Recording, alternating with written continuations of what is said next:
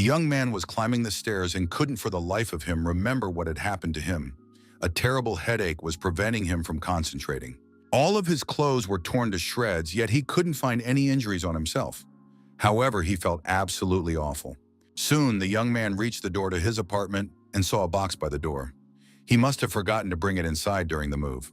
It turned out that some kind people had helped Lu Chen, and instead of throwing it in the trash, had neatly left it by the door. Lu Chen remembered that these were most likely just some useless photo albums, but he still brought the box into his apartment. He couldn't just leave it in the hallway. Photos always bring back a lot of memories, often pleasant and nostalgic, so the young man immediately began unpacking the box. Inside was a trophy for first place in the game, Journey Through the Sea of Stars, as well as an old photograph. Lu Chen began examining the photo and mentally looking back at the past. It's always nice to realize that there have been truly valuable and important moments in your life, especially since this was the starting point of his esports career, when the National Esports Championship was held in China 5 years ago. Star Park was on stage and said that the first day of the competition had disappointed him, even though the hall was full of spectators and fans. The player was not a local but a visitor, and he didn't even know a few words of Chinese. The spectators weren't happy with him either. They believed that Park Han, nicknamed Incredible Power, was completely useless and that any player could beat him. Of course, the man was unhappy with how the fans received him and stated that they were very self-assured, even though they didn't understand anything about esports. The tournament host felt very uncomfortable. He had to maintain good relations with both the visiting star and the audience. When the host got the microphone back, he said that Incredible Power could take on any player in the room. So a call went out, inviting any player in the audience who could take on Park Han's challenge if they were unhappy with the superstar's behavior. Among the audience were Dushasan's friends. He used an automatic translator and realized that Incredible Power had just insulted all the local players. Park Han, standing on stage, looked at the audience as if they were some kind of trash he could easily handle. Dushasan turned to his friend, asking him to join the game, and wiped that smug grin off the self-assured star's face. His friend agreed to go on the game if his buddy paid for him twice at the restaurant. After that, the guy stood up and accepted the challenge. It was freshman Lu Chen. Of course, he was a newbie and a very young freshman at that, so the audience didn't believe he'd succeed. Park Han looked at his opponent and said that the kid was most likely overestimating his abilities. Lu Chen put on his headphones and thought he'd quickly take care of everything and then go eat in peace. This guy had studied at a renowned esports university, and many industry leaders had graduated from that very institution. Now that they knew who would be representing China, many realized that an exciting match awaited them. The players took their seats. The competition was about to begin. Player Park didn't choose the suggested game mechanics and immediately moved on to S-rank mechanics. This was considered a rather brazen approach. Lu Chen was required to choose something from the mechanics library, and the young man had no intention of relying on C-rank mechanics. He didn't want to lose face. From the very first stages of the game, Player Park activated Pillar of Fire. Player Lu very skillfully dodged his opponent's lethal strike, and soon the Korean Star Park was already drenched in sweat and visibly nervous. Lu Chen dodged the next attack in a flash and immediately struck back. He destroyed the C-rank core with a single precise sword strike. The same sequence of moves repeated itself once more. Player Park returned to the game with a C-rank robot, but soon he was destroyed again. It was another instant kill. In the end, Player Park was blown to pieces once more, like New Year's fireworks. Park Han was already beside himself. The game clearly hadn't gone as he'd expected, and now he was the one who looked like a real loser. After destroying his opponent for the 5th time in a row, Lu Chen stood up and said he didn't have any more time. He wanted to eat. The game was over, and the host said that Lu Chen was very experienced in combat, but for some reason he hadn't been seen in competitions before. The young man admitted that today was his first time playing. He had only turned 18 2 months ago, so he had only recently joined the computer club, and until yesterday, he didn't even know how to play. The audience and hosts were thrilled. Everyone applauded and cheered on the genius Lu Chen. The audience raised their thumbs in unison, expressing their support. For a first-timer, it was an incredible result, and now they had a true new king of the battle arena. The audience applauded the winner. Now China had a future in esports. Dushasan was also happy for his friend and took a photo on his phone, feeling that he too was part of this momentous day. That was when this photo was taken, marking the beginning of the new esports player's stellar career. After that defeat, Park Han retired due to psychological issues. Since then, Lu Chen has become famous, chose the popular game Sorrow, and took the nickname Dust. He successfully began his path to dominance in his country's esports arena. Soon, he won the very trophy that had also been in the box. It was the first trophy the guy had won in Sorrow, and it was their first head-to-head competition. The final for the title of Best Player in Sorrow was a battle between two great gods in full swing, and it was difficult to predict the outcome of this duel. There would be no tricks in this battle, only the clash of sword and flesh. Competitions between such professionals were always very exciting. The player used Red Dragon's Flame. The audience and commentators were absolutely thrilled by the use of such a powerful attack. Anyone else wouldn't have withstood this blow and would have lost immediately. But among high-level players, the real fun was just beginning. Lu Chen calmly parried the attack and now looked at his opponent, realizing it was his turn to strike. The young man held a professional sword in his hands, and with it, he was about to unleash the Mountain Sword Dance strike. Lu Chen's execution of the extremely complex Mountain Sword Dance technique amazed everyone. The speed and power were simply unreal, and the number of combos continued to grow rapidly. In addition to simply winning the duel, the young man also wanted to break his opponent's record and prove his absolute superiority. Mountain Sword Dance continued to deal devastating damage, and the number of combos steadily increased. Lu Chen's attack continued. The limit hadn't been reached yet, and the young man broke through his opponent's defense. Lu Anu couldn't handle these combos. 250 combos were used in that match, and now the winner was clear beyond any question or doubt. Everyone understood that a new champion had just been born before their very eyes, and a new record had been set. But this was clearly not the limit. Everyone congratulated Lu Chen on being named the best player. As far as the guy could remember, this was their only official battle against Luan. The tournament organizers also noted the number of combos performed on the trophy itself. But at the same time, everyone understood that this was far from the limit for the guy.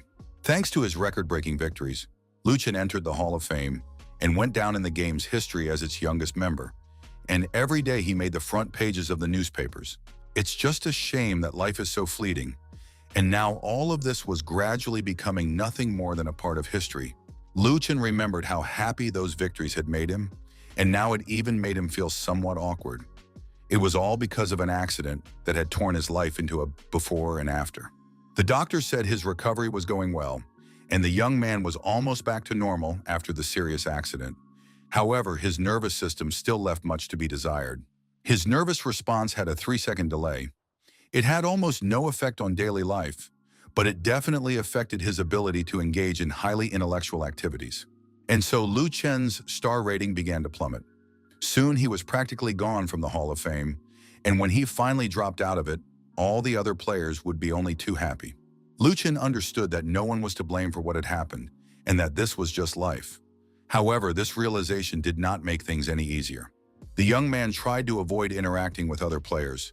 He didn't want to hear words of pity and, of course, dreamed of returning to the top one day.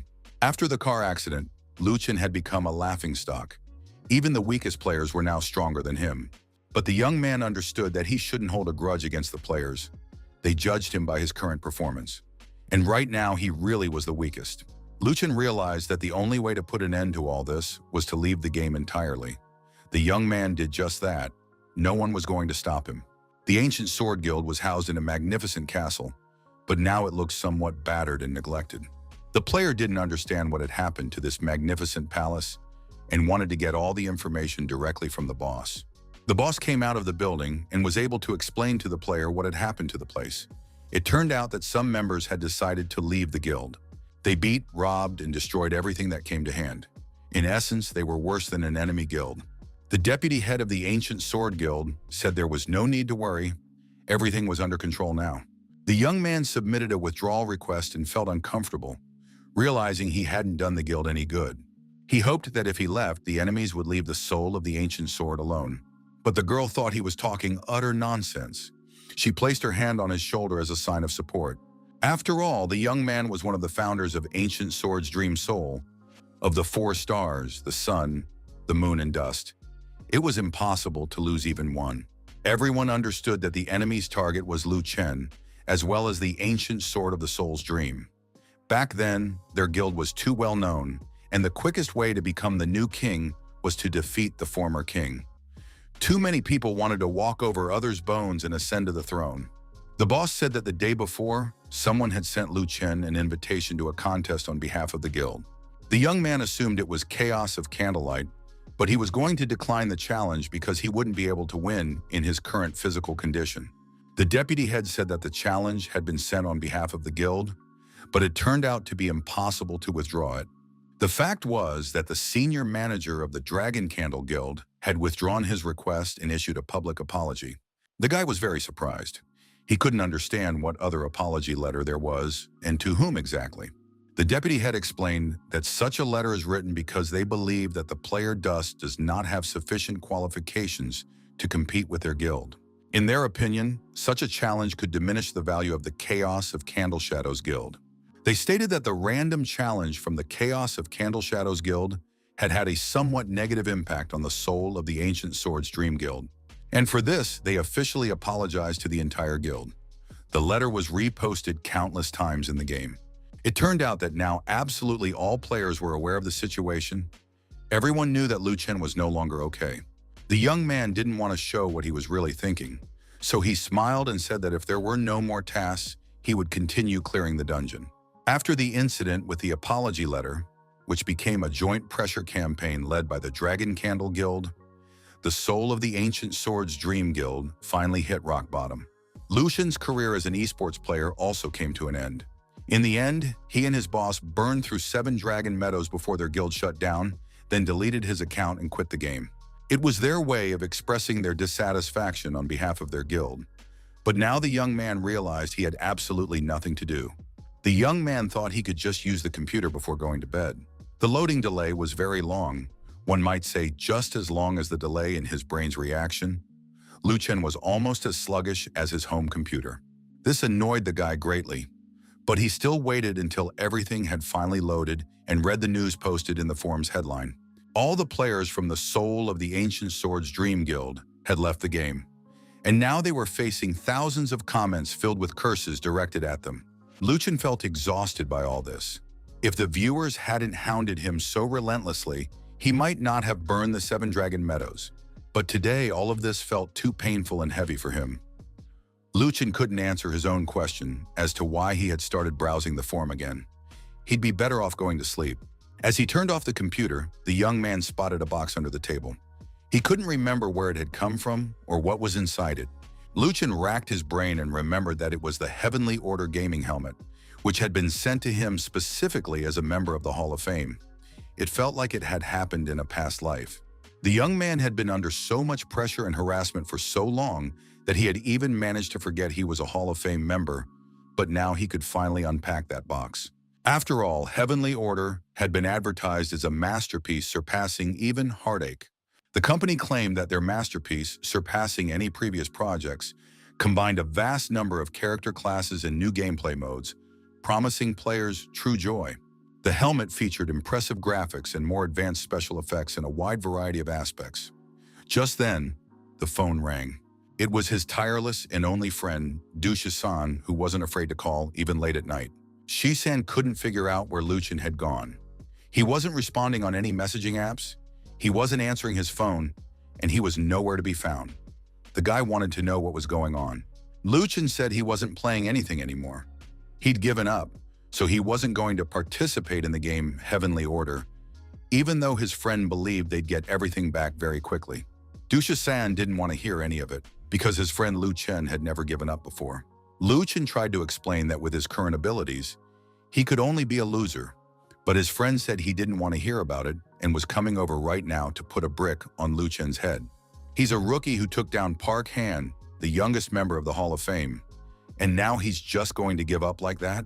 Dusha-san didn't hold back and shouted some pretty harsh words about how, when someone is being mocked, you have to fight back, and the guild, which had only 5 people left, just quit the game and called it quits.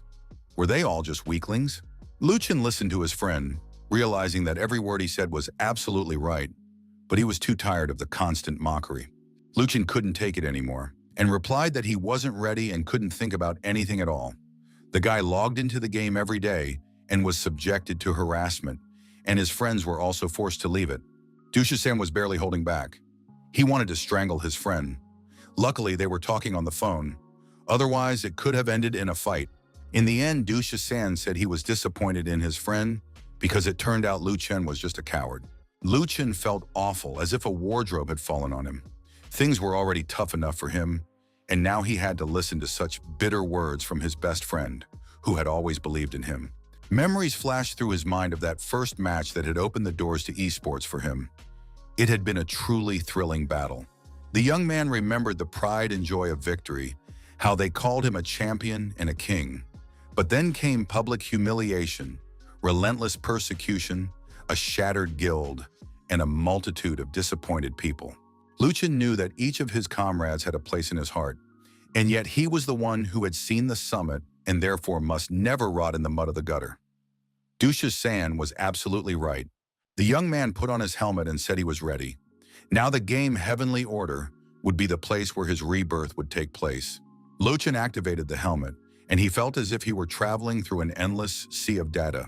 The young man was surprised by how advanced VR technology had become. It felt as if he had landed on another planet. First, the player found himself in the Temple of Guidance. He found himself standing in the center of a huge hall, and soon the loading was complete. The sensations were extremely realistic.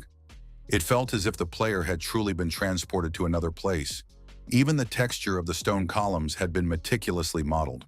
At that moment, the young man heard words of welcome. "Welcome to the Temple of Guidance, Lu Chen." A system spirit appeared before him, and outwardly, the girl resembled Wendy from the story of Peter Pan. The system spirit informed him that upon confirmation, the player would become a member of the Hall of Fame in Region Z. The player would have exclusive ID privileges.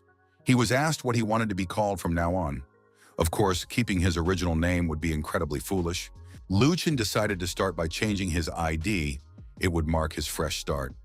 The young man chose the name Broken Spear, Sinking in the Sand. Of course, it would be hard to come up with a sillier name, but at least no one would compare him to Lu Chen. The young man laughed out loud. He said he would polish and hone himself to restore his former glory. Those 4 words sounded very poetic. Broken spear, sinking in the sand. The system spirit was shocked by the player's reaction and didn't know whether he was happy or really upset. The girl asked if he wanted to start the game and choose a profession. Lu Chen started the game. He was presented with 10 professions. The selection was typical for most games: swordsman, archer, mage, healer, and other classes. Lu Chen tried to figure out which path would suit him best right now. A nimble knight on horseback, or a balanced warrior, huge and massive. Or maybe it would be better to choose an archer who deals damage to a single target. Lu Chen was completely confused. He saw the pros and cons of every class, and it was hard to choose. So the young man decided to return to his old role as a warrior. A notification appeared in the game stating that the helmet was initiating a procedure to collect blood samples to determine his physical parameters. This was something new. A small needle extended from the helmet, and the blood draw began. Lu Chen didn't have time to react before he suddenly felt a stinging pain. The helmet was collecting samples. Soon the procedure was complete, and a scan of the player's body began. According to the results, his heart rate, body temperature, and blood pressure were checked. All readings were half the normal human values. Lu Chen couldn't understand what was happening. Why had everything around him turned red? Maybe his VIP helmet was just a fake? The pain was excruciating, and it felt as though the red flashes were tearing him apart not only in the game, but in reality as well. Lu Chen felt normal again, and now wanted to know what class he had received after enduring all that torment and turmoil. The system spirit announced that the game had unlocked a hidden class and could now present it to the player. Based on the player's physical stats, he was granted the Death Knight class. It was the mightiest warrior from hell, a master of deadly power, and the lord of all night spirits. Lu Chen looked at his character and thought it was simply amazing. The Death Knight, belonging to a special race, looked so cool. Everything seemed perfect. The time had finally come. It was time to start the game. The game asked if Broken Spear, Sinking in the Sand, wanted to start right away. The young man gave an affirmative answer. First, he ended up in the Newbie village of Ryog.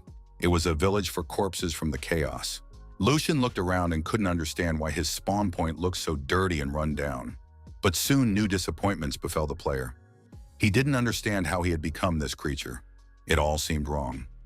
What about the Death Knight and that beautiful original image he'd seen during installation? A notification stated that the skeleton of death was the knight's initial form and that he currently had neither blood nor flesh. He felt a void, and soft tissue was simply absent. The skeleton looked down at his underwear and realized that now he was a man with nothing but iron bones and nothing else. At that moment, the first boss appeared. It was the chief mage of the novices' village ridge for corpses. He looked at the little skeleton and clearly intended to destroy him in a matter of minutes. Niven said that he was the chief mage of the village for newbies, and the awakened knight spirit must take up his sword and set out on his journey. He was obliged to fight for the rule of the knight spirits, applying all his courage and strength. A system prompt informed him that the player had received a starter equipment set for a novice. Once his initial shock had passed, Lucian sat down to study the item information. It turned out he had been given an iron sword and a tattered cloak, but that was better than nothing. The guy geared up immediately and now looked like a real harbinger of death. With this armor, his stats were bound to improve significantly. Lucian decided to check his stats panel. Almost everything was at 0. He really was a beginner. All his stats were extremely low, and he had to start from scratch. The Archmage asked if the little skeleton wanted to become strong. After all, the Archmage had many different tricks up his sleeve, and he was ready to give the new skeleton a few pointers. Lucian thought that tips were great, but for now he was a bit wary of the mage and didn't know what he'd have to give in return. The mage advised him to complete a quest, since the young skeleton didn't have any meat to trade yet anyway. Lucian chose the quest, Kill the Big-Eared Rabbits. He had to kill 20 big-eared rabbits and collect 5 bundles of coarse wool from their paws. He was supposed to bring all of this to the head mage, and in return, he could receive a reward. Killing rabbits sounded pretty simple, even for such a weak skeleton. At least that's what Lucian hoped. He headed to the carrot meadows where the big-eared rabbits grazed. They happily munched on carrots and chewed on grass. Lucian immediately rushed into the middle of the meadow and landed a critical strike with his sword on a rabbit. It didn't seem too difficult, and getting into the swing of things, the skeleton set off on a real rabbit hunt. The game prompted him on where the creature would be, how long it would take, and how to swing. Everything was pretty straightforward and accessible, like a regular simulator, but it turned out the rabbits were incredibly fast. On top of that, the rabbits could strike back and even inflict damage on the skeleton. Just then, one of the larger rabbits smacked him in the forehead with its hind paw. Lucian was knocked out cold. He thought he should have struck the rabbit 3 seconds earlier to eliminate the delay, but for some reason, it didn't work. At that moment, a new target appeared in the middle of the meadow, and the skeleton prepared to intercept it. However, the rabbit wasn't stupid. It jumped high into the air and then managed to push off the sword. The skeleton hadn't given up hope of completing this quest, but for now he was only landing blows that missed and getting kicked back by the enraged rabbits. Lucian glanced at his stats and realized he was about to be kicked out of the game, but soon he realized the problem. It wasn't that the rabbits were too fast. It was just that the player's lag had decreased, and now everything really could go like clockwork. But then the world's #1 swordsman returned to the respawn point because he had actually been killed by a bunch of rabbits. Lucian decided that his friend Dusha-san didn't need to know about this, because the situation was getting pretty awkward. Lucian was amazed that his lag had dropped to 1 second, but suddenly he felt dizzy and had a strange enveloping sensation, as if he had forgotten something. Lucian decided he would think about it later, but suddenly a sports car and a multitude of shards around it flashed into his memory, and then a bat covered in blood appeared before his eyes. He'd have to think this through carefully next time. And so the player saw his new in-game birthplace again, and standing before him was the second master, Guan Yu. What did all this have to do with him? After all, the doctor had once said that nerves had the ability to regenerate. Maybe that regeneration had already happened. Lucian thought he needed to find time to visit the hospital for a medical checkup. But for now, while he had the chance, he needed to track down all the remaining small rabbits. Lucian set out hunting again. A tip suggested that attacking the weak spot on the neck would deal more damage. A series of critical hits followed, and the rabbits fell one after another. Lucian felt that the reduced lag was a truly amazing sensation for him. It was incredibly comfortable to play. Lucian cheered up. He realized that in the future, this lag might disappear completely, which meant he would be able to return to normal gameplay. At that moment, the guy sensed some movement and noise. He turned around and couldn't believe his eyes. Instead of a rabbit, a man's body was flying toward him. Liu Chen caught it with one hand. The skeleton held the player and didn't understand who had beaten him so brutally. The young man was unconscious and hung limply like a lifeless rag. Liu Chen tried to figure out who had hurled this guy at him. Finally, a stranger appeared. He held a huge sword in his hands. It was hard to believe, but rabbits come in all shapes and sizes. And now the king of the long-eared rabbits looked downright demonic. It was the Lord of the Carrot Meadow, a temperamental and muscular monster. The player tried to run away from this rabbit because getting hit by its paws was truly unbearable. And now two players had bumped heads. It turned out that rabbit hunting was all the rage this season. Liu Chen kicked the unfortunate players out of the game and told them to go in peace to another location, while he would take revenge for them. Liu Chen was thinking about the boss fight that awaited him now that his reaction time had slowed down. And despite all his extensive experience in previous games, the young man now felt nervous and excited. Liu Chen gripped his sword with both hands and prepared for battle. Soon, the Lord of the Carrot Meadow was standing before him. This muscular monster had brass knuckles on its paws, but that was probably better than if it had a spear or a sword in its paws. Of course, he needed to calm down, but the rabbit still looked like a real monster. Liu Chen thought that his opponent had a fast, close combat attack style, so the best strategy against such an enemy was to stay calm and wait. When the opponent attacks, you need to dodge quickly and find a weak spot in its attack. In theory, it all sounded very nice and logical, but a single punch from this rabbit knocked away a huge amount of health points. The game provided a hint that, thanks to its undead nature, the skeleton swordsman could quickly regenerate damaged bones and instantly regain its form, but its HP did not regenerate. All of this was, of course, very cool, but now he had to deal with the invincible rabbit.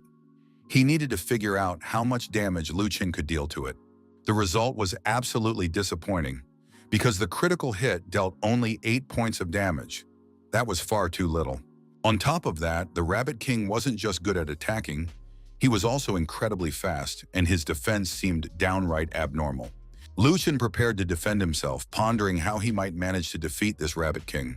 Liu Chen managed to dodge the attack and realized that now was the perfect time to strike the rabbit's vulnerable spot on its neck. It was unlikely to have any armor beneath its fur. And for a split second, it even seemed like the attack might work. But the rabbit didn't sustain a single scratch. It crashed into a tree and snapped it in half with its head. Liu Chen thought that if he were struck in a similar manner, he would suffer a compression fracture. The player realized that the weak spot of all large rabbits was completely hidden under the king's armor. He was ridiculously strong. Liu Chen glanced at his stats and realized that if he made another mistake, he'd be finished, given his pitiful HP. Looking at the enormous rabbit standing before him, the hero thought that this monster was incredibly aggressive. And indeed, the rabbit literally went berserk right before his eyes. As if to confirm the impression it was making, the Rabbit King walked over to a massive tree and yanked it out of the ground by its roots. Liu Chen was in shock. The monster had yanked the weeping willow out as if it were just a twig, and there was no hope of anything good coming from this monster. The next moment, the Rabbit King hurled the tree at his opponent. Liu Chen was ready for the attack and immediately used his signature combo, which hadn't been able to cut through the rabbit but easily handled the tree. But the beast wasn't stupid at all. After hurling the tree at the skeleton, the Rabbit King continued his attack, planning to use his powerful fists. Liu Chen dodged and attacked the rabbit in turn. Of course, the damage was minor, but at least he avoided the fists. However, the attack he missed only enraged the opponent, and now a massive, muscular machine with long fangs and a gaze glowing with hatred was charging at the player. Liu Chen couldn't identify the monster's weak spot. He got a little distracted and missed a punch, but fortunately, the skeleton could quickly recover its physical condition. But at that very moment, a blow to the ribs followed, and the bones shattered into tiny pieces. It was then that the player realized how good it was to be a skeleton. He had to come up with something fast, and in that situation, hiding in a tree hollow no longer seemed like a shameful act. Perhaps it was a mistake, because the rabbit had no intention of letting his prey go and was approaching the tree hollow, raising his brass knuckles to strike. The blow followed immediately. The force was so powerful that the tree literally creaked. But then it was the rabbit's turn to be surprised, because its paw inside the hollow got caught in the vines. They tightly wrapped around the limb and wouldn't let go. Luchin peeked out from behind the tree trunk and asked the Rabbit King if he liked the little gift the skeleton had prepared. It turned out to be a dead tree, inside which vines had grown. Once someone got caught in them, it was very difficult to escape. And indeed, the rabbit was straining and even helping to pull his paw with his other hand. But the vines had a tight grip on it and wouldn't let go. It even seemed as though the vines were pulling the rabbit deeper into the hollow, and to save his paw, he would simply have to break the tree. Of course, that wouldn't be a problem for the rabbit, but not this time, because the skeleton took advantage of his opponent's immobility and plunged his sword deep into the monster's eye. The rabbit's eye turned out to be a weak spot on its body, and so the critical hit dealt significant damage. After that, the king of the giant rabbits flew into a rage, and as a result, all his attack stats increased, though his speed and defense decreased. This was understandable because the rabbit had been blinded in one eye. Now he could no longer make quick decisions and attack, while Lu Chen landed critical hits one after another. It soon became clear that the time had come for the final critical strike. Lu Chen bid farewell to his opponent and with a single swing of his sword, severed its giant rabbit head from its shoulders. The game congratulated the player on defeating the king of the big-eared rabbits. He had reached level 4 and received a reward for defeating the boss. Lu Chen was very pleased with the outcome of the battle. After all, this was his first boss in this game. Now he needed to sort out the loot and stats. The player received a glowing great-eared rabbit breastplate. It boosted health and physical defense. Additionally, the player received a large magic stone, which could eventually be exchanged for gold coins. Lu Chen decided to put on the glowing breastplate of the big-eared rabbit right away, and now he no longer looked like the scrawny skeleton he had been at the start. On top of everything else, the player received 10 free bonus points. These could be spent on leveling up health, mana, strength, and agility. Lu Chen began to figure out how best to allocate them. As a result of equipping the breastplate, his health had already increased automatically, so the player decided to invest all his points in strength. Lu Chen realized that sword-wielding skeletons have a good rate of strength growth.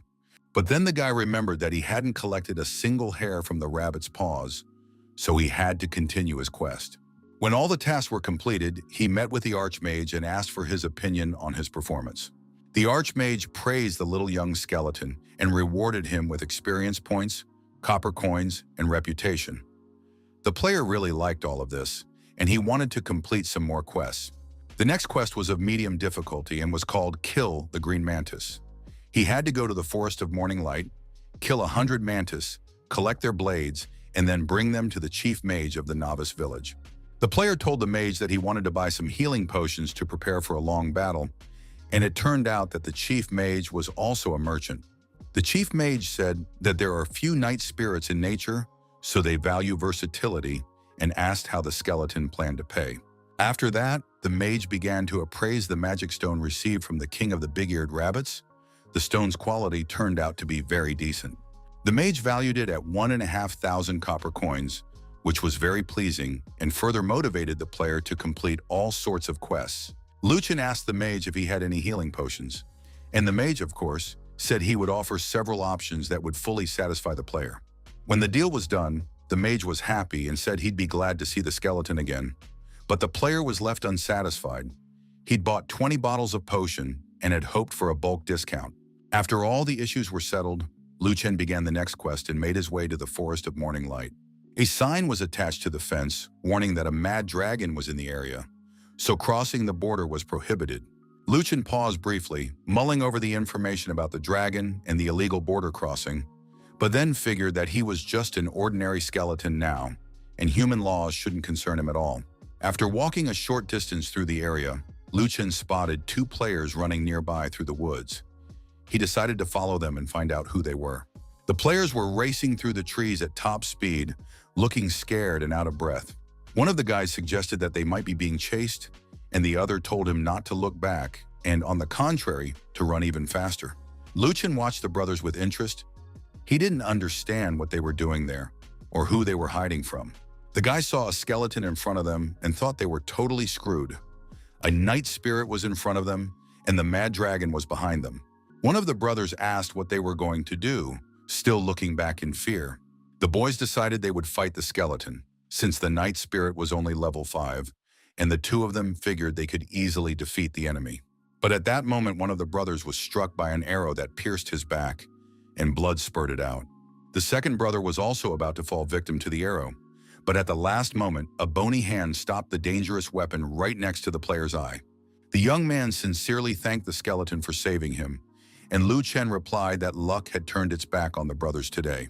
At that moment, sharp arrows with metal tips were already flying toward them. The arrows were fast, but their flight path remained predictable. Lu Chen knew that with his current reaction speed, none of the arrows would be able to touch him, and he miraculously dodged these attacks. The archer nicknamed Mad Dragon tried to shoot the skeleton, but it somehow dodged all his arrows. The archer shot, and his inability to hit his opponent greatly annoyed him. Some lousy bag of bones had taken it upon himself to play the savior. Lu Chen, for his part, not only dodged the arrows, but also powerfully deflected one of the ultra attacks. Clan Blood Explosion. Watching the skeleton slice through the powerful arrow, the archer decided to try again. Perhaps last time it had just been a fluke. The Mad Dragon was drawing another arrow, but at that moment, Lu Chen slipped past the player very quickly and quietly. In the next instant, the skeleton was already behind the archer. He raised his sword and bid the player farewell. One critical hit was enough. Lu Chen confirmed that archers were still as fragile as ever.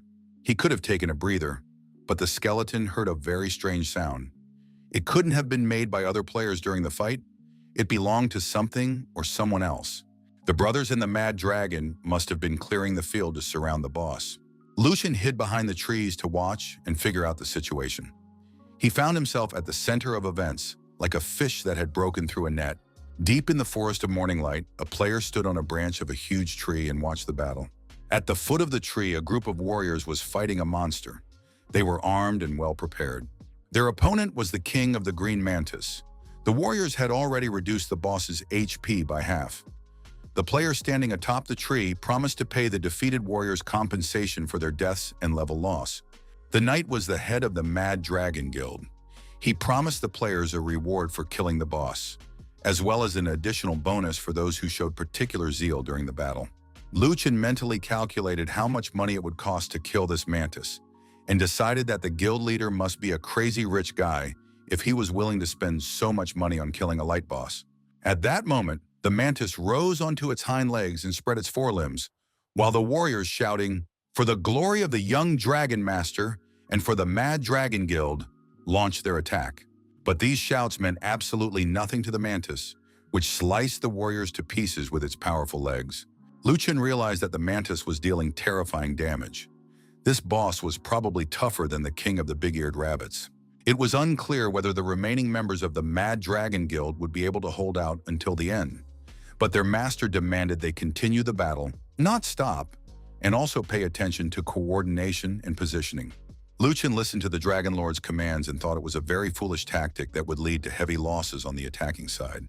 It all seemed far too reckless. Lu Chen once again estimated the cost that would be incurred to compensate all the players and restore their levels. By his calculations, the figures were simply insane.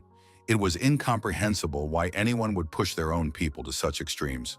The attacks came one after another without ceasing, and it even seemed as though the Mantis King had begun to lose a bit of HP. In the end, of course, these warriors would kill him simply by exhausting all his strength. But at the same time, the Mantis immediately restored its health and launched new attacks. The warriors were dying, but the commander ordered them to ignore it and continue the assault. Another volley of arrows was fired at the Mantis. Slowly but surely, this monster was soon to perish. The head of the Mad Dragon Guild was practically satisfied. He said that the squad of archers had done a good job, and as soon as there was only 1 point left on the boss's health bar, all the warriors would have to stop attacking, and he would finish it off himself. With this approach, it was no surprise that this guy was already at level 10. He took half the final experience points for killing the boss, while spending huge sums of money on compensation for his players. But suddenly something went off course. It seemed as though the Mantis was growing new legs and had somehow become even taller. It turned out that the king of the green mantises had entered a berserk state. He had grown 7 blade-like legs and increased his attack power and speed several times over. At first, the players of the Dragon Guild were thrilled by this change. The guys realized they could make more money from compensation and urged each other to chip away as much HP as possible from the mantis. There were so many people that the human factor seemed to be ignored, and after a while the mantis's HP rapidly approached zero. The guild leader ordered his men to keep going and not stop, to use their lives to give him the chance to deliver the final blow. Soon the situation had reached a point where the mantis had only 3 HP points left. Lu Chen and the Dragon Guild leader both decided it was time to attack. The guild leader lunged forward, intending to pierce his opponent with his spear. He was pleased, believing he had waited for the perfect moment. Near the body of the crippled mantis, the Dragon Guild leader spotted a skeleton and asked who it was. This encounter greatly annoyed the player.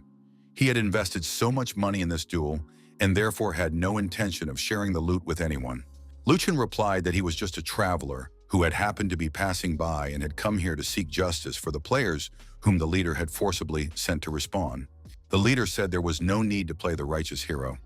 The skeleton hadn't just appeared, but had been watching the situation for some time, and now also intended to claim the first boss kill. Lu Chen replied that he was only here to clean up the surrounding game environment. Of course, he didn't mention that. As compensation, he'd like to take down the green mantis boss. At that moment, the mantis launched its attack, and Lu Chen was busy dodging the mantis king's massive claw.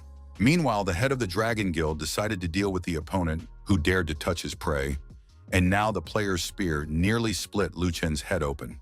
Of course, such an act could not go unpunished, so the opponent was immediately counterattacked, and Lu Chen's sword pierced through his body. Lu Chen advised the Dragon Lord to practice his skills, because money isn't the answer. The Dragon Lord hadn't expected this turn of events. He was enraged by the fact that this skeleton had dared to steal his loot. Lu Chen understood perfectly well that this act would cause people to come after him, so he had to hurry and finally finish off this unfortunate mantis.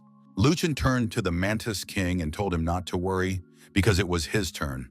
After that, the skeleton shifted the Green Mantis King from the Berserk stage to the Weakness stage, and after that, taking down the remaining few HP points required no effort at all. The player Broken Spear, sinking in the sand, killed the first Green Mantis King, but instead of a reward, the system issued a warning that the player's health was below the threshold, so the game had automatically ended for him, and his experience, equipment, and rewards would be saved. Lu Chen sat at the table rubbing his neck. He couldn't understand why he'd been unexpectedly kicked offline after defeating the boss. Besides, it wasn't clear what the warning meant. But then there was a knock at the door, and it was completely baffling who could be banging on it in the middle of the night. Opening the front door, Lu Chen saw a friend who said he'd been very worried, which was why he'd rushed over in the middle of the night. Dusha-san was worried that his friend wasn't answering calls or messages, but looking at his friend, Shu-san was even more frightened. Now he had absolutely no idea what was going on. Shu-san couldn't find the words to describe what he was seeing. He just kept screaming, "Zombies! Help!" Lu Chen looked at his friend and tried to calm him down, saying he didn't understand where the zombies could have come from, even though the guy's face was covered in spots that looked very much like those on a corpse. Dusha-san held out his phone to his friend and suggested he take a look at himself. Then everything about the zombies would become clear. Lu Chen was very upset. He was genuinely alarmed and terrified. Not understanding what kind of spots had appeared on his face, Shisen said that such spots only appear on the dead, and they spread at an alarming rate, so they needed to go to the hospital immediately. They could do it right now, in the middle of the night. Lu Chen tried to tell his friend that these weren't livor mortis, but the very next moment, a sharp headache literally pierced his body like lightning. The young man couldn't move. It felt as if his body had been seized by convulsions. The boys arrived at the emergency room of the city hospital, and the chief physician confirmed that they were indeed livor mortis. This doctor was Dusha-san's father. He said they needed to run a blood test and a few more examinations, and only then draw conclusions. The lab blood test showed absolutely bizarre results. It seemed as though such a thing couldn't possibly exist in reality. The guys were very curious about what the results showed. The doctor replied that he would try to explain the inexplicable, but he had never encountered such a phenomenon before. One thing was clear. Lu Chen's blood contained a massive virus that defied biological explanation. It couldn't be called a zombie virus. That would be too far-fetched, but what was strangest was that it didn't destroy healthy cells, but rather repaired the damaged ones. However, because there were so many of these cells in the young man's body, Their activity objectively slowed down blood circulation, which is why such strange consequences appeared. Blood flow slowed down, causing it to pool near the skin's surface rather than circulating throughout the body as it does in normal people. This is what led to the appearance of livor mortis. In addition, the doctor determined that the current blood circulation rate continues to gradually decrease. As soon as the blood flow stops, the young man will die. However, the doctor added that medical technology is very advanced these days, and they will find a way to artificially circulate the blood throughout the body. For now, the doctor recommended a CT scan to see what other effects the virus had had on the body. The doctor asked if the young man had experienced any strange sensations or phenomena recently. The young man thought about the locked doors he had had to get past, but didn't mention it. Luchin replied that nothing unusual had happened in his life at all, and now no one understood where this unusual virus had come from in the young man's body. Eventually, the whole group made their way to the CT scan room, and the young man lay down for the examination. Once they were alone, Dusha-san asked his father if the doctor suspected that Luchin was hiding something, and if the boy knew the true cause of his illness. But the doctor replied that he simply wanted to make sure Luchin didn't remember anything about what had happened to his body. Perhaps it was a psychological defense mechanism. Most likely, the boy had developed PTSD, which caused him to forget specific details and entire episodes from the past. Based on Luchin's blood flow rate, he should have already had a stroke, or something even worse should have happened. But at the moment, even though the situation is far from optimistic, he looks almost normal. Shushin was very upset. He was worried about his friend and couldn't understand how this could have happened at all.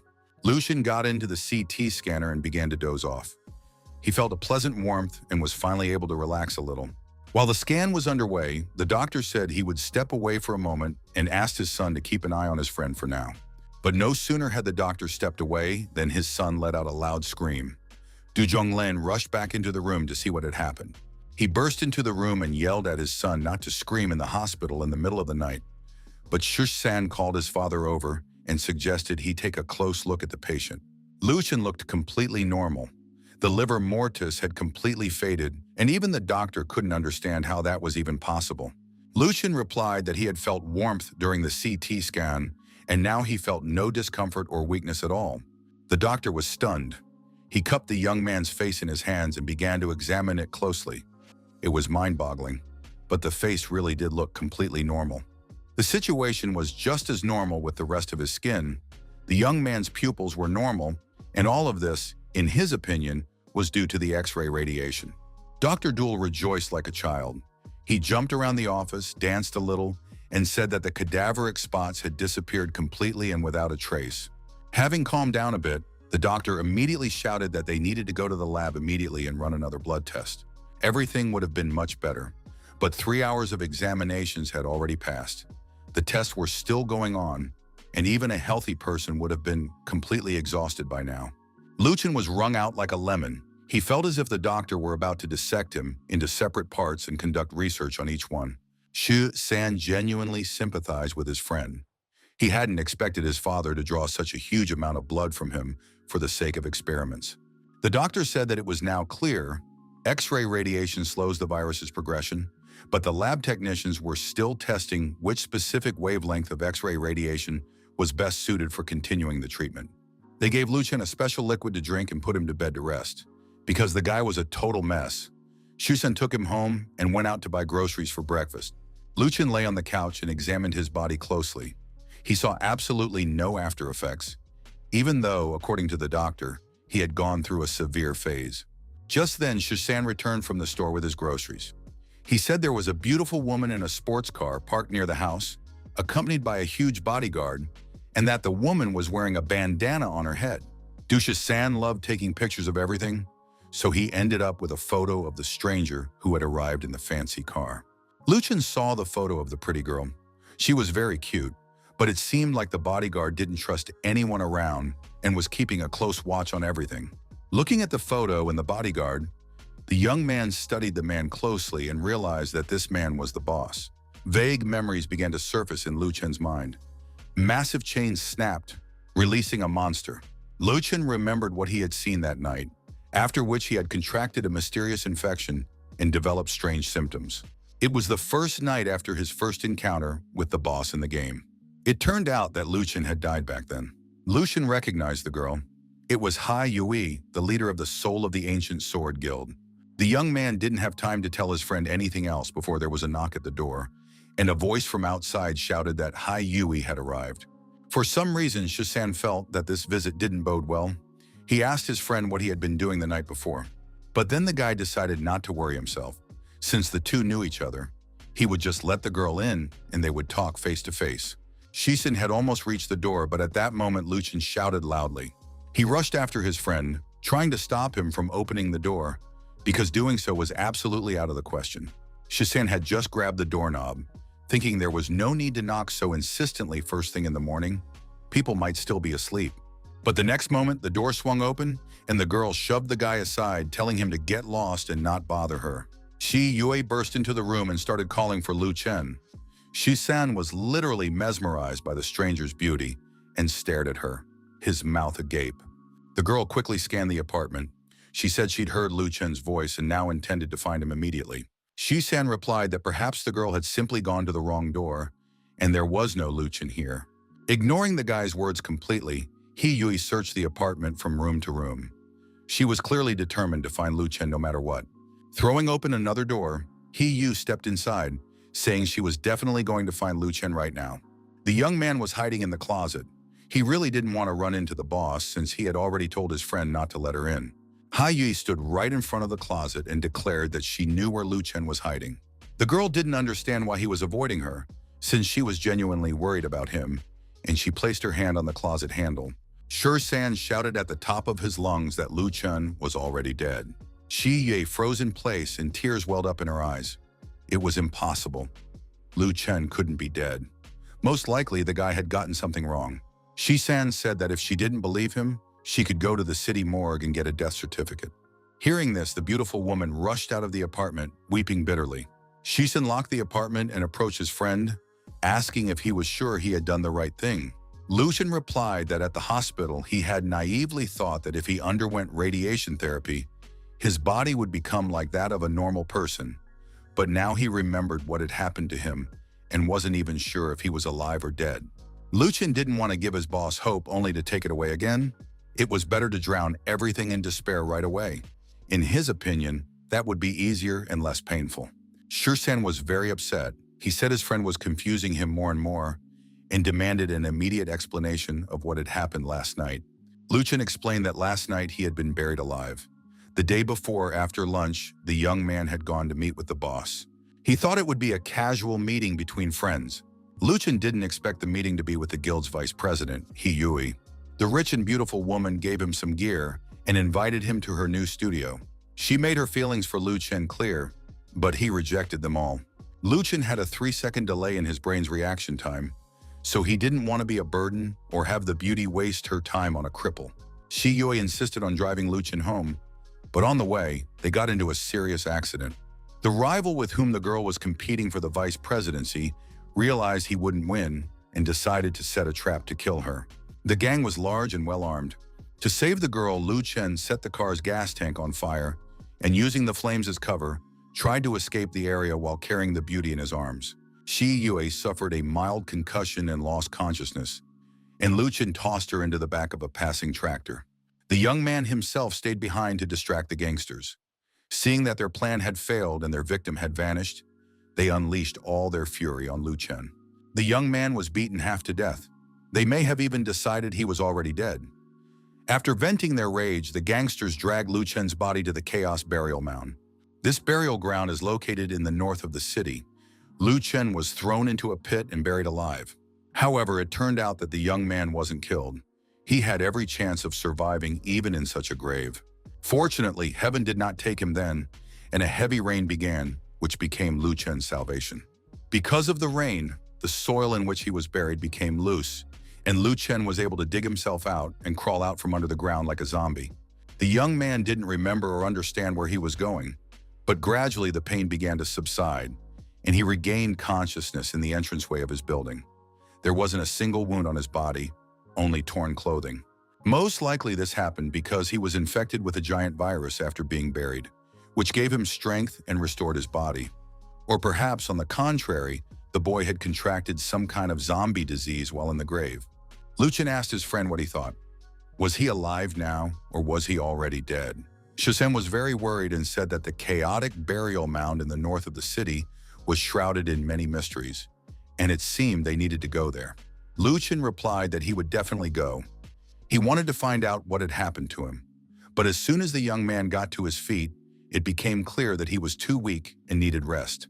Shisan advised his friend to eat a good meal and rest first, while he stepped out for a short while. Shisan promised he wouldn't go to the Chaos Burial Mound himself. He needed to go to the hospital because of the forgery of Lu Chen's death certificate.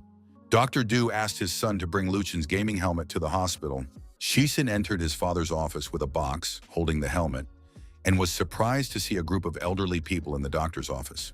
Lu Chen was left alone. He armed himself with a pen and a piece of paper and began calculating finances and balances. Previously, the income from the game had been negligible, but now Lu Chen had to earn enough money to support his retired father. The young man made a list of necessary expenses. In the midst of his calculations, he heard the sound of a door opening. It turned out that Xu San had returned. Lu Chen stepped out into the hallway and was surprised to see that his friend had arrived with a large number of bags and suitcases. Without asking for permission, Xu San simply announced that he was moving into Lu Chen's apartment. The apartment's owner tried to object. He only had one bed, but Xu San didn't see a problem. The sofa in the room was wide enough to sleep on. Lu Chen thought that he must have reached the point where he needed a personal caregiver. Xu San replied that that was complete nonsense. He'd just gotten bored living alone. The situation became clear. Xu San tried to reassure his friend, saying that Lu Chen definitely wouldn't die anytime soon, and showed him a box containing his test results. The sheets listed all his vital signs and contained a full health report confirming that Lu Chen's vital signs were normal. Xu San admitted that at first he didn't believe it either, but later the old professors had conducted several sets of comparative experiments, and now there was no reason to doubt it. Xu San put Lu Chen's helmet back in its place without comment.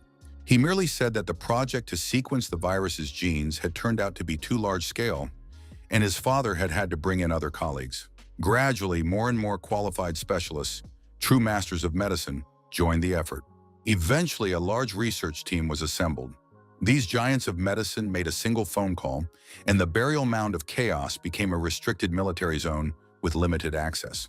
Thanks to the efforts of the group of professors, the secret of the burial mound was uncovered in just half a day. Beneath the burial mound of chaos, a group of tombs dating back to the end of the Han Dynasty was discovered. This may be somehow connected to Yeguan, but the specifics of the situation required further excavations. Many mysterious objects have already been found, though much remains a mystery in these tombs.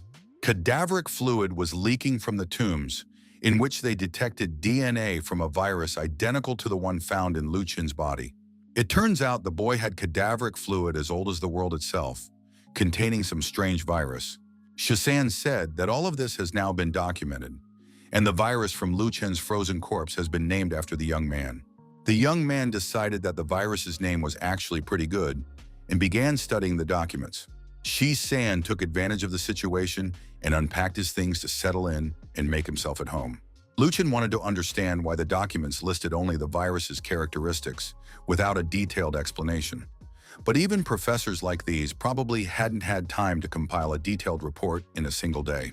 Once the research is complete, the description will be expanded. At the moment, the only characteristic they could state with certainty was the virus's regenerative ability. It constantly repairs Lu Chen's cells, strengthening his body. The virus stabilizes his physical condition and slows his blood flow, causing intoxication, slowing his heart rate, and affecting his organs. This is a serious downside of the infection. Lu Chen was surprised that none of the doctors had shown much interest in his body. It turned out that the professors wanted to place him under round-the-clock observation and study. Dr. Du said that Lu Chen's opinion needed to be taken into account, but they had found something important in the virus, so for now they had decided to simply study him. Once the research was complete, Lu Chen might become a real lab guinea pig. Lu Chen said that everything was fine for now, and he hadn't expected the virus to help him 3 times. Cell regeneration brought him back to life. The virus's DNA helped him avoid becoming a lab rat, and the delay in his neural impulses had decreased. This was great news. Now Lu Chen's reaction speed was almost that of a normal person. Shisan was very happy for his friend. He jumped up, grabbed his helmet, and said that Lu Chen should log into the game so his friend could feel his speed. If the virus is capable of regenerating cells, then it stands to reason that it should also regenerate the brain's nerves. Shisen explained that his father, Dr. Du, had built an X-ray system into the player's helmet, and that it also needed to be tested. Now Lu Chen's helmet can emit X-rays to inhibit the virus's effects, eliminating the need for daily hospital visits for radiation therapy. In addition to the helmet, the doctors provided a bracelet that also helps monitor his health. It's a vital signs monitor. It reads Lu Chen's condition and transmits the data to the hospital in real time for continuous monitoring. However, Lu Chen needs to undergo a full medical examination every week to get the full picture. Lu Chen put the bracelet on his wrist, and a red line immediately lit up around the perimeter of the device. The young man held out his hand and watched in surprise as the bracelet emitted waves. Perhaps that was how it was supposed to work. Shirsan watched his friend with concern, realizing that something was wrong. The ambulance was parked near the entrance to Lu Chen's building. Dr. Du demonstrated how to turn the bracelet on and off, warning that the red line and electric shock must not happen again. Shirsan felt ashamed. He had forgotten the basic principles of setting up the bracelet, and this situation had happened because of him. Shirsan burst into tears while Lu Chen tried to defend his friend, saying that he had worked very hard today. Dr. Du said he would discuss everything with his son at home and explain it in simple terms, but for now he would personally show Lu Chen how to use the bracelet. The bracelet monitors vital signs in real time. A red line indicates heart problems, and the bracelet automatically administers first aid. Blue indicates lung problems, and the bracelet delivers adrenaline. Green indicates blood issues caused by a virus. Lu Chen's readings differ from those of ordinary people. Shirsan adjusted the settings before issuing the bracelet. The red line triggered an electric shock to stimulate heart activity. Dr. Du asked him not to panic. He was ready to come to Lu Chen within half an hour if necessary. If the young man left the city, his readings would need to be checked in advance. Lu Chen thought that his mobility was now limited to the city limits, a significant concession on the part of the medical staff. Finally, the guys walked the doctor to his car, waved goodbye, and promised to get in touch if any problems arose. Lu Chen said that the doctor had adjusted the X-ray system in the helmet, and now he wanted to test it out. Shirsan asked his friend for his in-game ID so he could add him online. Lu Chen said he had changed his name, and it turned out his friend had done the same. The guys decided to reveal their new names at the same time. Broken Spear sinking in the sand sounded powerful compared to Unparalleled Master. Shirsan believed he was worthy of being called the Unparalleled Master, and no one argued with that. Lu Chen told him to hurry up and install the client so they could surf the internet together. Lu Chen watched his friend walk away and thought that he would definitely teach him the ins and outs of the game and turn him into a true unparalleled master. Eagerly, Lu Chen put on the helmet. He'd spent too much time offline and wanted to check his rank. After booting up the helmet, the X-ray system started working too. So far, so good. The player Broken Spear, sinking in the sand, reconnected to the game and received the green jungle blade. At that moment, Lu Chen was in a den of green mantises. He didn't understand how he'd gotten there. Perhaps the coordinates were tied to the green blade. Lu Chen decided to test the sword's power and struck a tree. The effect was impressive.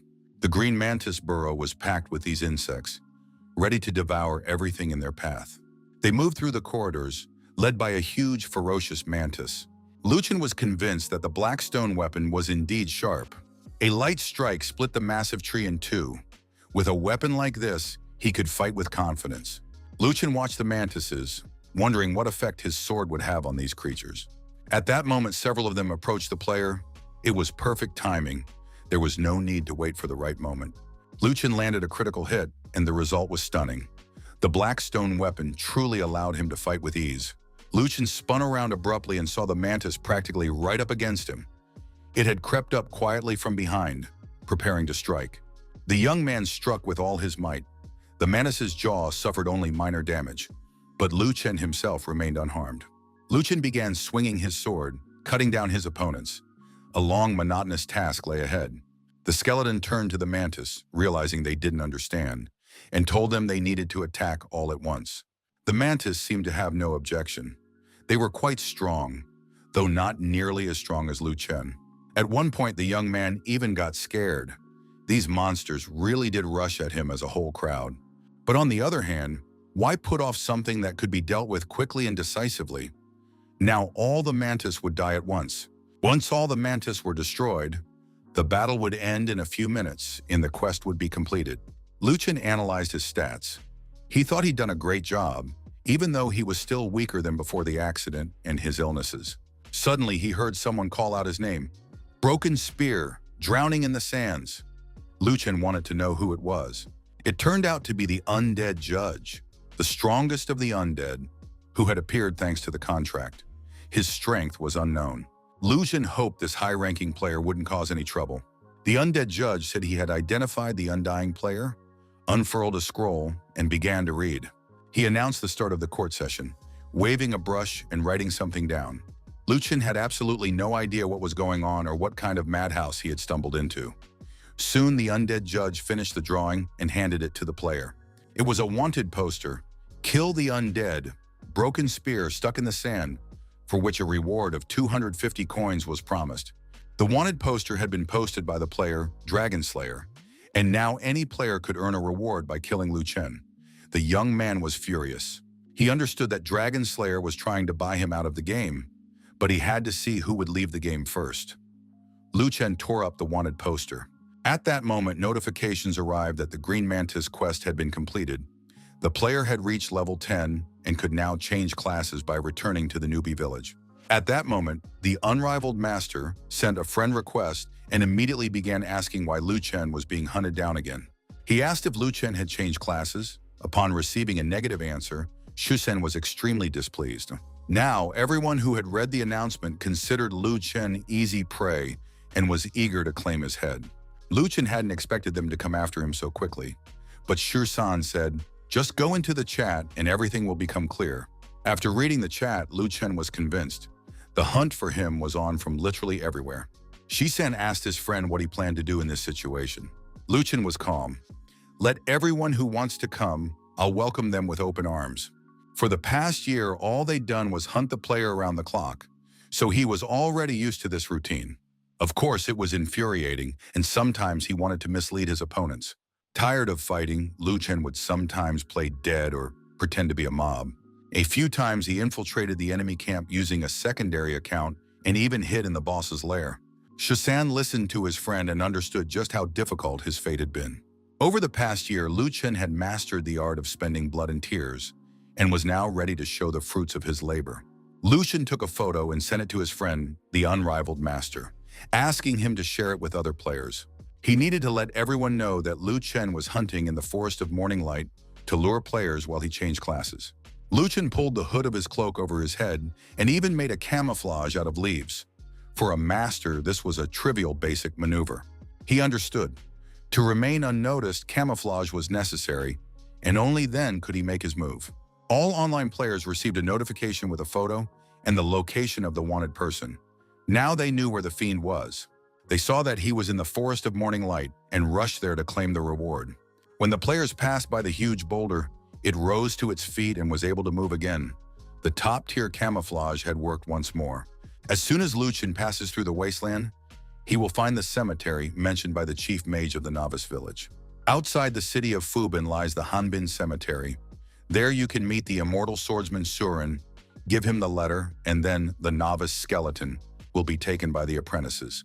This is the realm of the night spirits. If a player from the human faction enters it, they are automatically considered an enemy. Now Luchin was running straight toward it, realizing that with his new physical condition, things would go differently for him than for the others. After the Dragon Lord learned that Luchin was a skeleton, guards were supposed to appear to protect the graveyard. All that remained was to make his way through the canyon.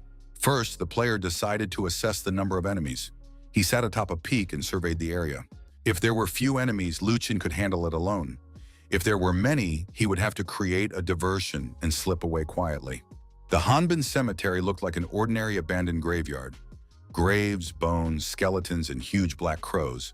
An archer named All-Seeing surveyed the area and reported that the coast was clear.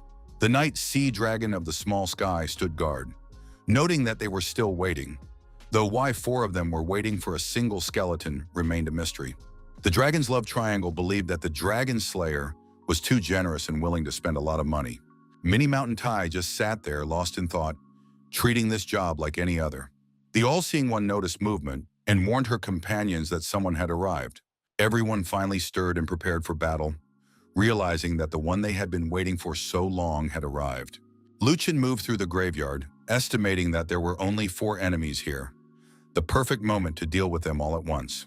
The group of players turned to the skeleton, telling him that he needed to accept his fate and not waste their time.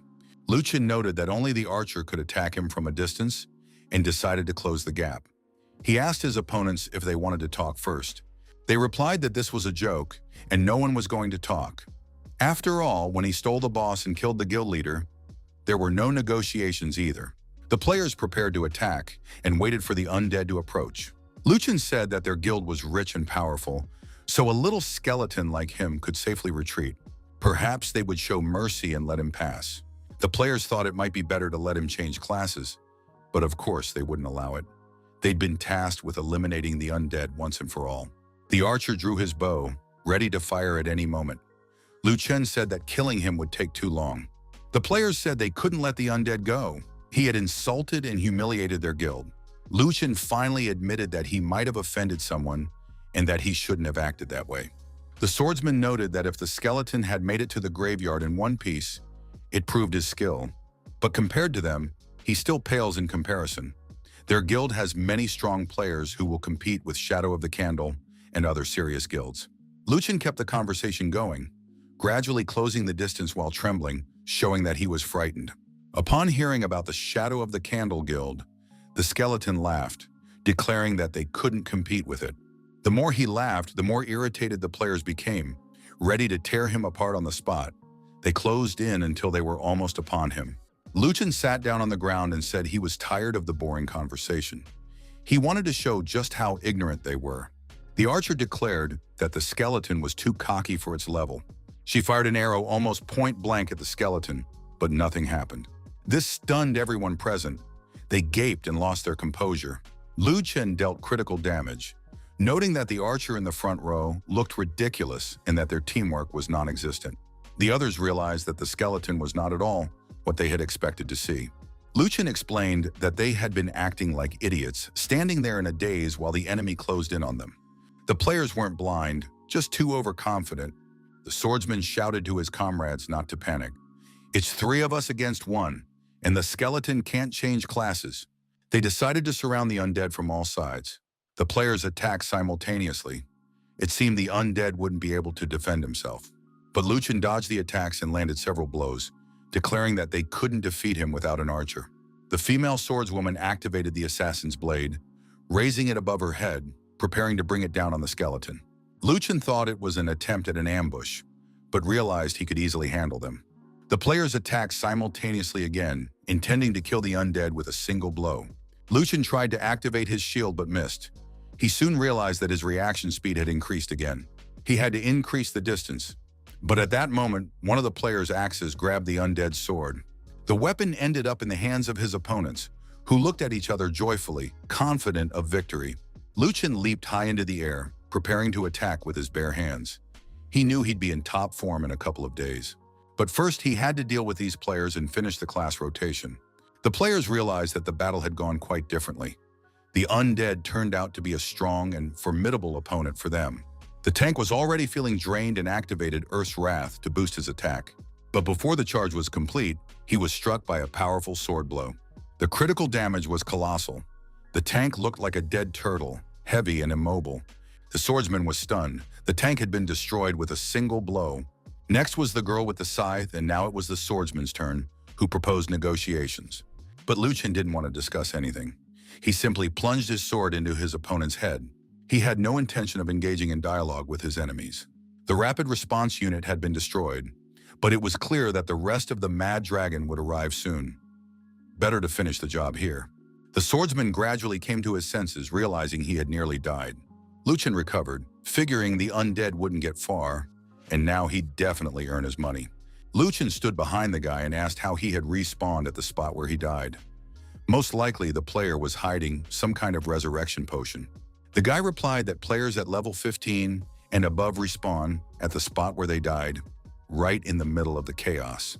Once he reached level 15, Luchin would need to be even more cautious. It would be problematic if players set up camp near his corpse.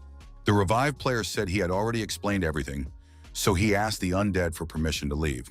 Luchin asked the guy why he had suddenly become so timid. After all, he had been so arrogant before, but the player just threw a tantrum, saying that the four of them had lost. Just then, he received a challenge from the head of the Dragon Slayer Guild. The young man wanted to ignore it, but the undead demanded he accept the call and quickly tapped the screen with his long finger. Dragon Slayer immediately began giving orders. He said he had received the coordinates and would soon arrive at the cemetery, and in the meantime, he asked his assistant to keep the undead occupied and hold him there. Luchin personally intervened in the conversation, saying that the guys waiting for him at the cemetery were very persistent, just like their leader. The Dragon Slayer was very surprised when he realized he was now speaking with his archenemy, the one who had a bounty on his head. Luchin confirmed that it was indeed him and explained that he had already taken care of all the players who had been waiting for him at the cemetery, and now he was ready to wait here for the Dragon Slayer. The Dragon Slayer was furious.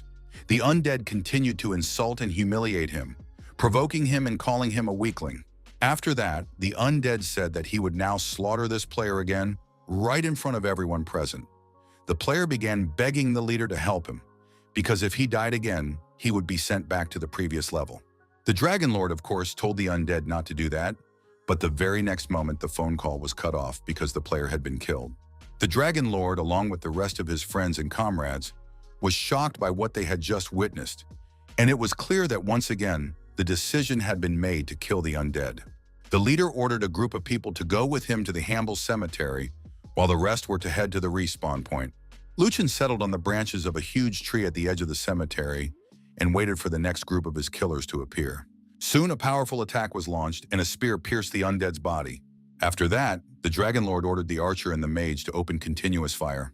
The tree looked like a charred stick. Explosions rang out all around it and flames blazed. It was impossible to escape such an attack. The Dragon Lord was very pleased. He knew he would punish the undead that had provoked his guild. But at that moment, all the men began receiving notifications that all members of the human faction currently in the cemetery were marked as enemies by the Night Spirits Patrol Squad. The Dragon Lord also read this announcement with surprise. He knew absolutely nothing about the patrol squad. At that moment, a voice rang out, addressing the humans and saying, "You dared to invade our territory and attack our commander. You also ruined the clothes that the patrolman's younger brother, Escalating, had given him." The players realized they had fallen into a trap, but now they had to prepare for atonement and endless death. The players knew their end was near. They had been marked at the highest level.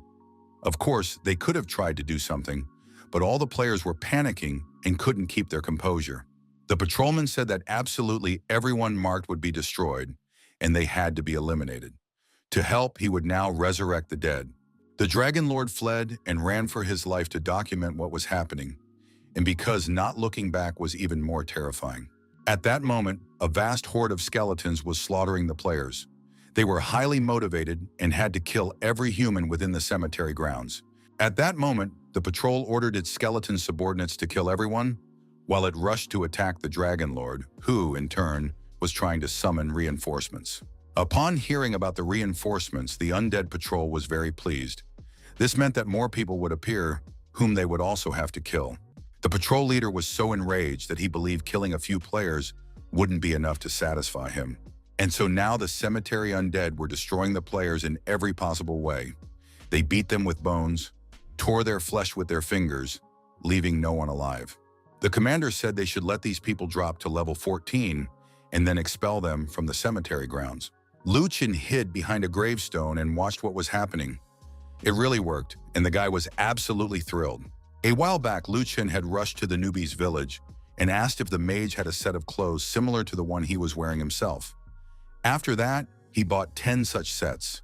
Returning to the cemetery, Luchin met with the patrol chief, the leader of the famous Night Spirits Patrol Squad, and told him that the patrol chief was a true idol to little skeletons like himself. Luchin told the captain that he had come from a rural area known for producing the finest clothing, so he wanted to present a gift to the captain. The captain immediately realized that this young skeleton had enormous potential. He had dressed himself up and now stood proud and ruthless. Captain Fat confirmed that he indeed belonged to the Night Spirits. the filthiest and most rotten race embodying filth, decay, and ruin. Luchin asked the patrol squad leader if he could sketch the captain's majestic figure so he could admire it in the future. Of course, he received an affirmative answer. Luchin positioned the captain on a tree branch and showed him the pose he needed to hold, instructing him not to move while the little skeleton drew him. Luchin had hoped that after the crushing defeat the Dragon Guild had just suffered, they would slow down a bit.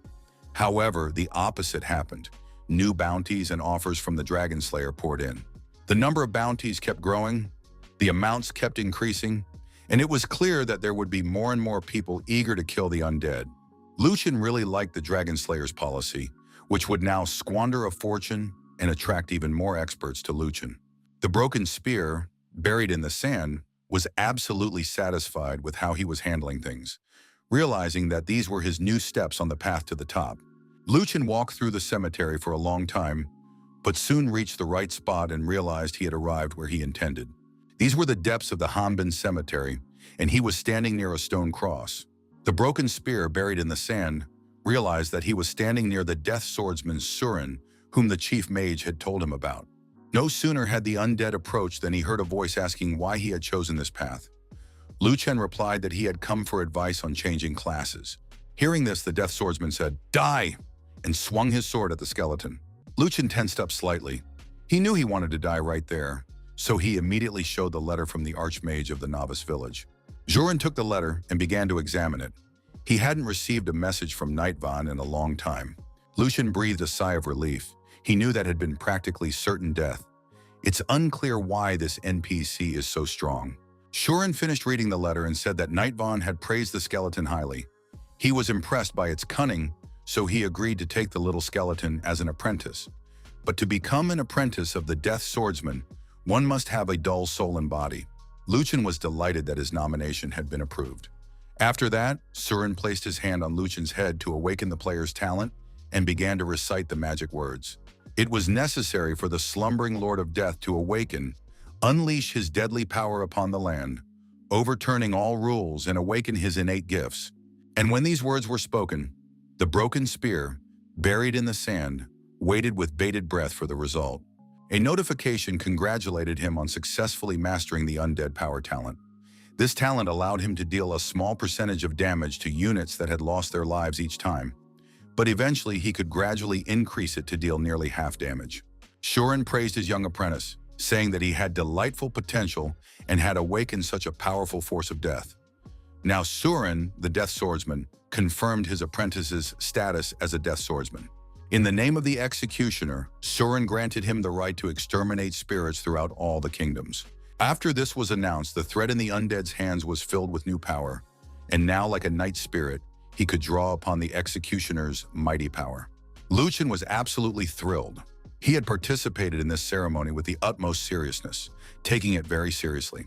Luchin, having received the status and power of the executioner, completed his initiation. Finally able to move, he asked his teacher if he had any new abilities. Luchin opened his stats panel, accepted congratulations on achieving the status of Death Swordsman, and also received attribute points, reputation points, and luck points.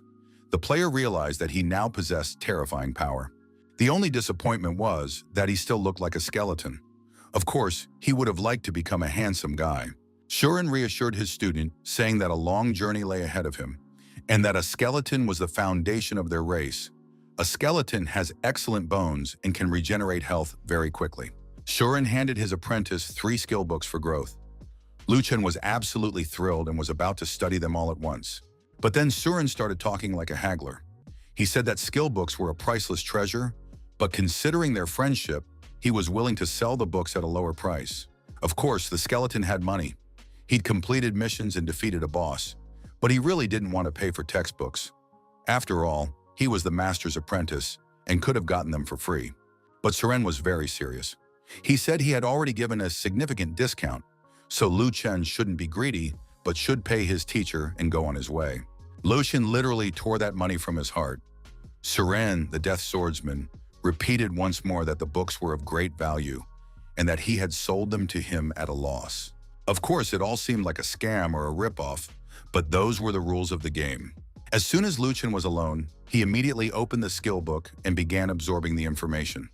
There were the basics of fencing, the undead grip, the punishing blade, and many other very interesting and useful things. Lu Chen realized that whereas his skills used to deal damage increased by a fixed percentage, now the damage would increase proportionally, and that meant the bonus would be incredible at the later levels. Lu Chen tried to ask Surin if there were any quests for him since the best way to level up skills is through combat. But Surin, the death swordsman, was simply thrilled with the coins he'd received from his student and didn't want to bother training this knowledge-hungry skeleton.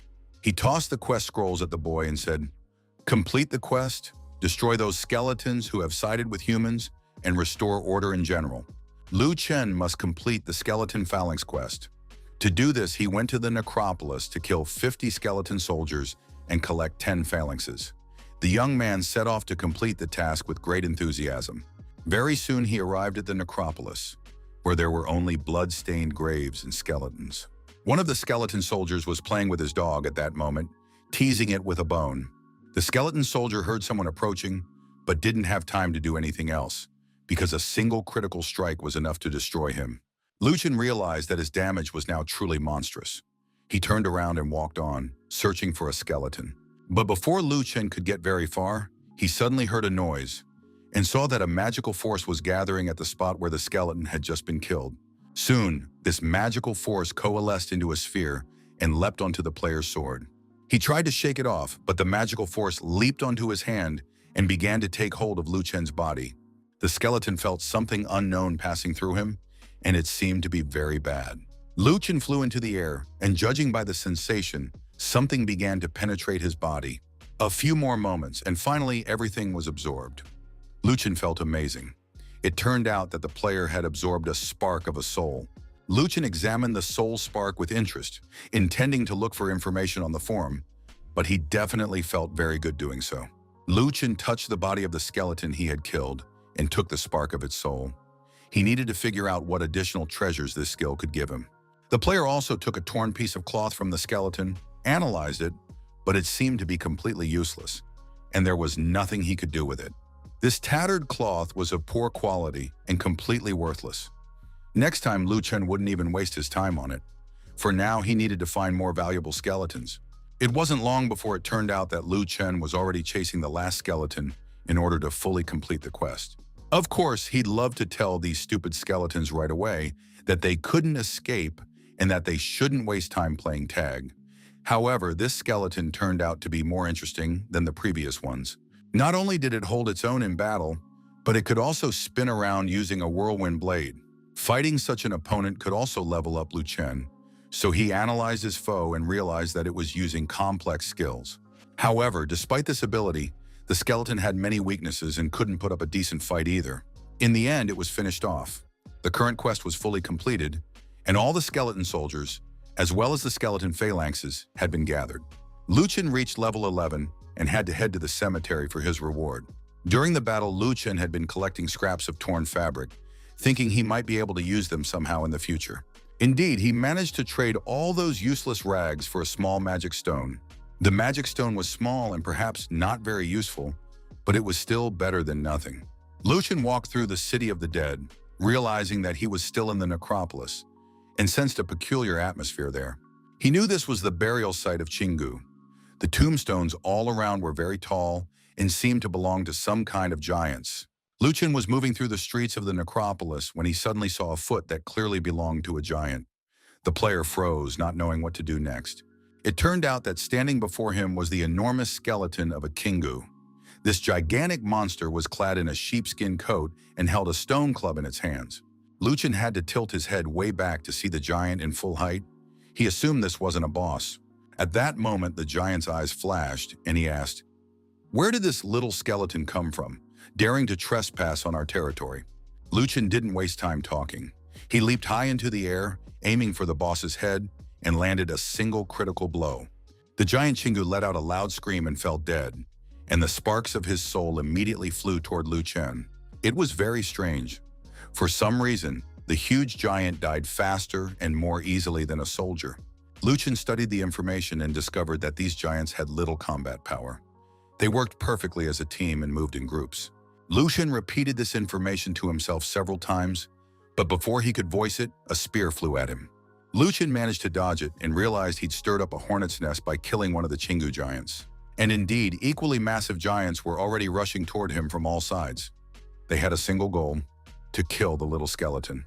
Lucian could have easily handled them, but there were too many of them, and besides, they were enormous, so they got in the way not only of themselves but of each other as well.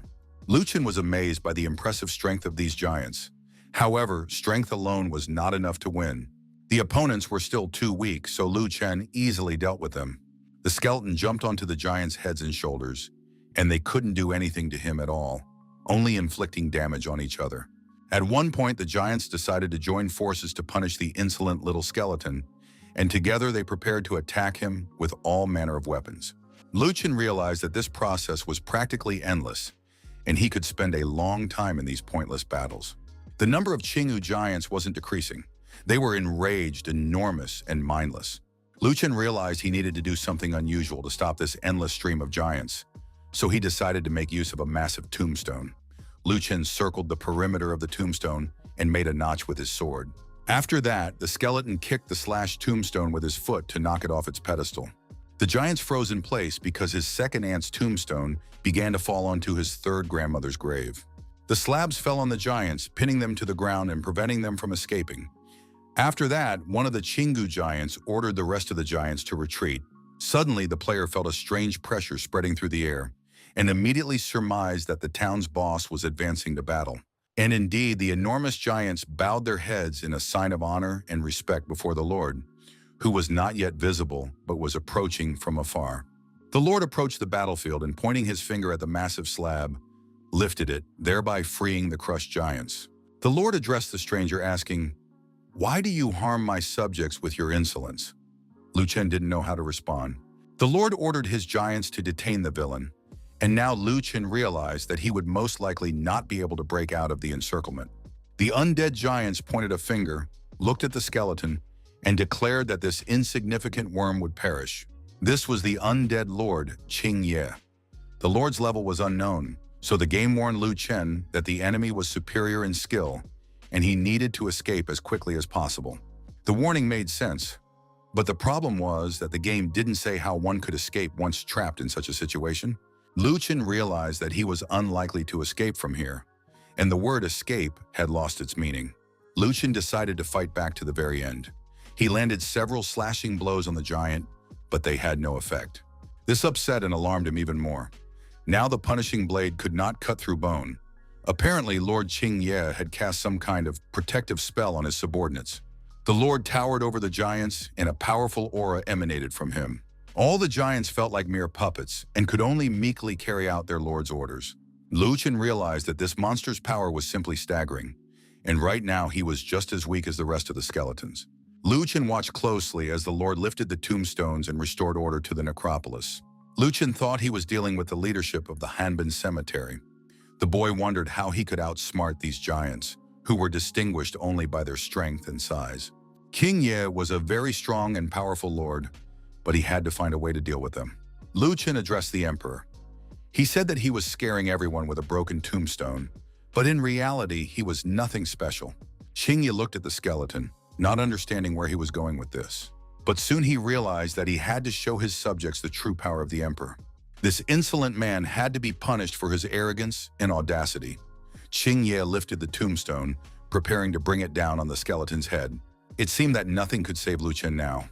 He looked as if he were doomed, while Chingu tried not to smile, realizing that his bluff had worked. As soon as the flying tombstone approached the player, he touched it with his sword and applied force. Lucian smiled slyly and bid farewell to the boss, while the Chingu giants watched the little upstart depart. His great-aunt's massive tombstone flew off into the distance, carrying Lucian with it. Lord Chingu remained with his subjects in proud solitude in the necropolis. Finally, one of the giants recovered from his surprise and ordered the rest of his comrades not to stand idly by, but to chase after the fugitive. And soon the whole group of giants ran off to look for the little skeleton. When they finally found the slab, it bore a message of thanks from Lucian. The giant liked the inscription. The drawing wasn't bad, and the words were beautifully carved.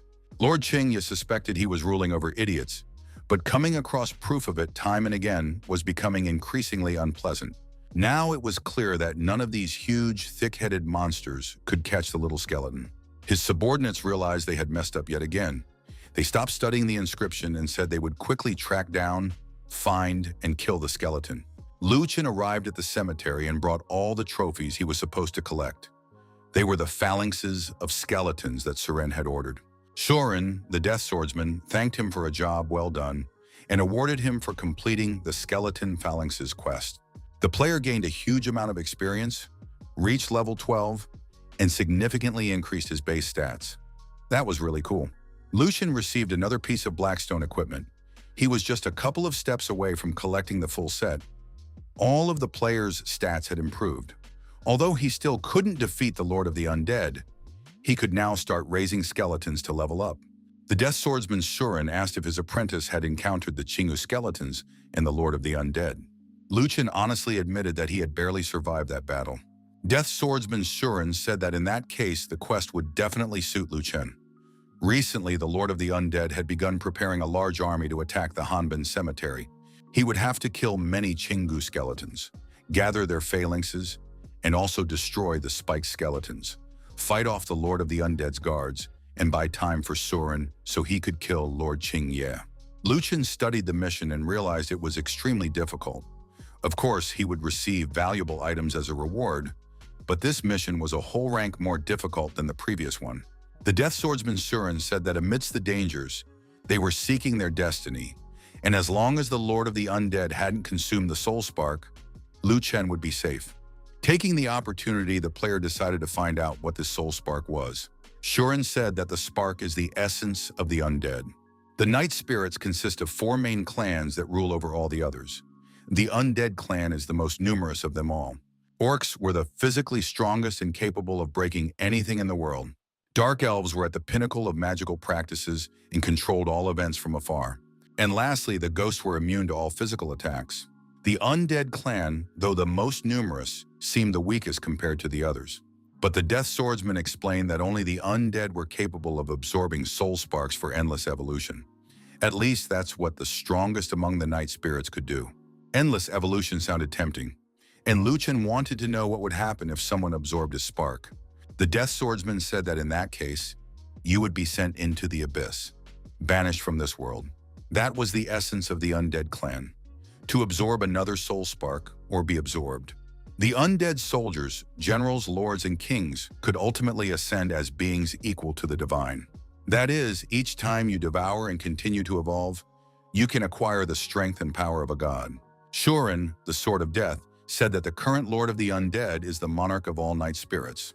He sat upon a massive throne and was surrounded by a great number of defenders. His name was Asura. Asura is the path of constant evolution for the undead, to bring glory and exalt their lineage. Shuren admitted that perhaps he himself no longer had such a chance, but his young apprentice certainly did and would surely achieve success in the future. These words sounded very motivating. Suren sent his apprentice on a mission, saying that he was the hope of the entire clan. Lucian loved to evolve anyway, so he said he would continue hunting the Chingu skeletons. Skeletons were patrolling the border of the Chingu burial ground. Now they were constantly on guard. With them was a messenger bird used as a scout. At one point, the bird began to caw and point upward. But that was utter nonsense, because the enemies would never have been able to climb to such a peak. There was no point in paying attention to a stupid bird. Meanwhile, Broken Spear, buried in the sand, was indeed lying on top of that slab, and he was lucky to have gone unnoticed. Now he could calmly watch what was happening. The patrols were moving through the area in 8 groups.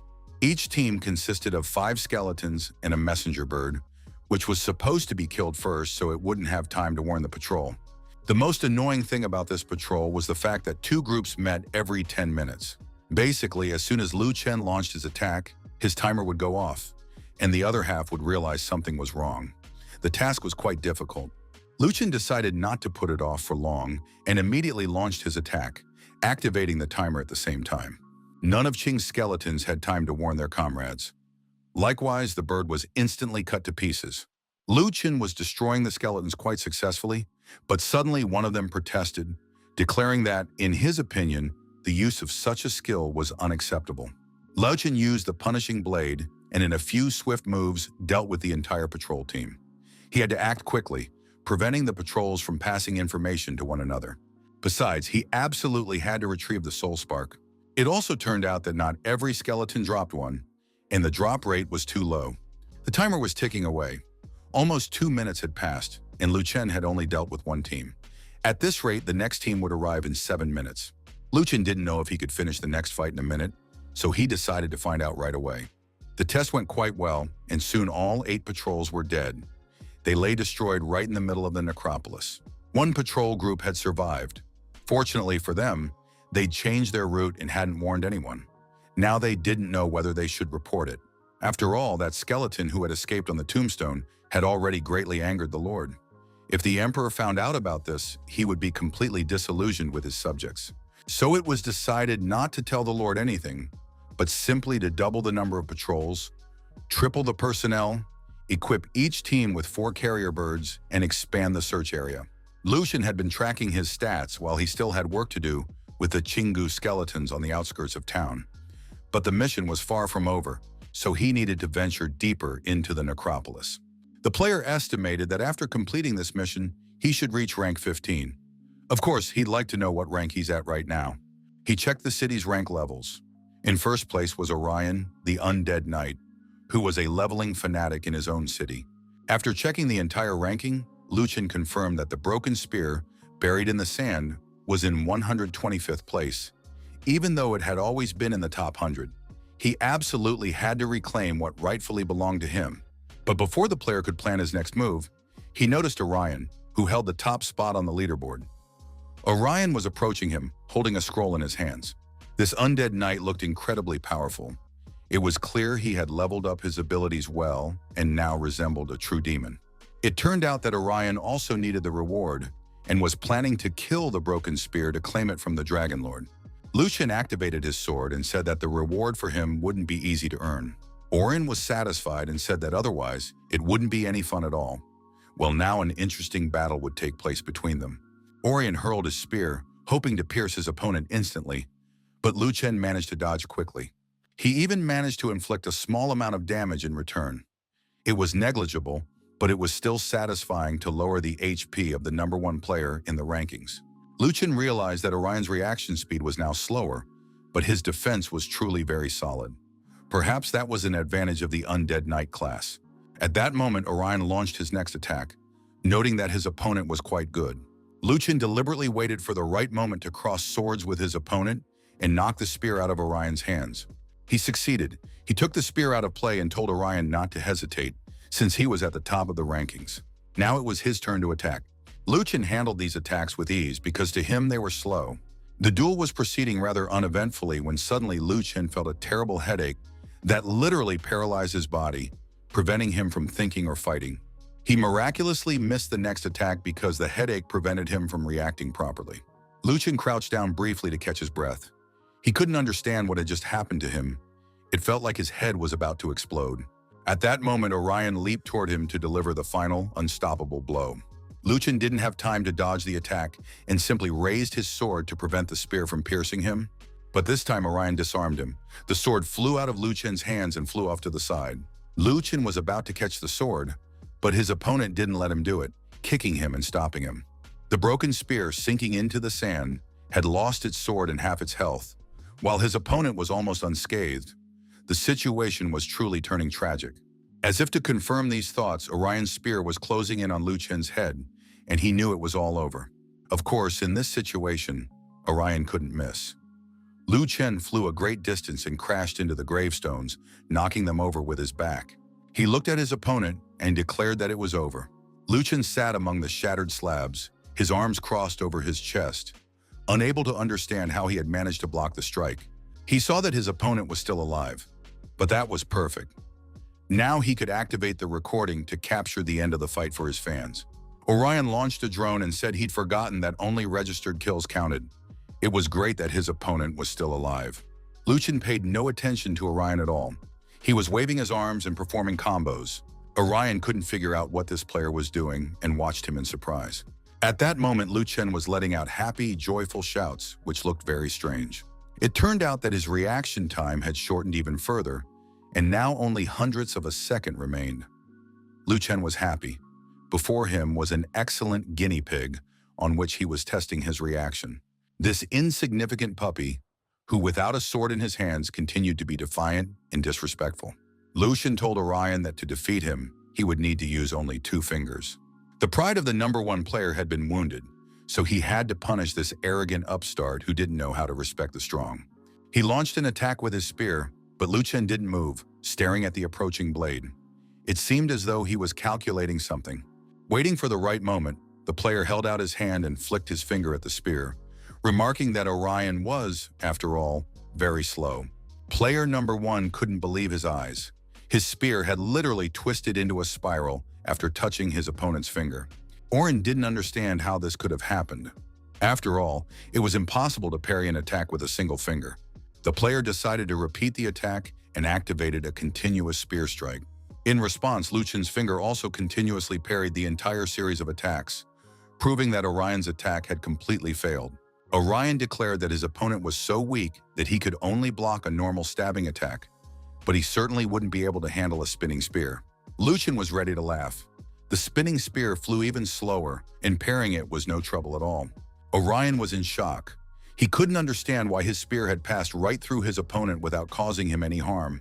Lu Chen had already used all his speed skills, so he closed in on his opponent, kneed him in the face, and said that now was not the time to count crows. After that, Orion took a few more blows to the torso and couldn't defend himself. Lu Chen intercepted the spear just as Orion was about to attack and knocked it away. In the end, Lu Chen knocked the opponent's spear out of his hand. It now lay on the ground, and its owner seemed powerless to do anything. Lu Chen walked over to his lost sword, activated a standard attack, and struck Orion, declaring that it was all over. Orion managed to activate a defensive barrier, and his body was covered in ghostly armor that was not easy to break. Lu Chen saw that his opponent's armor was sturdy, jumped aside, and began to consider his next move. On top of that, Orion had a spare weapon, so the duel continued as if nothing had happened. Orion hurled another spear, imbuing it with a fiery charge. A powerful explosion thundered through the necropolis. Lu Chen received a hint from the game. The invulnerability rating of the phantom armor was approaching 0. Soon, his opponent's strength would weaken significantly. Orion was certain he would finally finish off that insolent skeleton. But to do that, he would have to put in some effort, and Lu Chen himself rushed into the attack without waiting for his opponent to come up with something else. Orion was shocked. He had used Ada's fire strike and didn't understand why nothing had happened to his opponent. Lu Chen wasn't in the mood for long conversations. He merely said that Orion was asking too many questions, and then his sword pierced the armor, dealing damage to his opponent. Player #1 realized that his armor rating was too low. Lu Chen was thinking much the same thing. The blows had barely affected his armor. It was a perfect opportunity to kill Orion, and in the next instant, player #1's head was severed from his proud shoulders. Lu Chen was ready to admit that this was the first time he'd faced such a strong opponent, and he regretted that their paths had crossed. The young man checked once more to see where Orion was now. He didn't want his opponent to respond quickly and come up from behind. The game showed that Orion was offline. Back in his apartment, a player named Orion couldn't believe his eyes and immediately logged out of the game in shock. Thanks to the recording made by his drone, the young man couldn't quite make out what had actually happened, even in slow motion. He watched the recording over and over again and couldn't understand how this guy had managed to do all that. Gunsung watched frame by frame, but it still didn't make sense. His opponent's slender body managed to dodge the attack by stepping back and then returning to his original position, causing the spear to miss. The speed at which the sequence was executed was astonishing. Gunsung understood that only the strongest masters were capable of such feats. The player didn't want to miss out on such a master and decided to return to the game to become his disciple. Leon was walking through the Shenmin burial grounds and couldn't find anyone. It seemed that Broken Spear, buried in the sand, had either left the game or was on a quest. But that didn't matter now. He was determined to dig the guy out of the ground wherever he was. Lu Chen was sitting atop one of the gravestones, sneezing. It looked like he'd caught a cold. But folk wisdom said that someone was talking about the player very intensely, which was why he was sneezing. The Chingu skeletons were patrolling and grumbling. Some bastard had dared to attack them, forcing them to work on what was practically their day off. Most likely, it was some kind of coward who only knew how to attack from the shadows. He must be very lonely, which is why he didn't even have a partner. Luchin listened for a little while longer, then called him a bastard, a coward, a lowlife, and a lonely dog, after which he launched his attack. As Luchin fell from the top of the tombstone, he slashed with his sword at everything that came within reach. Now, standing on the body of a skeleton cut in half, Luchin asked, "Who's the lonely dog here? Because right now, I'm going to kill everyone." The skeletons finally realized that the enemy before them was the skeleton that Lord Ching was desperate to capture. It was he who had attacked their patrol. The skeleton captain ordered the sparrows to be released immediately to call for reinforcements, while the rest were to launch an attack on the lone skeleton. Luchin thought about how convenient it was to use decentralized communication. At that moment, a crowd of giants was about to bring their stone clubs down on him. A giant brought his club down with all his might on the skeleton, but it didn't even flinch. It seemed as though the club had passed right through him. King's skeleton thought his eyes were playing tricks on him. He couldn't believe what he was seeing.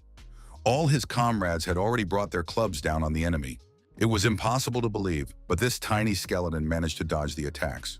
Panic was setting in among the giants.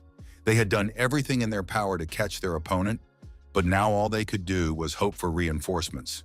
Luchin was pleased. He said he was looking forward to the reinforcements just as much as they were, and hoped the rest would arrive soon. Luchin continued to entertain the giants, dodging their clubs so they wouldn't get bored waiting for help to arrive. But now he wondered, what would he do once he'd killed all the giants? What would he do then? At that moment, a bird flew up to the border of the Chingu burial ground and reported that in the northeast of the cemetery, the 6th team had been attacked. The news spread instantly to the other skeletons, who ordered everyone to advance to the northeast. The skeleton guard captain ordered his subordinates to hurry and not let the enemy escape. Help was on the way, and the guard commander thought he would soon be able to support his comrades, when suddenly he felt a strange sensation in the area of his neck. He managed to turn around and glance at his comrades, but before he died, he saw pieces of his friends' bodies flying in all directions. He saw the bodies flying, but couldn't figure out who was doing it. The speed was incredible, making it practically impossible to make out. Finally, a skeleton appeared before him and said that the giants no longer possessed their former speed and accuracy. But that didn't matter. He was going to destroy them all anyway. The guard captain was outraged. He had been informed that the enemy was on the eastern side of the tomb. Luchin explained that the captain's subordinates had acted too slowly, which is why he'd managed to clear so much territory. Sparks of souls were already flying around the skeleton. Luchin decided not to waste time on conversation. The patrol chief would also have to face death, just like his subordinates. Although the bruiser had hoped to destroy this small skeleton himself, nothing happened. Soon the skeleton leader Chingu passed away. Luchin destroyed even more skeletons and collected enough fingers. Now he could leave this area. The game congratulated him on his victory over the Chingu skeletons and sent him to the graveyard for his reward. Luchin thought about how he would soon be rid of his slow reaction time. The player returned to Hanbin, hoping to check the data and examine the reward. He really wanted to get the bracers. After receiving the mission bonuses, he would need to find a place to repair his cracked weapon. Suddenly, Luchin's thoughts were interrupted by someone's crying. The young man turned around and saw a funeral procession. Several skeletons were carrying a coffin on their outstretched arms. At the head of the procession walked a skeleton who explained that his comrade Shaku had been only 500 years old. He had passed away at such a young age, having lost his head. Luchin realized they were talking about a member of the patrol team who had been beheaded. This sounded like a side mission. He couldn't let it slip by. It turned out to be Captain Fact, to whom Luchin had once given clothes. He reported that their patrol team had suffered casualties. Brother Shaku, an excellent scout, had been attacked by the ironback bear. All that remained of him was a decapitated corpse. It was horrific. Moreover, their patrol team was responsible for the city's safety. Luchin had no doubt that damned ironback bear who dared to attack silently would be avenged. He would definitely kill him and bring back Brother Shaka's head. Captain Fact was thrilled. Luchin understood their shared goal, and now they could leave it to him to retrieve his brother's head. Luchin confirmed that he would take on the mission. After checking the game, he realized it was a timed mission. He needed to set out, but first he had to repair his weapons. Captain Fact informed him that nearby, 500 meters to the east, there was a blacksmith shop. he could go there and have his weapons repaired. The Forge of Death looked impressive. It was immediately clear that strong men with powerful hands worked here. Luchin entered the forge intending to meet the blacksmith and was surprised when he saw him. Standing before him was the village elder. It was unclear when he had started working in the workshop. The old man explained that he possessed many abilities and skills. The old man noted that he hadn't seen the broken spear buried in the sand in a long time and wanted to know why the young man had come. Luchin said that the weapon needed to be repaired, but the repair required physical strength and the blacksmith was too old. The elder replied that the broken spear buried in the sand was still new to the game and didn't know much. But the time had come to show the old man's full power. He took off his cloak. Underneath the cloak was a strong, muscular man, ready to repair and forge more than one pair of weapons. Now there was no need to worry. All he had to do was give the task and relax. First, the weapon was placed in the furnace to heat up. After that, they were laid out on the anvil and hammered to shape them as needed. Luchin couldn't contain his excitement. He applauded watching the old man's skill. After shaping came the hardening stage, and soon the weapon was ready. Luchin was very pleased. The sword looked even better than before. The blacksmith turned back into the village elder and said that he was, in fact, a first-rate master. The young man asked how much the work cost. It turned out that a single silver coin would suffice. Now, with a serviceable sword, he could set out on the Bear with the Iron Back mission. There was still plenty of time. Luchin walked along the Hanbin Trail. It was a dangerous path, fought over by both the light and dark factions. The player tried to walk in the middle, figuring he'd have a better view there. He still needed to figure out where the Bear with the Iron Back was hiding. In theory, the bear was supposed to live in the pine forest located on one side of the trail. Luchin didn't know how to lure the bear.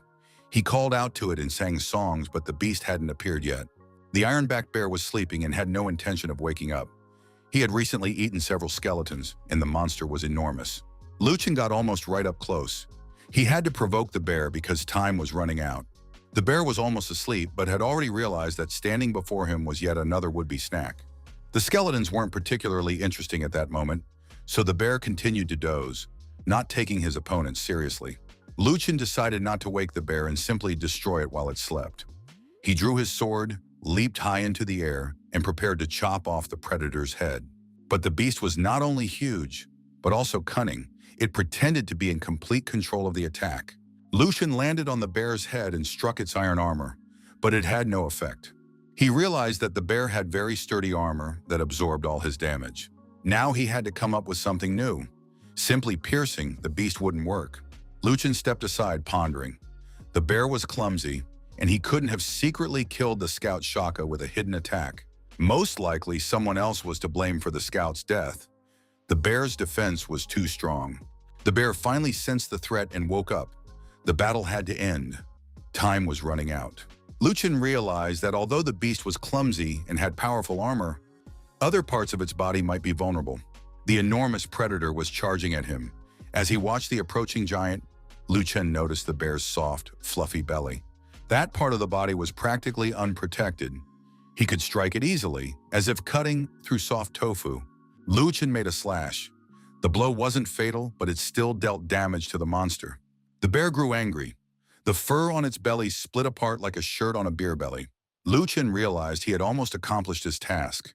He had identified his opponent's weakness and could defeat him. But something surprising happened. Luchin had never seen such tricks before. The bear, continuing its attack, somersaulted over its head, shielding its belly. Luchin barely avoided injury. The beast was not so simple.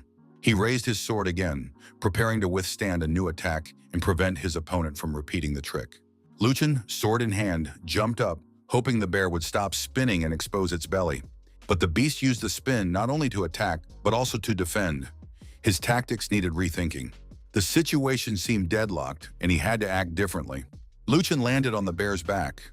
When the beast rose onto its hind legs to throw him off, the young man quickly leaped toward its exposed belly. The bear was powerful and strong. It swiped with its paw, but Luchin managed to dodge. Now was the moment for the decisive attack. He landed several blows to the bear's muzzle and ears. These areas were unprotected. Before he could assess the effectiveness of the blow, the bear counterattacked instantly. Luchin waited for the moment when the bear's belly would become vulnerable again. But the beast didn't leave itself open.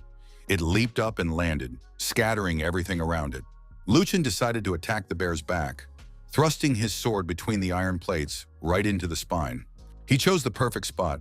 The predator had lost a massive amount of HP and health. It was only a matter of time. The bear was resilient and even after a serious injury, got back on its feet. Lu Chen told the beast that it was not only big but also stupid for trying to resist. He landed a critical blow to the head, piercing the eye and damaging the bear's brain. The game congratulated him on completing the Ironback Bear mission. He could now head to the Newbie village. Lu Chen's level had risen to 15. He received a wealth of valuable items as a reward for his victory. Lu Chen was pleased. He tried on his new gear. Leather pants, which, though not as sturdy as armor, increased his agility. He also received the Scout Shaka's disguise. Now he could leave Hanlin safely and remain unnoticed. Lu Chen returned to the city and reported to the captain that the mission had been completed. Captain Fact was playing with the swordsman Surin at the time. They had known each other for several hundred years. Lu Chen handed the captain his younger brother's skull. Next, he gave Surin the skeletal fingers. Then Lu Chen told the system to save the rewards. He had leveled up once again. To complete his gear, all that remained was to put on boots and arm protection. Now he had gloves and the Qingguang fan. Lu Chen had never used a fan before and decided to ask Master Surin for clarification. The fan was intended for an advisor. Lu Chen didn't know how to use it, but he couldn't exchange the rewards. At the floating ice bridge market, there was a merchant where he could sell excess equipment. Lu Chen decided to use the mask. Putting on the mask, he went to the market. No one suspected a thing, and he traded the gear for boots and silver coins. The player was satisfied. This time he had acquired many useful and high-quality items. But before he could leave the market, he was identified. A thug named Unshakable Mad Dragon attacked Lu Chen. The attacker claimed that Broken Spear's speed was as high as the rumors suggested, since he had managed to block the attack. Lu Chen tried to stop him, saying he didn't understand what he was talking about, and that perhaps the man had made a mistake. In fact, Lu Chen recognized the attacker. It was Unshakable Mad Dragon, a member of the Mad Dragon Guild. It is unclear how he saw through the mask. The thug replied that even though the player was hiding behind a mask, his blade was easily recognizable.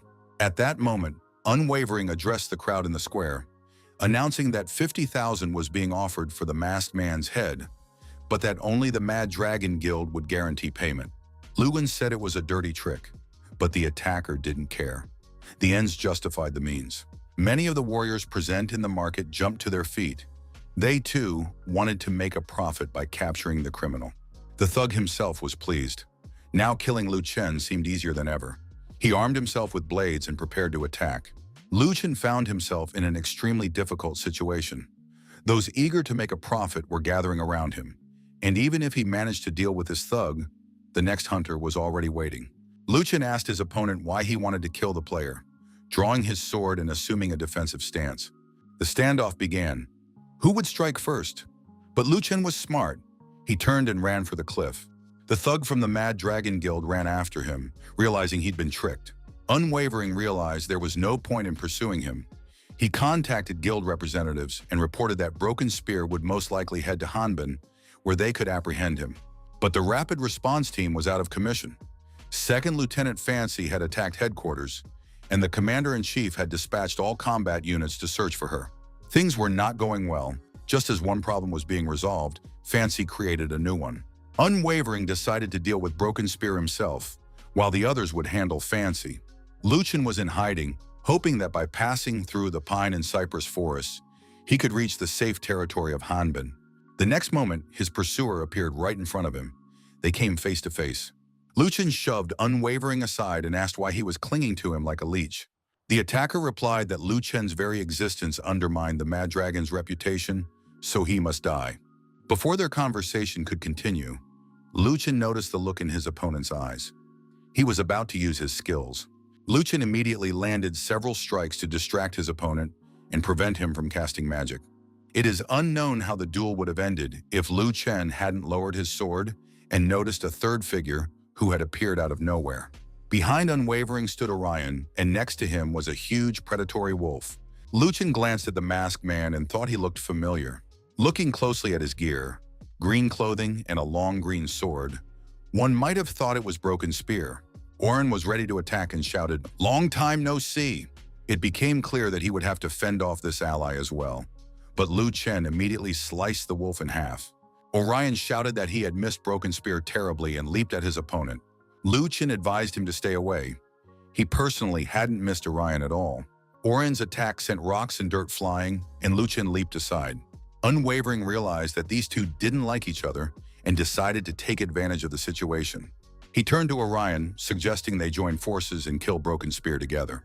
Orion refused. He wanted to do it alone. For him, it was a matter of honor. Unshakable didn't understand Orion's refusal, since they were enemies, but soon found himself knocked out by Orion's attack. The world's #1 player said that in a battle between strong rivals, a third party, especially a Slovak, was unnecessary. Before his death, Unshakable Mad Dragon declared that he would never forgive Orion. Orion had no idea who this guy was or how he dared to threaten the world's #1 player. Once it became clear that the third wheel had been eliminated, they could return to the main battle. Lu Chen noted that no one wanted to fight Orion, and Orion managed to notice that Broken Spear had reached level 15. Orion admired his opponent and surmised that Broken Spear had grown even stronger. Lu Chen noted that Orion's speed had increased, and a moment of inattention could cost him the fight. He closed in on his opponent in a flash, preventing him from attacking with his long spear. Orion was stunned. He could do nothing and took the sword blow. A second strike followed. Lu Chen pierced Orion right through, leaving him no chance. Orion was rapidly losing HP, but he was absolutely thrilled, amazed by his opponent's speed. The top-ranked player couldn't understand why his attacks weren't working. After all, he'd put all his points into agility, but it had no effect. Lu Chen closed in again, and Orion realized there was nothing he could do. Lu Chen attacked with his sword, severing Orion's head and slicing him cleanly, as if he were a block of tofu. A few minutes later, Orion resurrected again. The resurrection happened too quickly. Lu Chen thought Orion wanted to continue the fight. The young man braced himself for the encounter, but Orion remarked admiringly on how quickly Lu Chen had cut him down last time. Orion turned to the player and demanded to know if his name was at the bottom of the Hall of Fame list. Lu Chen realized he'd likely been exposed, but pretended that if he killed Orion again, he might just make it into the Hall of Fame. Orion explained that his opponent's technique was lightning fast, dodging, stepping back, returning to the starting position. It reminded him of Candle Shadow. Only he could move like that. Lu Chen said he wasn't Candle Shadow, especially since his name hadn't been mentioned anywhere lately. His name wasn't even in the Hall of Fame anymore. Hearing this, Orion seemed to snap out of it and declared that he wouldn't lose to some unknown Broken Spear and that they would have to fight again. Lu Chen looked closely at Orion's gear, and memories surfaced in his mind. Once, backstage at the arena, he had wondered who would make it to the finals. Many players bet on Candle Shadow, high level, a full set of artifacts, and immense power. But some believed he was just a kid from another game, low level, armed with nothing but a magic sword. Even if he managed to make it to the finals, he wouldn't defeat Candle Shadow. The duel ended, and everyone congratulated Lu Chen on his victory over Candle Shadow, the god of combat. Lu Chen told Orion that nothing is impossible. In reality, it's unclear whether a player's level is the only deciding factor. Orion saw that his opponent was getting serious and realized that he would most likely lose again and die. Lu Chen said that leveling up by killing monsters was pointless. Players reach high levels only to become invincible. But if you lack the resolve to fight your equals, it's better to surrender as soon as possible. Orion was outraged. He didn't understand why his opponent had decided he lacked resolve. Lu Chen laid out his arguments, while Orion shouted that it was all a lie and that the reality was quite different. Lu Chen turned and went about his business, leaving Orion alone. Orion shouted after the departing figure that he had lost only because he was feeling under the weather. But in reality, he had no intention of giving up. Even if he had to sink through the earth, he would definitely defeat Broken Spear. Lu Chen was amazed by his opponent's stubbornness and said he would look forward to it. For now, Orion had better go home and review his video to spot any issues with his gear. Orion did indeed log out and tried to convince himself that this time, his second-hand gear had let him down. Since he had logged out, he decided to review the video. Maybe there really was something wrong with his gear. The player carefully studied the recording frame by frame and suddenly realized what an idiot he had been. After defeating the monster, he had only a third of his health left, and despite being so weak, he still went back and attacked the Broken Spear. He'd gained some free points in agility, but that wasn't enough to catch up to his opponent. He should have looked for points in defense. Orion kept reviewing the battle recording over and over, and the more he did so, the more it seemed to him that his opponent wasn't human at all. He walked over to the board and began writing down and sketching out certain stats and characteristics. Nothing could be overlooked. He recorded absolutely all of Broken Spear's data, noting his strengths, levels, and fighting style. Although the attack had yielded good results, there were still many flaws. He needed to rely on defense and counterattack tactics. Sooner or later, Broken Spear would reveal his weaknesses. Orion decided he had done an excellent job and would now fight using this plan. After all, sooner or later, Broken Spear would face defeat at Orion's hands. In the residential district of Hanbin, there was a burial site for the Eidolon race. A long stay in the coffin helped relieve the warrior's fatigue. Lucan arrived at this burial site, yawning and barely holding himself up from exhaustion. He hadn't slept all night and was falling apart. The player climbed into one of the coffins and decided to rest. But no sooner had he fully settled in than another enemy appeared above him, spear in hand. It was Orion, who demanded that Broken Spear not dare to run away. Lucian said that Orion was either crazy or sick since he was making a racket and smashing coffins. Orion announced that he hadn't slept all night, had studied the videos, and had found a way to kill Broken Spear. This time he was certain he wouldn't lose. Lucian was ready to laugh. Did this fool really study the video and think he could see right through his opponent? Orion was already charging in, spear in hand, and Lucian had a surprise in store for him too. The attack and the entire match ended in an instant. Orion was defeated, and Lucian sat on the lid of the coffin, sipping a potion. The player thought that Orion had indeed found a way to defend and counterattack, but still lost. Soon Orion was resurrected again. This time he was almost happy because he had lasted longer. But he still had hopes for the next battle. After that, Orion kept dying and resurrecting,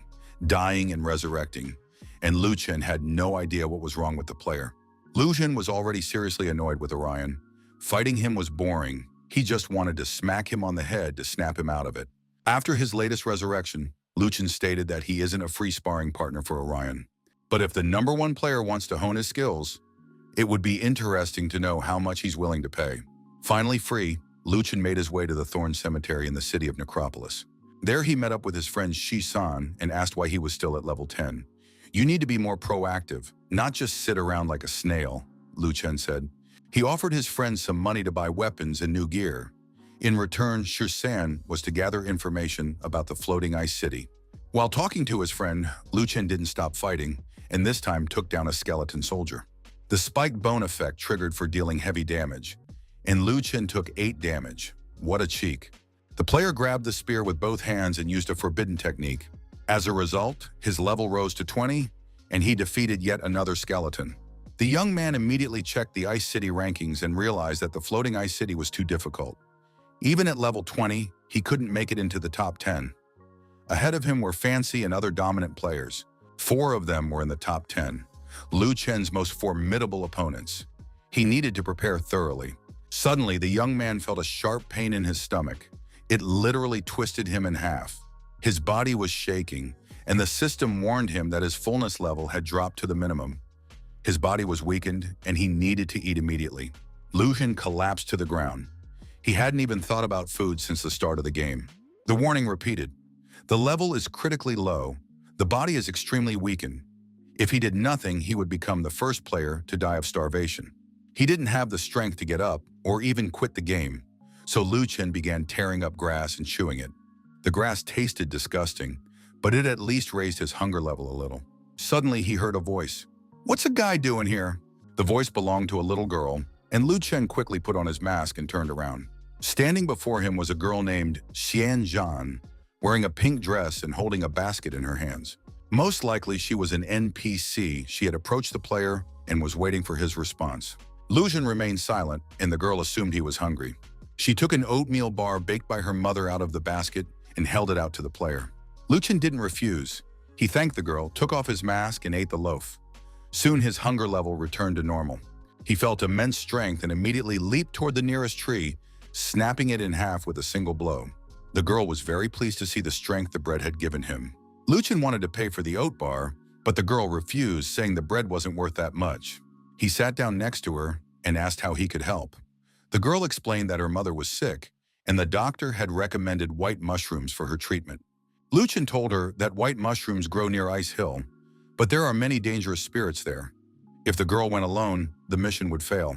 The girl admitted that the area was scary, but she wasn't afraid for her mother's sake. She would need to spend a month gathering mushrooms for her mother to recover. Luchin realized that this was a long-term mission, but the reward would likely be substantial. He praised the girl for her courage and suggested that every month she could send him bread, and he would give her a silver coin. After they agreed, the girl left, and Luchin realized he now had a mission with a good reward. He made a to-do list: missions, buying medicine and weapons, gaining experience and upgrades. He decided to start by restocking his supplies. But before he could move, he was attacked by arrows. He put up a protective barrier, but he wanted to find out who was shooting so brazenly from a distance. Soon, Orion saw that it was a thug from the Mad Dragon Guild who had vowed to always take revenge on Orion. This information didn't upset the player, and he decided to hone his new skills on the guild members. A tank stepped forward, trying to shield the others with his shield. Then the archers joined in. Their arrows pierced Orion's body and dealt damage. Meanwhile, Lu Chen had completed another mission. He earned reputation points for close combat with spikes, black stone bracers, and a large amount of experience. The swordsman Surin praised his apprentice. He was now fully equipped. After completing 2 of the 3 tasks, they could set out to kill the skeleton lord of Qing, Emperor Qing Ye himself. Surin raised his sword and activated his magical abilities, summoning his allies. From all sides, his friends and the skeleton warriors he had invited on the expedition gathered around him. Luchin was also planning to go. He liked how Surin used the summoning technique. Surin saw the happy look on his student's face and promised to teach him the summoning technique. The expedition reached the Necropolis City Cemetery, and battles with the Chingu skeletons began. The skeletons fought valiantly, and Luchin addressed the rank and file, demanding that they bring Emperor Qing Ye to them. Amid the commotion, the emperor appeared along with his entourage. He surveyed the enemies who had appeared in Necropolis and ordered his men to destroy the unwelcome guests. The battle was epic. No one shirked their duty, and the Lord himself fought, realizing that there were too many opponents and that the armored skeletons were incredibly strong. King Ye soon realized that killing or summoning more undead was useless. To defeat this army, he had to defeat its leader. But who exactly that leader was remained a mystery. The emperor moved closer and attacked Surin, the swordmaster of death. But Surin anticipated the attack and calmly parried the blow. The emperor was furious. Why was this opponent still alive? Surin replied that not only was he alive, but he was already nearly capable of finishing off Lord Qingye. The battle continued, and Luchin used stealth to get into position. Suddenly, he burst out from beneath the ground right in front of Lord Qingye and immediately launched an attack. The emperor realized that the battle was practically lost, and it was all because of those damn skeletons. Luchin activated the summoning of the dead. Hordes of new undead servants charged into battle. Lord Qingye realized that an undead creature had just been summoned right before his eyes, and the situation was getting worse by the minute. It was unclear how the skeleton had managed to summon the undead. To do so, it would have had to devour her first. A plan formed in Lu Chen's mind. He turned to the Lord. Was he ready to admit defeat? But the emperor replied, "You young fool do not understand what your good-natured master wanted." And at that moment, his throat was struck. Kyungye fell to his knees, began to cough, and could say nothing more. Surin turned to his disciple. "What are you waiting for?" Luchin didn't ask any unnecessary questions. He finished off the bleeding Lord Qingye and received a multitude of items, raised his level by 3 points, and also obtained magic stones. To use the new bronze weapon, he needed to raise his level by another 2 points, but he didn't foresee any problems with that. All the soul sparks Luchin had earned that day began to fill his body. There were so many that Luchin was frightened, but Surin said, "I am already old. I don't need them. You must absorb them, or the soul fire will be wasted." Luchin looked at himself. Today he had absorbed a lot of soul fire, but he was still just a skeleton, even though he had hoped to become a general of the undead. Surin said, "Such is the fate of our dead souls. Undead swordsmen are special souls. The ancestors of the undead stole part of their power, and the Suras were cursed. A necromancer swordsman makes no progress." This information upset Lu Chen. It turned out that undead swordsmen were always stuck at the same stage. Surin admitted that he hadn't told his student the whole truth before because the path is too long and complicated, with no end and no direction. He had already given up, but he believed that Lu Chen would gather all his strength. The player was a true fighter, one there was no doubting. Representatives of the Dragon Guild continued their battle with Orion. Orion was quite strong and could not die permanently. If it weren't for the pesky archer, the ordinary swordsmen would all have perished by now. The spearman declared that the soon-to-be-dead man had a tongue that was too long, and one he was about to pierce. He created a protective shield around himself and prepared to withstand the attack. But something went wrong. Orion's shield shattered into pieces, letting the spear strike through.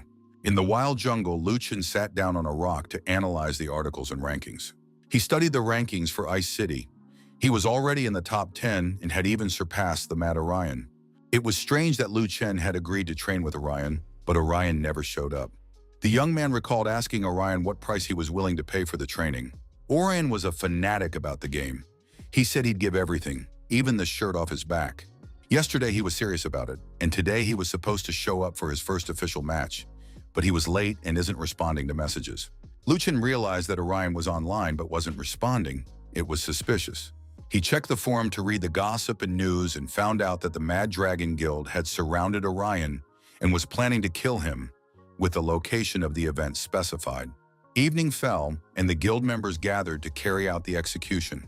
The unwavering Mad Dragon noted that Orion's armor was damaged, but he was still unbroken and deserved to be in the top 10 players. He was offered to join the guild in exchange for sparing his life, but he responded with the middle finger. It became clear that the player preferred death. The spear-wielding swordsman launched an attack that was meant to be critical, while everyone else watched. But suddenly, a massive explosion occurred between Orion and the Dragon Guild players. When the smoke and dust cleared, the players looked with interest at the crater that had formed before them. Broken Spear stepped in front of Orion and asked how these insolent fools dared to lay a hand on his people. The players from the Mad Dragon Guild froze in surprise, realizing who had appeared before them. But they soon came to their senses and decided that the Broken Spear had appeared just in time to deal with them as well. In Unshakable's opinion, this appearance had spared him the trouble of searching any further, and now he intended to send his two opponents to the afterlife. The Broken Spear laughed loudly. "If I were alone, you'd have a chance, but now I want to demonstrate the necromancer's skills to everyone." While Broken Spear was talking to the players, he handed Orion a few vials of healing potion. Then Broken Spear raised his sword and summoned a celestial bone dragon. Everyone present looked up to see the dragon in the sky, but when they looked down again, there was nothing there. The enemies fled, but Orion urged them to stay and fight, warning that otherwise they would be running for the rest of their lives. Broken Spear asked them to trust him. The men of the Dragon Guild gave chase, using fireballs to catch up with the fugitives. They were ordered to use every available means, arrows, magic, and sorcery, to prevent the fugitives from escaping. Luchin noted that the guild members' strength never seemed to run out. They fought as if their mana were limitless.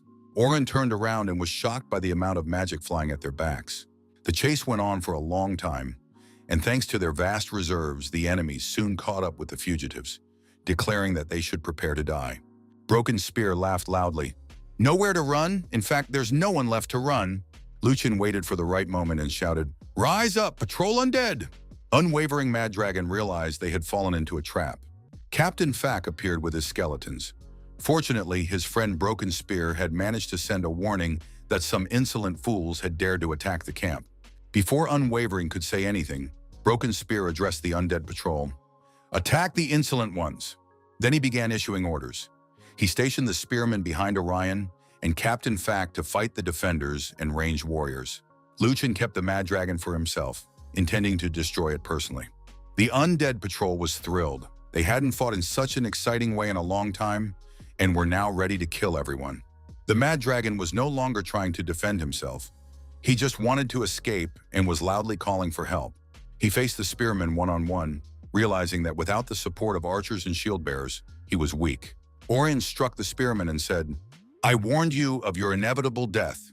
The Mad Dragon leaped up behind Orion and was ready to pierce him with his dagger, but the Broken Spear managed to intervene. After that, the Broken Spear reminded Orion to restore his health, and he gratefully accepted another bottle of healing potion. Orion thanked his partner and thought that this was the main advantage of team battles. One of the Dragon Guild's warriors appeared behind the Broken Spear, deciding this was his chance. Luchin was fighting the Mad Dragon at that moment, paying no attention to the player, but managed to draw his sword and say, "It's not up to this weakling to decide whether you live or die." Soon all the players from the Dragon Guild were defeated, and Captain Fok was already rejoicing in victory. But suddenly his head was severed and ended up in the hands of the fair-haired traveler, Fancy Huangsong. Luchin was stunned. The girl had killed Fak in an instant. The ringmaster was almost pleased. If Fancy had finally joined, then Orion was doomed.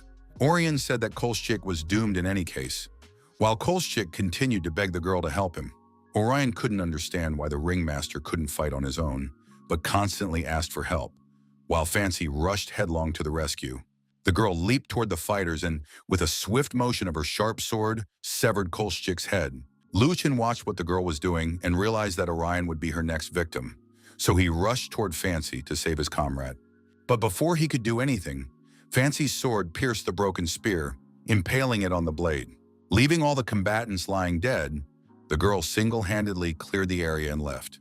The broken spear thought that she had succeeded so easily because the combatant's strength and mana had run out. If they left, all the rewards would go to Fancy. It was decided to resurrect immediately and rush after her before she got away. And indeed, Orion and Broken Spear, having resurrected, immediately gave chase and began attacking the girl. A powerful explosion rang out where Fancy had just been. Taking advantage of the curtain of fire and smoke, Fancy prepared to defend herself, now standing alone against two players. The Broken Spear struck. The attack was successful, dealing damage and reducing the opponent's mana. But a moment later, Fancy counterattacked so quickly that the guys didn't have time to fully defend themselves. The attack wasn't fatal, but it was painful. Broken Spear admitted that was pretty dangerous. Now it was Orion's turn to attack, but the girl put up a defensive barrier. Damage was inflicted anyway. Broken Spear didn't wait for his turn and prepared to attack. At that moment, Fancy pierced Orion through with her sword, saying he was too arrogant. Broken Spear attacked his opponent with his sword, and the girl, unable to withstand the blow, fell. It was astonishing. Fancy, ranked first, had been defeated after all. Of course, the guys wanted to see her in real life, most likely just as beautiful. But Broken Spear said they needed to leave because the dragons and the undead were about to wake up, and the slaughter would begin. The guys dropped everything, turned around and rushed away as if they had never been there. Luchin met the NPC again, who brought him some oat bread and asked why she looked upset. The girl told him that there was a wounded old man nearby who needed help. Luchin promised to take care of the old man and reassured the girl that she shouldn't worry. The girl was very grateful and said that Luchin was very kind. And even though a notification about a new mission hadn't appeared, he decided to check it out anyway. In the wild jungle, Luchin heard loud cries, "I'm dying! Damn all these bears!" The old man was screaming so loudly that he didn't sound like someone on the verge of death at all. It was a hunter, and Luchin approached him, asking how he was doing. The hunter was startled to see the skeleton and demanded that he not come any closer. Luchin realized he had forgotten to put on his mask, and now most likely he wouldn't get the bonus quest. It was upsetting. Luchin didn't want to miss out on the mission and knew he had to befriend the hunter. Luchin fell to his knees and began to sob. "The hunter doesn't understand anything. I was a little warrior until the skeleton bit me, and now I've become terrifying." But his principles remained. It's better to eat grass than to harm another. The hunter believed his sobs, stopped fearing the undead, and said that Luchin was a good boy and had a conscience, regardless of whether he was a human or a skeleton. After that, the hunter told him about his troubles. He was the only hunter in the village and had come out to hunt, but there were too many wild bears in the forest, and they had been chasing him for several days. Luchin told the hunter not to be afraid. The skeleton would help him get out of the forest. The hunter was grateful and promised in return to teach Luchin hunting and cooking skills, since he was the best cook and hunter in the area. Luchin shook the hunter's hand, delighted that he would gain 2 essential skills available only here. Lifting his sword, Luchin checked his stats. He was already at level 25, with a new weapon and cloak. The game reported that the rewards received had been increased. The stats showed that the player with the broken spear had completed a major quest and received 80,000 coins. Luchin was both thrilled and bewildered. He hadn't expected to earn such a crazy amount of money. Shisen got in touch and said the game needed updates and resources. Luchin was outraged. He had recently given his friend some silver coins. Where had they gone? Shisan explained that prices in the city were crazy. Applesauce was expensive, and if he bought weapons on top of that, there would be almost no money left. Luchin checked the stats and saw that apple puree cost 4 silver coins. At the headquarters of the Mad Dragon Guild, the leader was throwing a fit. His elite guild had been defeated by 2 assassins, a true disgrace. Koschik tried to calm him down, saying that he had increased the bounty for capturing the broken spear, and even if they failed to kill him, it would enrage everyone and bring good news. The guild leader agreed. Let the bounty hunters deal with the loner. The Dragon Guild had its own goals, and wasting time on him made no sense. They needed to decide what to do with Fancy. She had gone too far. The unwavering one hadn't put a bounty on her, but a plan for revenge was needed. The head noted that the girl thought too highly of herself, but he had his own plans for her. In Hanbin Square, people were trading precious stones and the usual bazaar goods. Lucan was selling apple puree for half the price of anywhere else, as well as bear skins after helping a hunter. Thanks to his new skills, he was able to generate additional income. The low price of the apple puree attracted the public's attention. Lucan was ready not only to sell at a lower price, but also to offer discounts to wholesale buyers. Many players immediately decided to take advantage of the offer and buy a lot of apple puree. It might seem like a small thing, but by the end of the day, Broken Spear had accumulated a full 400 coins. He was counting the money when a new customer appeared, interested in a bear skin. It was a ranger swordsman named Tyrant. Lucan honestly admitted that the pelt was second-rate. He asked for only 2 silver coins for it, even though he really wanted to get closer to a player from an influential family. Lucan showed Tyrant another pelt of higher quality, from which 2 or 3 sets of sturdy armor could be made. The ranger examined the hides and was satisfied. The rarity of a high-level bear hide was obvious, and he was ready to buy them all. Lucan thanked him and thought about how easily people spend money on things they could earn themselves. But Tyrant said something strange. With a bounty of 80,000 coins on your head, you walk around the market so arrogantly? The ranger looked him straight in the eye and added, "Now you've been caught." Lucan jumped up and grabbed his sword, but Tyrant laughed. "Don't get nervous. I'm just impressed by your strength and courage." Lucan began packing up his goods. "The shop is closed for today. We have nothing more to say." The swordsman tried to calm the player down. "Don't rush off. We've just made our first deal." The tyrant noticed the excellent applesauce and other products, and now wanted to order 1,000 servings of chicken and rice. Lucan was asked to name his price, and he paused to think, realizing he could make a lot of money on this job. Of course, he couldn't pass up such an opportunity. Lucan said he would prepare a maximum of 100 servings at the original price, 30 coins. The swordsman tyrant didn't bat an eye and agreed to the price, even though it was several times higher than the market rate, and immediately offered to leave a deposit to seal the deal. In the wild jungle, Orion and Broken Spear were training. Last time, they hadn't met because of the Mad Dragon Gang. At one point, Orion sensed an opening and launched a new attack. But Broken Spear tricked him and released an undead creature, a wild bear, noting that sometimes opportunities in battle can be traps. At the same time, it was important to stay calm and choose the most advantageous option, even in an emergency. Orion looked into the eyes of the undead wild bear, unsure which choice would be best. He put up a protective barrier around himself and tried at least to avoid the bites of the huge bear. Lucan watched from the sidelines.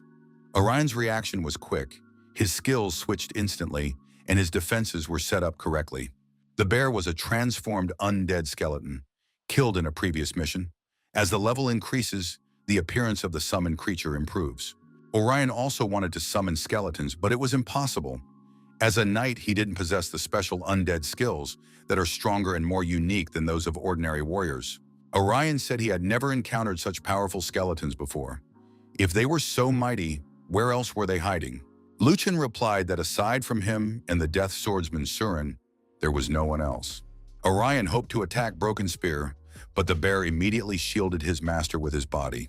Lucan had expended a great deal of energy summoning the bear, but he was still capable of attacking, and now Orion had to fight against 2 opponents. Soon the training match was over. Orion lay sprawled on the ground, reflecting on the fact that he hadn't won again. There was a bounty on his head. First place in the rankings was a long way off, and Broken Spear clearly had to be on the list of the best players. He was flawless.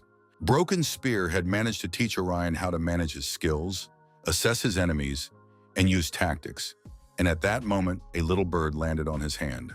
The player understood. Despite constant defeats in training, he was growing stronger and was looking for someone who could confirm it. In the Blackwater Swamp, the players battled an armored turtle. The battle was fierce and bloody. The warrior, dominating the evil tiger, urged his comrades not to give up. The boss was already weakening. The armored turtle looked displeased, but there was almost no damage. The attacks seemed to glide right off it. Orion appeared right next to the boss. He decided to test his skills on the turtle. The players who had been fighting until then gaped in surprise. Some upstart wanted to steal their glory and reward. One of them recognized Orion and said he was a very popular player who had single-handedly destroyed dozens of elite teams. He shouldn't be insulted. Only now did Orion notice the group of weaklings and realize that he had put himself in a tricky situation. The captain of the local guild addressed him. "Don't interfere, the power is on our side." In response, Orion laughed. "I'm lucky to have run into a leader like this." The guy didn't understand what he was talking about, but Orion explained.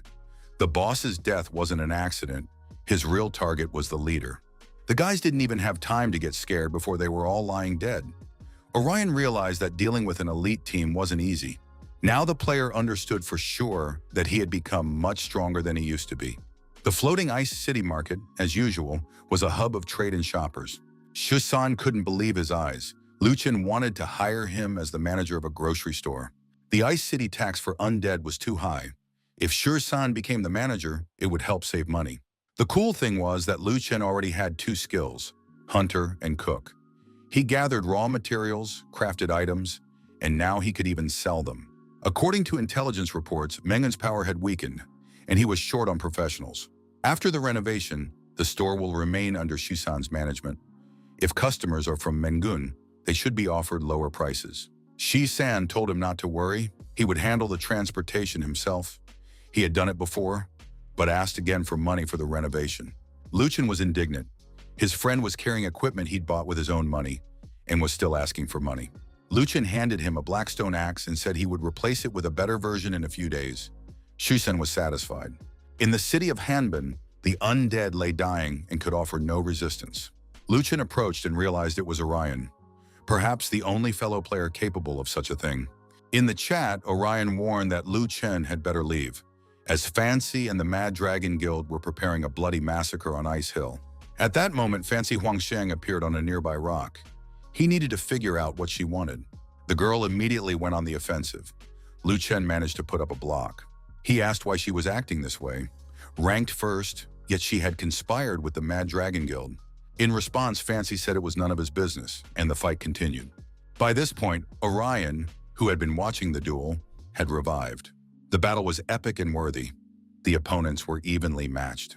Luchin summoned an undead creature, a wild bear, which crept up on Fancy from the other side. The undead creature attacked Fancy, and she was forced to jump back. The swordswoman had never expected that the summoned beast level could be even higher than its masters.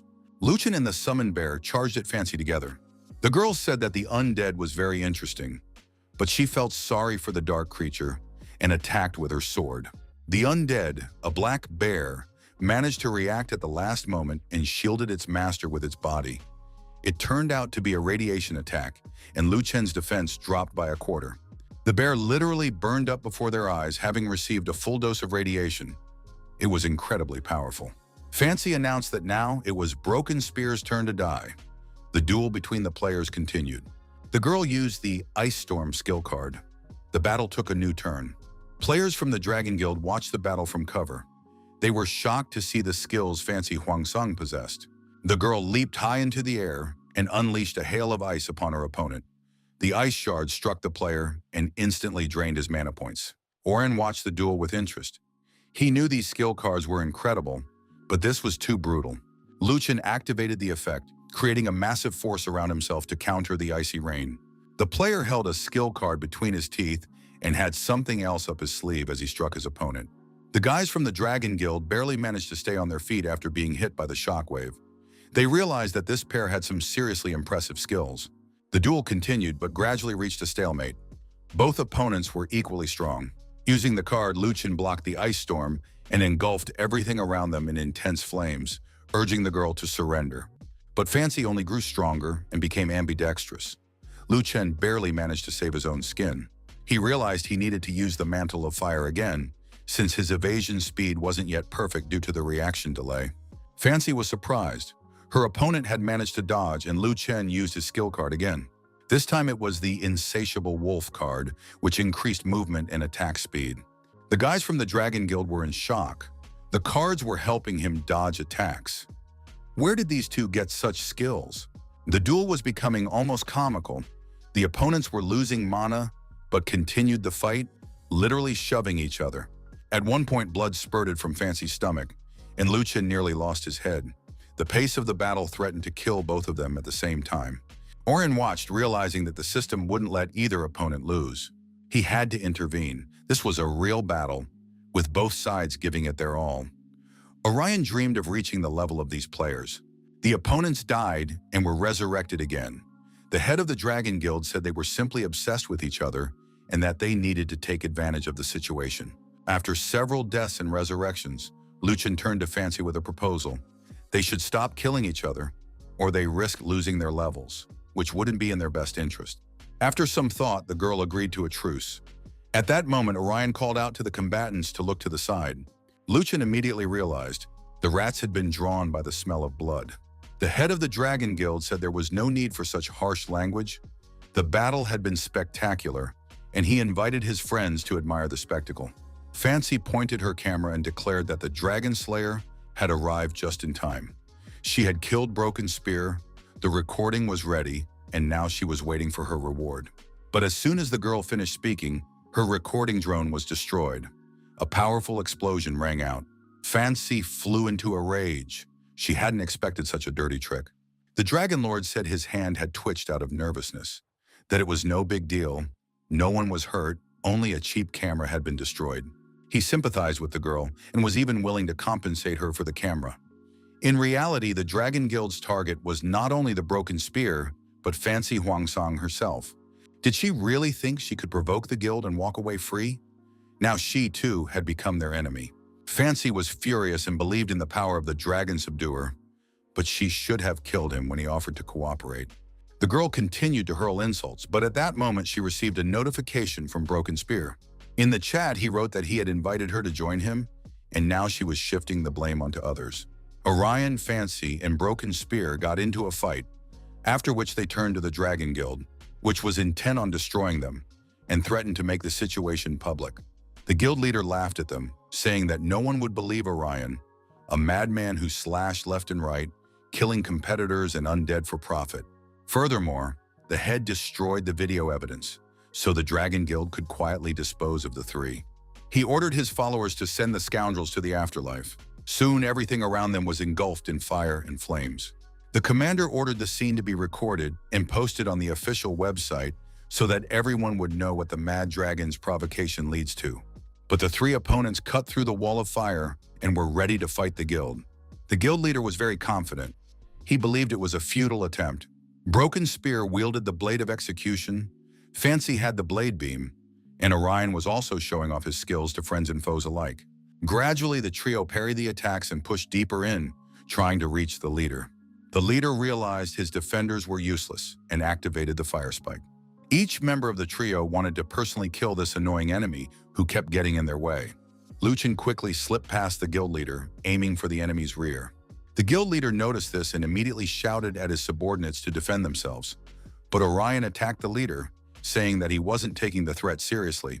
Orion explained that he had received a lot of food from Lu Chen, chicken and rice, and would now be able to use his phantom armor all day without losing strength. At the same time, Orion was certain that the Mad Dragon only needed long-range support. It turned out that Fancy and Lu Chen were already hard at work behind the Mad Dragon's players. The guild members were dying and getting no answers to their questions. How could their opponents, at a relatively low level, kill them so easily? Orion continued to keep the Indian leader on a short leash, who could now only watch from afar as his comrades were destroyed. But suddenly, the guild leader grabbed Orion's spear. Orion immediately thought that his level had dropped, and his attack skills weren't powerful enough yet. This was immediately followed by an attack from the enemy, who hoped to break free from Orion and help his subordinates. The leader shouted to his subordinates that there was no one to help them, so they must attack and destroy these insolent fools. Fancy sensed that the players had begun fighting fiercely and suggested they should consider retreating. Lu Chen replied that there was no need to worry about that, since they were one team. He was now a member of their team, and they could count on him. And so, these completely different loners were forced to become a team in their fight against the Mad Dragon. And now Orion extended his protection to the team members, allowing them to catch their breath and prepare for a new attack. It soon became clear that the enemies had exhausted their attack, and now they would have a brief lull. Therefore, they needed to seize the moment and attack. The head of the Dragon Guild turned to the man with the broken spear and told him not to even try to succeed. At that moment, a girl rushed up to him and declared that she was the Dragon Slayer's personal enemy. Meanwhile, Lu Chen had charged alone into the crowd of players, and they assumed he was some brainless madman who had come to die. But once he was surrounded by enemies, Lu Chen activated the Fire Wolf Plan skill card. It was an unexpected turn of events.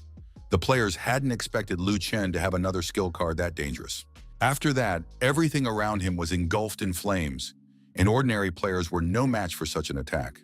The Dragon Guild leader said they'd been forced into this and had walked into a trap, so he would use the Magic Horn with Triple Strike skill card. This skill allowed for multiple strikes, and each subsequent one multiplied the critical hit damage. Just then, the player Broken Spear appeared. He was hit by the guild leader's strike, but managed to put up a defense using his sword. Lu Chen was about to land a critical hit. However, at that moment, Orion stepped in front of him, shielding his comrade with his defense. Of course, the player took heavy mana damage, but survived the attack. Orion told the guild leader that he was the living shield of this small team, and none of them would die as long as he was alive. After that, Orion launched an attack, even though it looked ridiculous since his spear was broken. But Orion believed that this was a team fight.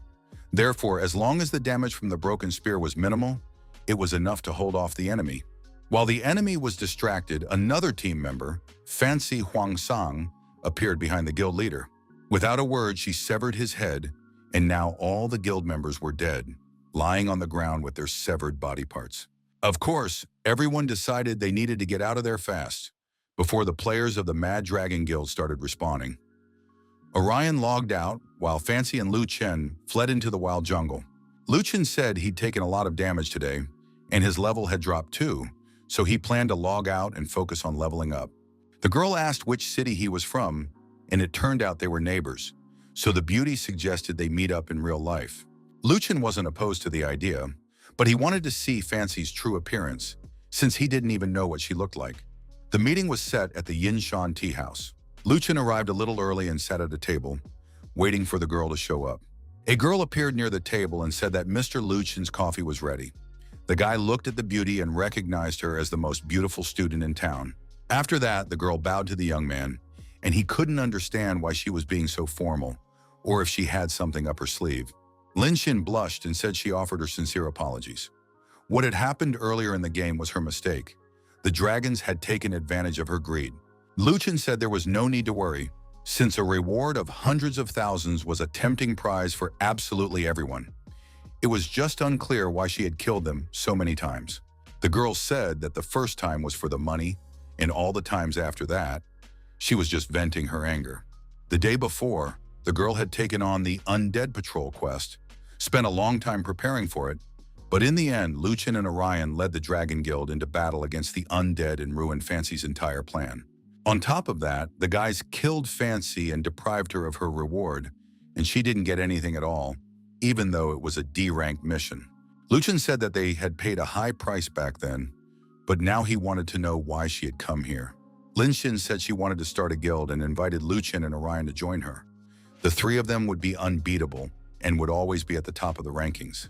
After receiving a flat refusal, the girl couldn't understand why, since they had fought side by side, and becoming allies was perfectly normal. Lu Chen confirmed that there really was nothing strange about it, but Fancy wants to fight more than just mad dragons. The girl honestly admitted that mad dragons were one thing, but in general she wanted to defeat the tyrant's sword and, of course, the broken spear, buried in the sand. Lu Chen pricked up his ears because the girl was so charming, and in the end he agreed to accept her offer. Xu San was carrying boxes with a friend and wanted to clarify whether Fancy had impressed his friend. He found a good spot and is now planning to set up a studio. Lu Chen said he'd had the idea to open a studio before, but after moving, he never had enough money for rent. But now he'd made a good profit by completely taking down the League of Mad Dragons and could finally afford to rent a new space. The place was actually quite decent. Large, bright rooms, good conditions. Shusen wanted to know who they would recruit first to work at the studio. Shusen himself thought they should invite Fancy, because the beautiful Lin Xin was stunning and would look great here. Luchin told his friend to keep his expectations in check. He couldn't recruit a girl like Lin Xin, and besides, she had her own plans. Shusen realized that in that case, the studio would end up with some weakling or a total novice. He didn't want to deal with such losers and had no idea who Lu Chen would ultimately choose. Upon hearing that the player would be Orion, the guy was shocked, because Orion is a killer ranked in the top 10 of the Celestial list and second only to Lu Chen in the award rankings. Lu Chen reassured his friend, saying there was no need to worry, they should rest now and start planning their next moves in the evening. Lu Chen soon headed to the Hanbingen mass burial site, lay down in a coffin to recover, and began checking his stats. Orion sent him a message asking him to come to Ice Hill because there was a good opportunity. Lu Chen thought about Orion. He was one of the rare masters. Although his strength fell slightly short, he was still a top-tier player and could handle thousands of elites. Lu Chen arrived at Ice Hill, and Orion came out to meet him with a brand new spear. Lu Chen turned to him and asked if Orion had ever thought about joining a guild. Lu Chen said he was setting up a studio and wanted to invite Orion to join. The studio was located in a convenient new neighborhood with good transportation access. It had separate rooms for living and dining, as well as an unlimited supply of gaming materials. Orion liked everything, but he said he was the best player on the heavenly list. There were many guilds in the outside world that wanted to recruit him, so why should he join Lu Chen? Lu Chen replied that the reason was simple, because Orion wanted to be at the very top. If he joined the studio under Lu Chen's guidance, that would become a reality. It didn't take much convincing, and Orion agreed to join as well. Now Orion was certain that sooner or later, he would surpass his master and crush Lu Chen into dust. A few days later, Lu Chen and Du Shisan were meeting a guest at the city train station. Gun Sung-gu waved at the guys and told them not to call him a little devil. Shisan was absolutely thrilled that they now had such a cool companion and kept wanting to hug him. Lu Chen looked at the guys and thought about how the first member of his guild was a super strong guy who had set a goal to kill him in the game. It's unclear whether this is good luck or bad luck. Gunsung called Shisan Brother B. The guy really didn't like that and demanded not to be called that. A scuffle broke out between the guys. They forbade each other from calling themselves Little Devil and Brother B. Lu Chen watched them and thought that after all, he had the coolest guild. After visiting the restaurant, everyone headed to the studio. The cleaning from the move wasn't finished yet, and some of the boxes were still unpacked. Lu Chen wanted to show Gongsun his room, but then the young man's gaze fell on a helmet. He immediately jumped up and grabbed the exclusive Hall of Fame helmet that belonged to Lu Chen himself. And only now did it dawn on the boy that his friend nicknamed Broken Spear was none other than Lu Chen, who had been a member of the Hall of Fame. Lu Chen replied that he tried not to think about it, because his final days in the Hall of Fame had been marred by scandals. At that moment, Shisan joined the conversation. He was holding the championship trophy because his closest friend had earned that cup, and it was a source of true pride. Gunsung admitted that even though he likes Lu Chen, his heart belongs to another player. That player's name is Great God. This genius once defeated King Park at the National Esports Center. As the guy was telling this, he watched the expressions on his new teammates' faces and was finally able to put the whole puzzle together. Then his eyes fell on a photograph in a frame on the table. The frame photo confirmed his suspicion. It turned out that Broken Spear was the very boy who had defeated Great Pack. Now they could get to know each other again. Gongsun, absolutely thrilled, shook the boss's hand and said he knew how sad the guy had been when he deleted his old account. But today they were partners and would do everything possible to make the dream of revenge come true. Lu Chen said he did have a dream, but it wasn't about revenge. It is every player's dream to rule the floating ice city and the country of Z, as well as to compete with the best players in the world to become #1 on the planet.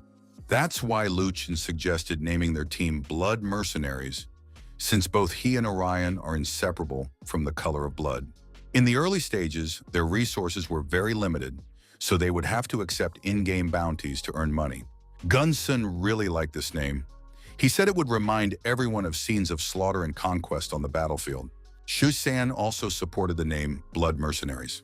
From now on, this place would be called the Blood Mercenaries Studio, and the guys sealed the deal with a firm handshake. After that, the guys designed a logo. On a red background depicted in blood was a skull, as well as two flags crossed in the shape of a cross. When the studio was set up, Lu Chen said they needed to start with the initial planning. Shisen demanded that they immediately begin by taking control of the ice house and recruiting beautiful women to the team. Gunsung suggested defeating the Mad Dragons, killing their leader, and invading Geelong. Lu Chen listened to the guys and said that their initial goal was to make money. He showed his partners the expenses: 6 months of studio rent, computers, and game props, and the total was staggering. All the money Lu Chen had earned up to that point was gone within the first 2 days.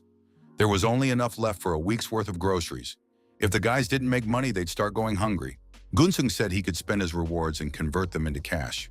So Lu Chen decided to go and upgrade himself, leaving his comrades to gather everything they could sell and turn it into cash. Lu Chen was in the middle of another level up when Shisen contacted him and explained that the Mad Dragons had come to their senses and changed the rules of the game.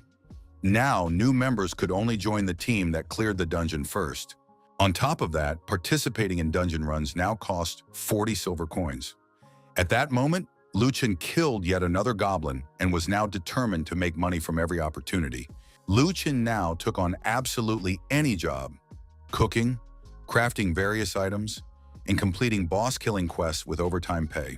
Lu Chen read that a player named Tyrant's Sword had reached level 30 and become the first player in the floating ice city to reach that level.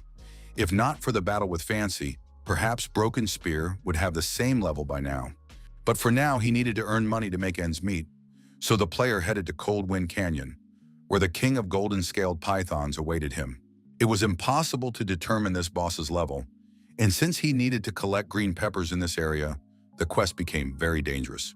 To start with, Lu Chen decided to test the boss and landed a critical hit to assess the situation. It turned out that the critical hit worked and even dealt damage. Lu Chen thought that things weren't as bad as they had first seemed, but at that moment the boss suddenly attacked the player, who lost several hundred HP. Lu Chen realized that the long snake was quite dangerous and not to be trifled with. He needed to be careful and keep his eyes open. At that moment, the Python King released a green mist at the player, which turned out to be poisonous. Everyone caught in the mist began losing health rapidly. The poison was vicious, and he had to deal with the python as quickly as possible. Sneaking closer unnoticed, Lu Chen attacked the giant python right in the throat. The giant snake closed its mouth and stopped poisoning everything around it, clearly in excruciating pain, judging by the look in its eyes. Before the snake could start releasing venom again, Lu Chen leaped high into the air and began striking the Python King. The boss writhed in all directions, but the young man wouldn't back down. He stood on the python's back and pierced it with his sharp sword. Thanks to this victory, Broken Spear's level was raised to 31, and he became number 1 in the floating ice city rankings. In addition, rare items were obtained. Lu Chen appraised the items and decided to keep the skill book for himself, while the rest could be sold in town for a good price. Lu Chen decided it would be a waste to simply discard the Python King's corpse, since it was very powerful and could perfectly take the place of the Black Bear's undead. The player summoned the Python King's undead form and swapped it for the Wild Bear's undead form. Now the player controlled a huge, terrifying, and very powerful python. Having finished his business, Broken Spear went to the cross of the icy hill and met there with his teacher, the death swordsman Surin. The teacher said that if he received 5 gold coins, he would improve his student's specialization and give him 3 more skill books. Lu Chen was very surprised that it was all so simple and that there were no other requirements. But Suren calmly accepted the money and announced that, in the name of Queen Sophia, he was officially granting Lu Chen the title of Senior Necromancer Fencer. The player couldn't figure out what the catch was. Everything had gone too smoothly, and he didn't feel at all like his specialization or rank had actually increased. But the guy decided not to think about it, because he was sure that Master Surin wouldn't deceive him or cause him any harm. With the promotion, the player automatically gained new skills, and the teacher sent him off to hone his combat skills. Lu Chen was as happy as a little child and immediately dashed off to try out his new skills and test his strength. Surin, the death swordsman, watched the fleeing boy and thought about how much he wanted to claim his soul, but he wouldn't have to wait long. In the Weeping Canyon stood the unbeatable and very powerful Knight of Decay, the local boss. His defense and attack stats were off the charts. He was incredibly tough to handle. Fancy was about to charge in, leaving the Broken Spear to cover her. Lu Chen told his friend not to stress out since the mission only paid a small amount of money, so there was no need to get too worked up. Fancy burst out of her ambush and began attacking the Knight of Decay. This huge, strong, but rather clumsy opponent calmly raised his giant sword and immediately parried the girl's attack. But Fancy used all her skill, which greatly surprised Broken Spear, who couldn't understand where the beauty had gotten such a high-level mission. After all, this opponent was very difficult. Fancy replied that she hadn't chosen to fight the Knight of Decay. It was her assignment when she changed her specialization.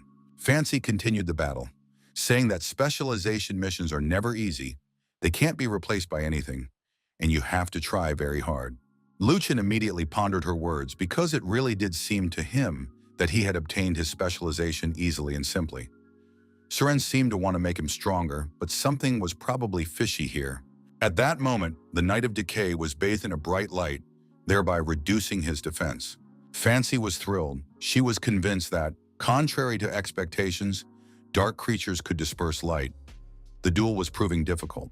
Lu Chen realized it was time for him to intervene and appeared in front of the girl, facing the undead King of Pythons. Such a dramatic entrance greatly impressed the girl. The players decided it was time to attack the Knight of Decay together. The knight was holding his own quite well. Although he was, of course, taking damage, he was still being attacked from three sides. The Python King's summoned undead released its poisonous mist directly at the enemy. The Knight of Decay was poisoned and began to gradually lose health.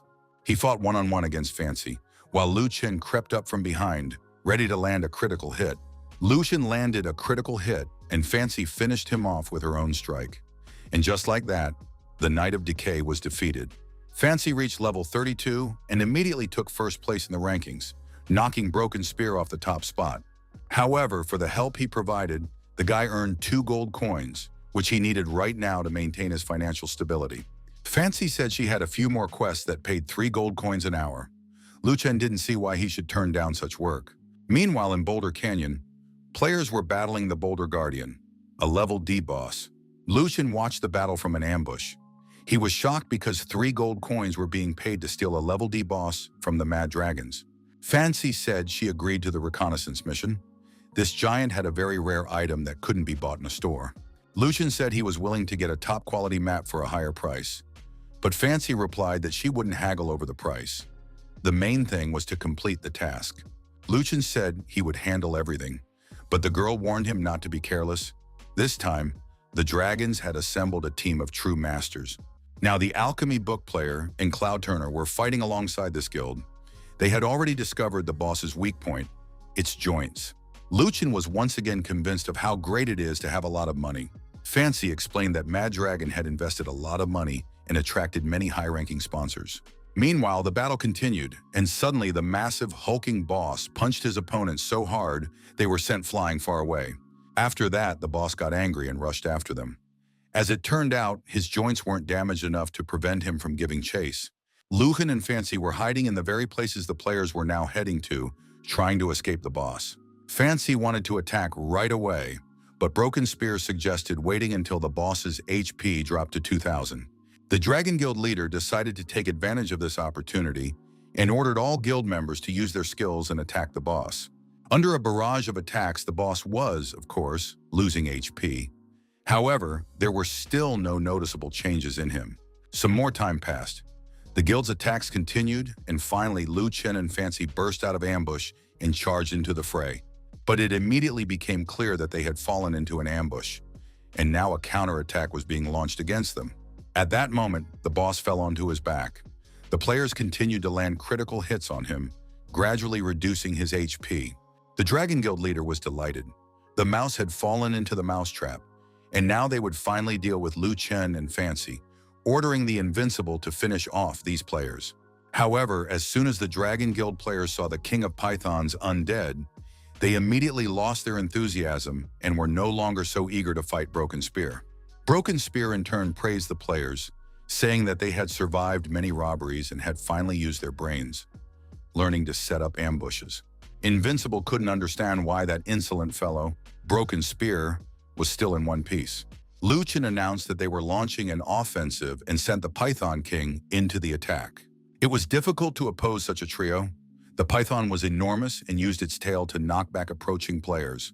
The boss sided with the Dragon Guild and stepped forward to kill the Python King. Fancy volunteered to take care of the boss herself and began landing critical hits on him. When the huge, clumsy brute slammed his fist into the ground, the girl leaped out and soared high into the air. Unfortunately, the undead python didn't survive that fatal blow. Luchin and Fancy attacked the enemy, gradually chipping away at his health. The Invincible demanded that the players direct their fire at the two enemies, but leave the boss alone. He wanted to strike the giant himself. Fancy said that this time she would land a critical hit, while Lu Chen was to grab the boss. The young man moved right up to the stone giant's face and prepared to deliver the final blow. He deliberately missed with one strike. It was a feint that dealt no damage, but made the next strike several times more powerful. Thanks to this strike, the Broken Spear player's level was raised again, and now the entire Mad Dragon Guild was left speechless with astonishment. Broken Spear had taken down the boss with a single strike, even though it was practically impossible to do so in just a few attacks. The players couldn't understand how he dealt such massive damage with a single blow, but they didn't want to think about it anymore. They needed to grab the loot, and they rushed toward the boss's body. But then Fancy told them not to even try to approach it, or they too would be destroyed. Lucian grabbed the items that dropped after the boss was defeated, and now they could make a quick getaway. The pair fled, practically being scorched by the flames. Of course, they weren't going to let them get away that easily. The Dragon Guild players were furious. They attacked with fireballs and vowed to tear the insolent pair to pieces. To shake off their pursuers, Lu Chen suggested attacking the surrounding cliffs in the hope that this would slow them down. And indeed, the players were forced to slow down because huge rocks began raining down on their heads. Gradually, the danger subsided, and now they could stop running in panic, realizing the chase was over. Fancy was very upset. She had fought hard, and all that remained of her health was a sliver. Her weapon didn't meet the specs. The ring still had dark marks, and on top of that, she had to pay for the help. Luchin, on the other hand, had received a storm helmet with a beast's face, as well as improved all sorts of stats, and was happy with life. The girl's Blood Guardian ring still hadn't activated.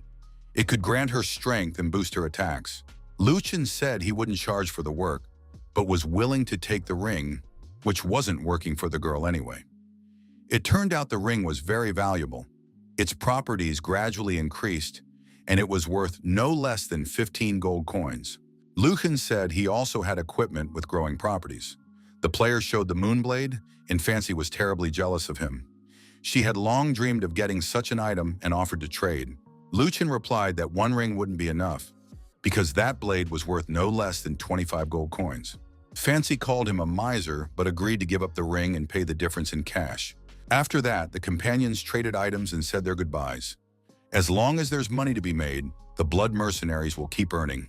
In the ice forest, the giant boss monkey had already been killed, but for some reason, the representatives of the Shadow family wouldn't let the players through. A priest named Bright Moon said he wanted to discuss a certain deal. A player named Shadow Forest said he really liked the bronze armor, so he was willing to pay 2 gold coins for it, and then the whole party would be let go and nothing would happen to them. This approach greatly upset and outraged the players. They said they would fight because the bronze was worth at least 20 coins, and they shouldn't be taken for fools. Shisen tried to explain that there was no need to be afraid. The enemy just wanted to intimidate them, but the blood mercenaries would never give in to blackmail. Soon, Orion appeared before everyone. Now he was wearing some really cool armor that struck fear into their hearts. He said that if the client added 50 silver coins to his fee, he would kill them all. The locals said they weren't going to pay a thing. On the contrary, they'd slaughter everyone right now and take their gear for free. Shadow Forest ordered his men to attack and take the armor from the insolent ones. The first player pounced on Shisan, who was indeed quite weak, and it seemed that dealing with the blood mercenaries would be very easy. The guy was trying very hard to hold on to his two-handed axe, while his comrades were also caught up in the fray. Orion went to help Shisan, but Shadow Forest jumped at him, and his attack looked very dangerous. It seemed as though the outcome of the battle was already clear, but at that moment everyone turned in the same direction and greeted the boss in unison. Luchin addressed his enemies and said that if anyone harmed his friends, they would meet their death immediately. After that, he moved sharply toward the player, leaving no chance to react or defend himself. The girl remembered how Lu Chen had once appeared before her. He shielded her with his body and said that if anyone touched his partner, they would face death. She watched Broken Spear fight and realized that he was very much like Lu Chen. Broken Spear delivered a strike that seemed to miss and caused no damage. This lulled his opponents into a false sense of security, leading them to believe the battle was just a show. After that, anticipating his victory, Broken Spear delivered the next strike, which was several times stronger. No one could withstand such a blow. Shadow Forest dropped out of the fight and ordered his comrades to retreat. He couldn't understand how such powerful attacks were possible. Lu Chen saw that the opponents had fled very quickly. He suggested to his comrades that they retreat right away as well. In Blue Sky Canyon, a player named Violet Marquis sat on a rock reading the stats. He received a message from the player, Shadow Forest, who warned him to watch out for Broken Spear. Of course, everyone knew who Broken Spear was. This player was among the top 3 in the Celestial rankings. Violet Marquis chatted with his friends for a bit longer, and now absolutely everyone was warning him to be careful of Broken Spear. Lu Chen was walking away with his friends when a girl called out to him. Lu Chen was in a great hurry. Without turning around, he asked what else the beauty wanted from him. The girl thanked Broken Spear for saving her. She said she knew he was among the top 3 in the Celestial rankings, and perhaps he would be interested in joining the Ancient Swordsman group. Memories immediately flashed through the young man's mind of how he had once listened to her talk about powerful India with its vast financial resources. Of course, he recognized Mingyue, but he had no intention of working with her right now, saying that he already had his own group, the Blood Mercenaries. However, if the girl needed help, she could hire them, and they were always happy to help and receive a reward from such beauties. After that, everyone said goodbye to the beautiful Mingyue until their next meeting, not giving her a chance to say anything else. Lu Chen had been a member of the Ancient Swordsman group last time, and now there was no question of him joining that group. Mingyue asked her companion if he didn't think the Broken Spear reminded him of an old friend. Lian understood who she was referring to, and their former leader had been in despair for a long time after that incident. When she appeared, they would definitely have to help her with the upgrade. After that, the companions parted ways, lost in thought. It seemed to both of them that they had been talking to Lu Chen today. At the Ice Floating Cities trade market, Broken Spear wanted to buy a sealed map, but it was selling for 20 silver coins. It was a real ripoff. This map had no insurance, and that was the only reason one could spend such a fortune on it. Now Lu Chen decided to get some pets and began considering who they might be. He had already dealt with a green mantis, a slime, a firewolf, and a saber-toothed tiger. Each had its own pros and cons. Now the player's gaze settled on the wasp. It had 4.5 stars in attack and agility, as well as pretty decent defense and health stats. Lu Chen set off for the poisonous bee forest, which was teeming with giant and dangerous predators. Their sting caused painful and dangerous effects and became a real weapon in skilled hands. Lu Chen used the card and met the pet. It was a wasp named Naze. It had pretty good stats, so he decided to take it.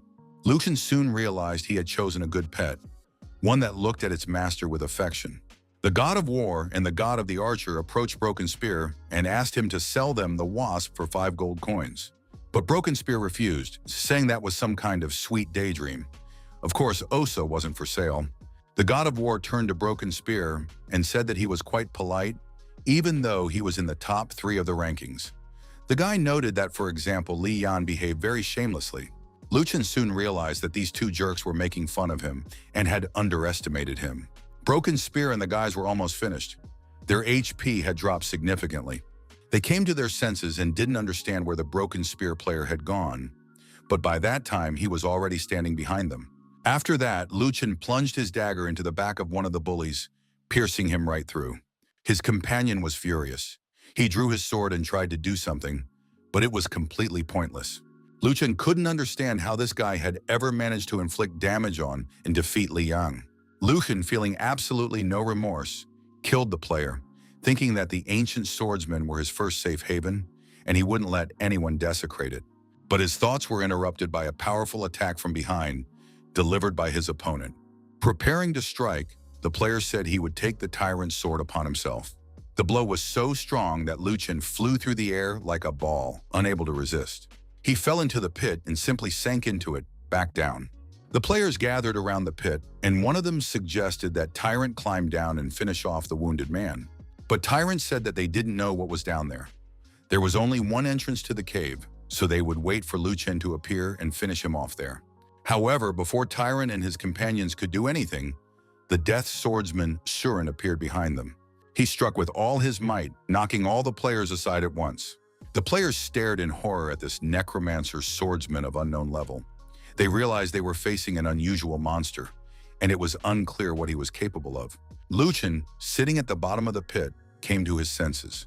He decided he would definitely deal with Tyrant's sword, that little bastard who had ambushed him. Soon, Luchin noticed a large number of different wasps flying around him and realized he had stumbled into a hive. Now it would be difficult to get out of here. And on top of that, he had to deal with the Tyrant's sword player. Luchin was already thinking about how to hack at these wasps when he suddenly remembered his pet.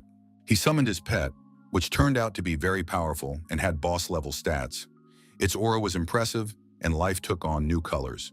Every cloud has a silver lining. Thanks to the Tyrant's sword, the player had acquired a pet for next to nothing. Luchin finally activated the pet card, and now he had a strong and reliable companion. He played a regular seal card, thinking that would be enough. The bee was instantly fully charged and ready for battle.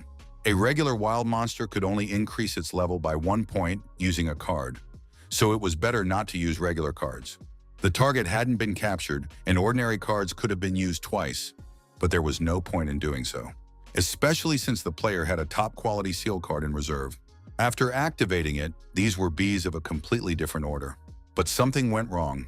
The pet hid inside one of the ordinary weak bees and refused to listen to its master. Luchin was handling the bees. He was already getting tired of it, so he decided to take a shortcut for the sake of convenience. He froze in place, letting the bees approach, and finally, upon spotting the right one, activated the premium seal card. It worked. The creature was tamed, had a boss level, and was named Black Wasp. Luchin decided that spending a top-quality card was justified and resolved to thank the Mad Dragons for it next time. The player checked the pet's stats once more and realized that the Black Wasp was a deadly flying machine. Luchin imagined how Fancy would be trembling with fear, but for now he sent the pet upstairs to scout the situation.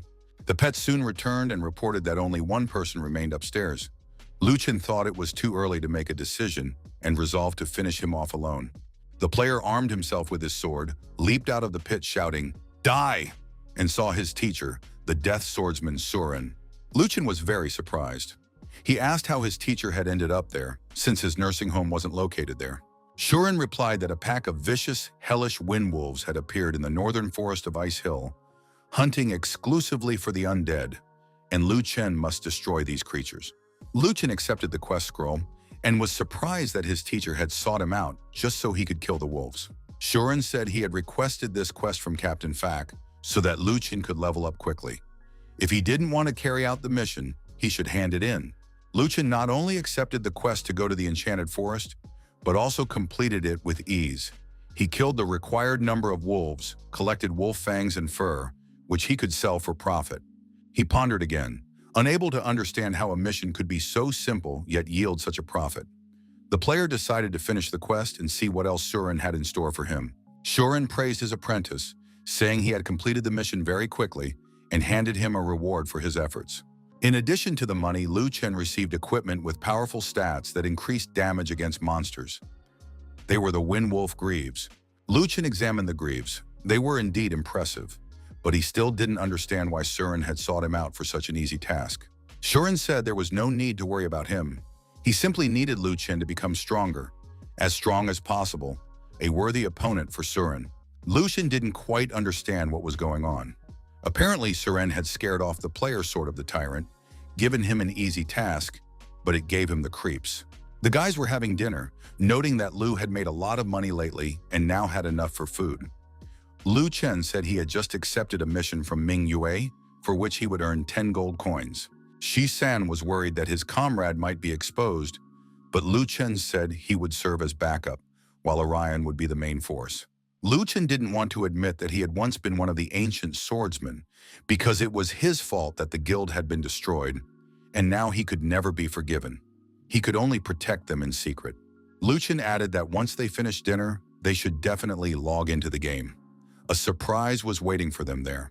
Lu Chen didn't want to reveal exactly what the surprise was, and reminded the guys not to forget to help with the dishes and clean up. Once back in the game, Orion received a top-quality pet card as a gift. Shisan also held such a card in his hands and was pleased. This would allow others to see the power of the blood mercenaries. The pet system had only just opened, but the players from the blood mercenaries had already obtained bosses and were now ahead of everyone else in that regard. Minyu greeted the guys, saying she hadn't understood why a crowd had gathered, but it turned out the blood mercenaries group had arrived. Luchin asked who else was going on the mission. Upon finding out that it would only be Mingyue and Li Yan, he said it was time to set out since everyone was already gathered. The guys from the blood mercenaries stayed in the square, telling everyone about their new pets. Li Yan, though he was a high-level player, didn't have a pet of his own and now even felt a twinge of envy. Minya said she'd heard about how Broken Spear had fought in the poisonous bee forest, but Luchin didn't go into details about exactly what he'd done there. Mingyu thanked him once more for his help in avenging her and said that in the past their people had to stand guard all night long. Luchin replied, "You can't put butter on bread with thanks." The girl laughed and said she'd add another coin after the quest was completed. The players entered the ice forest, where they had to fight a boss named Dryad. He had only one special ability. He was excellent at throwing spears. It seemed like defeating him would be a breeze because he was completely immobile, even though his level was quite high. Everything seemed too easy when suddenly Mingyue was suddenly grabbed by a vine and dragged away. The girl screamed loudly and called for help. The vines bound every limb of Mingyue and lifted her high into the air. She was completely immobilized and could only call for help. None of those present knew the boss possessed such an ability, but they needed to stop talking and save the girl. Before the players could do anything, new vines began springing from the ground, grabbing their limbs and preventing them from moving.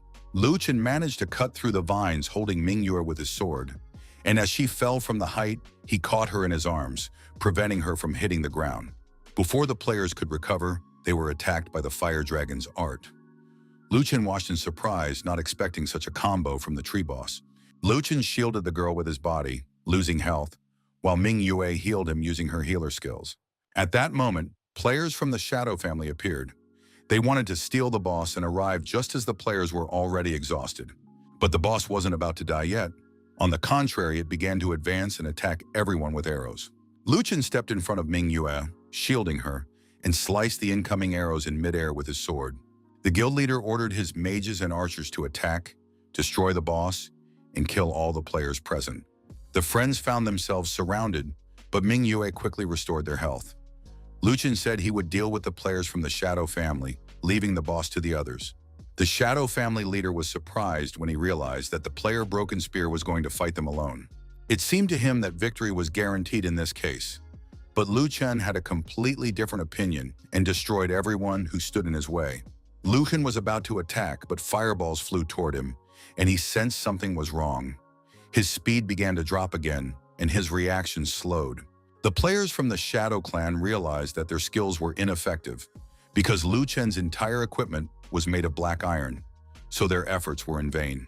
A mage named Shadow Chanel saw that the enemy was too strong and had already destroyed several mages, but she believed there was no need to panic since they had the numerical advantage. She ordered the archers to target Broken Spear, the two mages to deal with Mingyue, and unleash the fire dragon art. Luchin withstood this firestorm and began to counterattack so that Chanel would die and stop interfering. However, before he could get close to the Shadow Mage, a huge number of archers fired arrows at him. The damage from individual arrows was minor, but Luchin couldn't block them all, and some pierced his body. He had already thought things were looking bad, but suddenly a powerful healing spell took effect, instantly restoring his health and raising his HP. Minyue's healing proved more timely than ever. She was a high-level mage, so the healing was fast and effective. Having regained his health, Broken Spear, despite the magic, advanced towards Chanel. Chanel was on the verge of despair, not believing that her opponents could be stopped, and activated the art of the Ice Eagles.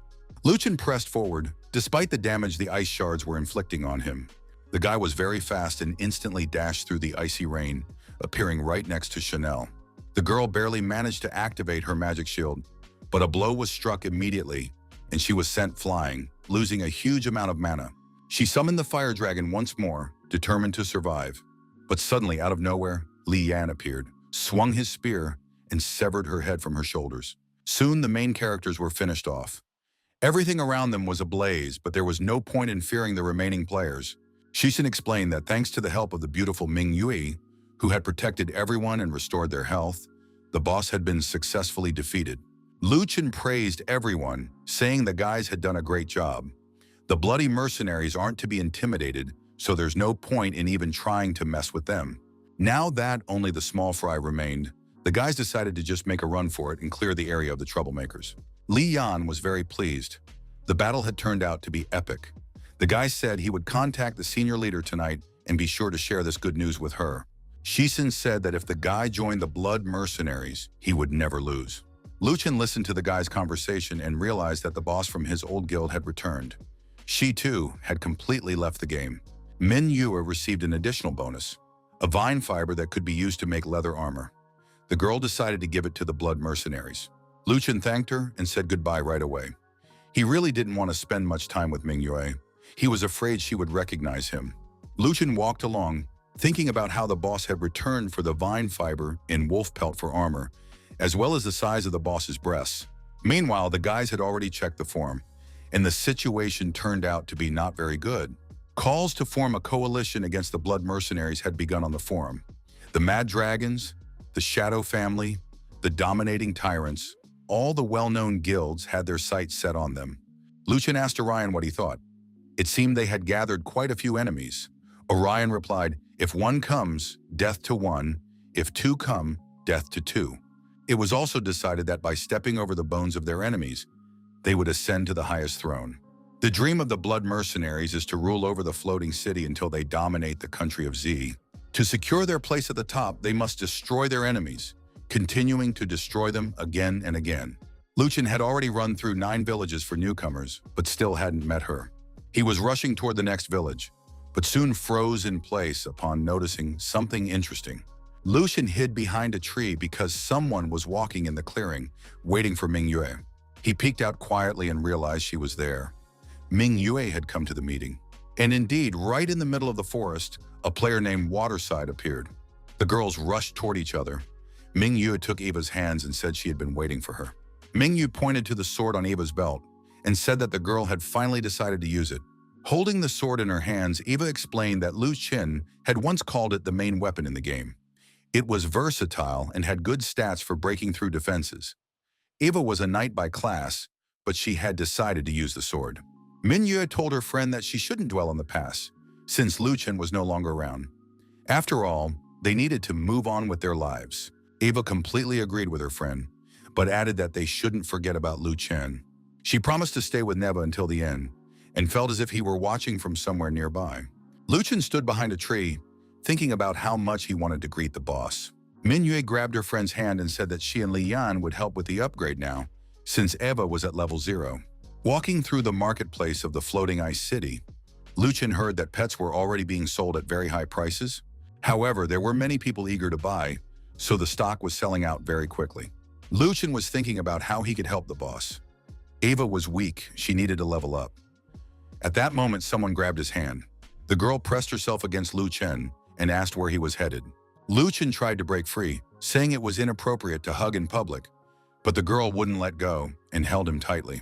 Fancy pressed herself against the guy and said that some flies were sticky and very annoying. But this was a situation where Lu Chen could take advantage of her.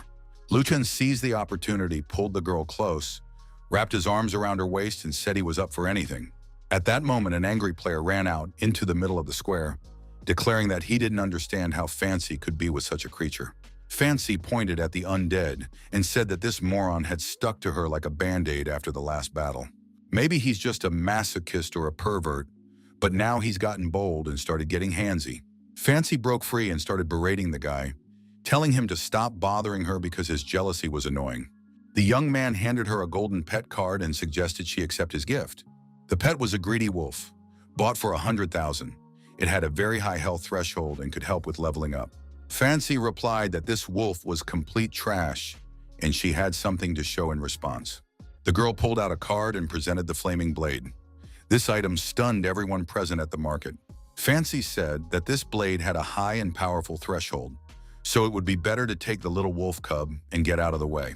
Broken Spear couldn't take it anymore and burst out laughing. Then the player demanded he stop grinning and show his pet instead. Broken Spear had no intention of showing off, but since he was asked, of course he showed his pet. Luchin summoned a black wasp named Fancy, who was several times more powerful than all the other pets. Everyone was amazed by her strength and power, but Fancy flew into a rage when she realized that Broken Spear had called her by name. The players didn't understand where Broken Spear had gotten such a powerful creature. He must be up to something. Luchin explained that he wasn't doing anything wrong. He had obtained this wasp thanks to a card from the Mad Dragons.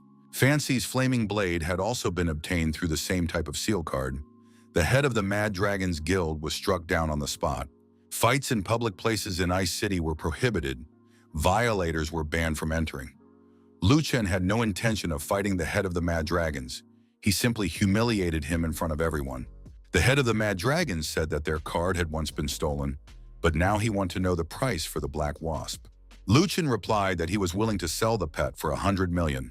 He announced to everyone that he would sell the wasp to anyone without cheating at the set price. If anyone didn't like it or didn't have the money, let them walk away. The Dragon Guild leader stormed off in a rage, realizing he had lost to that shameless skeleton yet again. When the player left, Fancy was literally seething with rage. She wanted to know why Broken Spear had done this to her. Luchin swore to change the pet's name immediately and never think about it again. Luchin walked through the forest with Fancy, believing that the Mad Dragons Guild was growing stronger. They couldn't be allowed to dominate. Suddenly, in the middle of the forest, they encountered a group of players, a sorcerer, a priest, and a violet ghost. The group split up, but Luchin immediately sensed that they didn't come with good intentions. Luchin instantly braced for an attack, drawing his sword. The strangers couldn't figure out how he'd figured them out so quickly. Luchin explained to his girlfriend that these guys were marching in a very unusual formation. Healers and priests were in front, while the knights remained behind. They were marching as if nothing were amiss, so they could turn around and be ready to attack from behind at a moment's notice. Luchin showed excellent vigilance, and a fight immediately broke out among the players. The Broken Spear immediately launched an attack and knocked the spear out of the player's hands. The swordsman tried to reach the Broken Spear, but it was out of his reach, though he still managed to inflict some damage. Fire Dragon magic was used, and even Luchin noted that the attack was very powerful. The Violet Ghost activated a Z-shaped attack, but this attack was completely ineffective against the undead. Lugan swung his sword just a couple of times, but now all the party members had been wounded, and their healers were restoring their health. Luchin realized that buffs and healers were causing him a lot of headaches. Maybe he should take them out first so they couldn't heal the rest of the party. And now everyone was safe and sound again, ready to attack Broken Spear in a 1-against-5 fight. And he was wounded too. The guys saw that Broken Spear had no healing, so there was no need to fear him. They just had to kill him. Of course, there was no need to be afraid. But just at that moment, the players' heads were severed from their shoulders. Fancy, who had slipped away unnoticed and pretended she wasn't there, unexpectedly joined the battle. During this time, Luchin managed to summon his pet, King Bee, and send him to deal with the ranged attackers. Fancy hadn't noticed how the Violet Ghost had managed to get so close. She couldn't figure out how he'd done it, but now she was ready to help her friend Luchin and destroy this purple Marquise. King Bee, meanwhile, was attacking the players, dealing massive damage, and his attacks were very noticeable and powerful. The spearman waited for the right moment and activated a flame strike, believing that even a boss pet could die.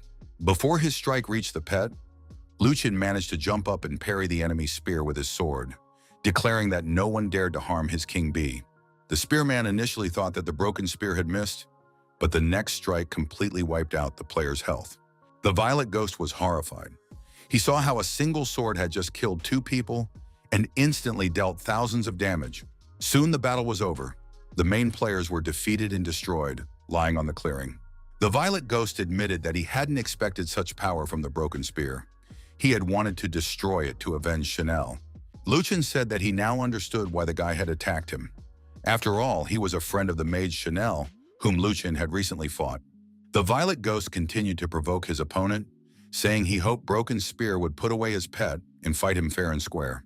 Broken Spear laughed and agreed to remove his pet so that the Violet Ghost could see his weakness. After all, no one would be able to help him. The Violet Ghost immediately tried to deliver a surprise kill, hoping to pierce Luchin. But Broken Spear dodged with ease, saying that the guy had good strength, but he was too slow. After that, Broken Spear executed its favorite attack. First it missed, and then it landed a follow-up strike. The Violet Ghost had time to think that this attack had shattered his bronze weapon, and he wondered what he could do in such a situation. Luchin held his sword to the guy's throat, but never delivered the final blow. The Violet Ghost looked at the player, not understanding why he had spared him and let him live. Broken Spear slung his sword over his shoulder and called out to Fancy to move on to training, since they had already wasted enough time. The Violet Ghost watched the pair walk away and thought about what a powerful opponent Chanel had offended. Ghost Valley was gloomy and eerie. The ground was littered with skeletons and skulls. A notification congratulated the player on successfully sealing the green skeleton. The girl had acquired a pet, a green skeleton, still weak for now, but with a bright future ahead. Fancy was walking along, waving her card, when the blood skeleton reached out, hoping to grab her. The Broken Spear cut this boss down, and now the players had received congratulatory notifications for completing the Scarlet Diffusion quest, as well as congratulations on leveling up. The players hadn't even had time to sort out the loot and congratulate each other when they suddenly noticed that the blood skeleton was rushing away. Lu Chen decided to deal with him, while Fancy set about sealing the exit. Lu Chen managed to catch up to the blood skeleton and apply a seal card to it. Immediately, a notification arrived congratulating them on successfully sealing the blood skeleton. It was a level 1, and they could keep it as a pet. Lu Chen was very pleased. He was already calculating how many coins he could sell it for at the bazaar, but Fancy said she had even better news. This wasn't some trivial thing, but the Order of the Hero. The Order of the Hero was an item that was only dropped by bosses of level 60 and above. Players who received the Order of the Hero could create an official guild and enjoy official benefits, as well as a collective boost to the guild's attributes. Right now, the players were at level 40, so it was clear they wouldn't be able to handle level 60 bosses. Plus, no one knew where to find such bosses. But word was that the government was planning to introduce the Order of the Hero to encourage players to cleanse the earth. Fancy asked Lu Chen to join her guild to compete for the Order of Heroes. Lu Chen immediately thought the girl was using this as an excuse to drag him into her guild. Fancy denied it and said that wasn't the case at all.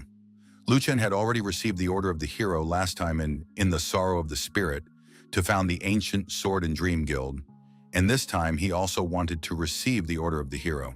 It made sense to join forces. Even if they didn't merge into a single guild, they could still earn the Order of the Hero together. Lu Chen agreed that it was indeed a cool mission, to fight together to earn the Order of the Hero. Fancy asked if there would be any more mopping up operations today, but Lu Chen replied that there was nothing else scheduled for today. Fancy left and arranged to meet him in half an hour by the gate. She wanted to treat him to dinner and asked him to dress up.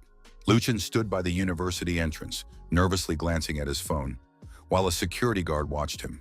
The man immediately guessed that this young man was waiting for Lin Xin, because every day he saw exactly the same kind of young men hoping to meet the beauty. Each of them acted like a hero who would win the heart of the most beautiful girl in the university. At that moment, Lin Xin, the morning star, in flowing silk clothes and with her hair beautifully styled, ran up to the young man, saying that he had arrived early. The university security guard was speechless with surprise. Lu Chen was very serious and wanted to call a taxi, but the girl said they already had a car. A huge, luxurious Bentley pulled up to the young people, and its mere appearance left Lu Chen utterly astonished. The young people got into the back seat, and Lu Chen thought, could this really be the same Lin Xin who haggles over every item and coin in the game? And here she's ordered a Bentley? Besides, the driver was really unnerving. He kept staring straight at the young man, as if he were trying to burn a hole through him with his gaze. At one point, the driver turned to the girl and asked her to introduce them to each other. Lu Chen even thought that maybe this was the girl's father, since he was asking such tactless questions. But Lin Xin replied that the guy was a gamer, and they didn't need to know each other. After that, Lin Xin said rather bluntly that she was in charge of her own life and decided for herself what kind of friends to make. The girl demanded that the car stop and let them out, and then the driver backed down, saying that he respected her choice, but that she shouldn't forget to protect herself. Finally, they arrived, and when they got out of the car, Lu Chen was stunned. They were in the city's most upscale neighborhood, home to the most expensive restaurants. But Lin Xin said she wanted to eat right there, and was confident in her choice. Lu Chen couldn't resist and now found himself in the fanciest place. Lu Chen walked past rows of waitstaff, People bowed their heads in respect, and the guy thought about the fancy restaurant, the limo, and the grumpy old man. It all felt like a dream. The guy started asking questions about the driver. Who was this man, and what was his relationship with Lin Xin? The girl said there was no need to overthink it. She would tell him everything in time. Lin Xin was completely calm. She didn't consider this expensive establishment anything special. The waiter explained that someone's birthday was being celebrated in another part of the restaurant, which was why there were so many guests. But that shouldn't bother the young couple. Lu Chen thought that since they had stumbled upon someone's birthday party, they should have brought a gift. But instead, Lin Xin handed him a box and said she had prepared a gift for him. The young man opened the box, and it turned out to be a trendy, modern smartphone with diamonds and a gold casing. Lin Xin confirmed that it was indeed a bit heavy because of the gold casing, but that was okay. The young man would get used to it. Lu Chen thought the phone was heavy and tacky. If it weren't for the real money the girl had spent on it, he would never have used such a tacky thing. At that moment, the tough guys at the party noticed Lin Xin sitting with a stranger. After all, she had come to Leroy's birthday party, and he was absolutely crazy about her. You could even say he was stalking her. Leroy himself noticed the guests and greeted them, saying he hadn't expected to see Lin Xin at his birthday party. The guy put his arm around the beauty's shoulder and asked if she liked the gift he'd sent her. Lin Xin replied that she hadn't come for Leroy's birthday, but to have dinner with her friend, and now the birthday boy was glaring at Lu Chen with hatred. But suddenly Leroy started screaming when he saw the phone he'd given to Lin Xin in the stranger's hands. The girl replied that she didn't want to use such a tacky phone. She didn't need it. But since it was hers, she gave the phone to whoever she wanted. Lu Chen relaxed, realizing he wouldn't have to use the phone. He could sell it quietly in time. But for now, he had to play along, so he declared that he didn't want to use the device. But since it was a gift from Lin Xin, she could do whatever she wanted with it. Leroy's blood boiled. He could no longer control himself and lunged at the young man with his fists. Lu Chen blocked the blow. Only the dishes on the table were damaged. Leroy started yelling that he hadn't invited the guy to his birthday party, so they needed to get out.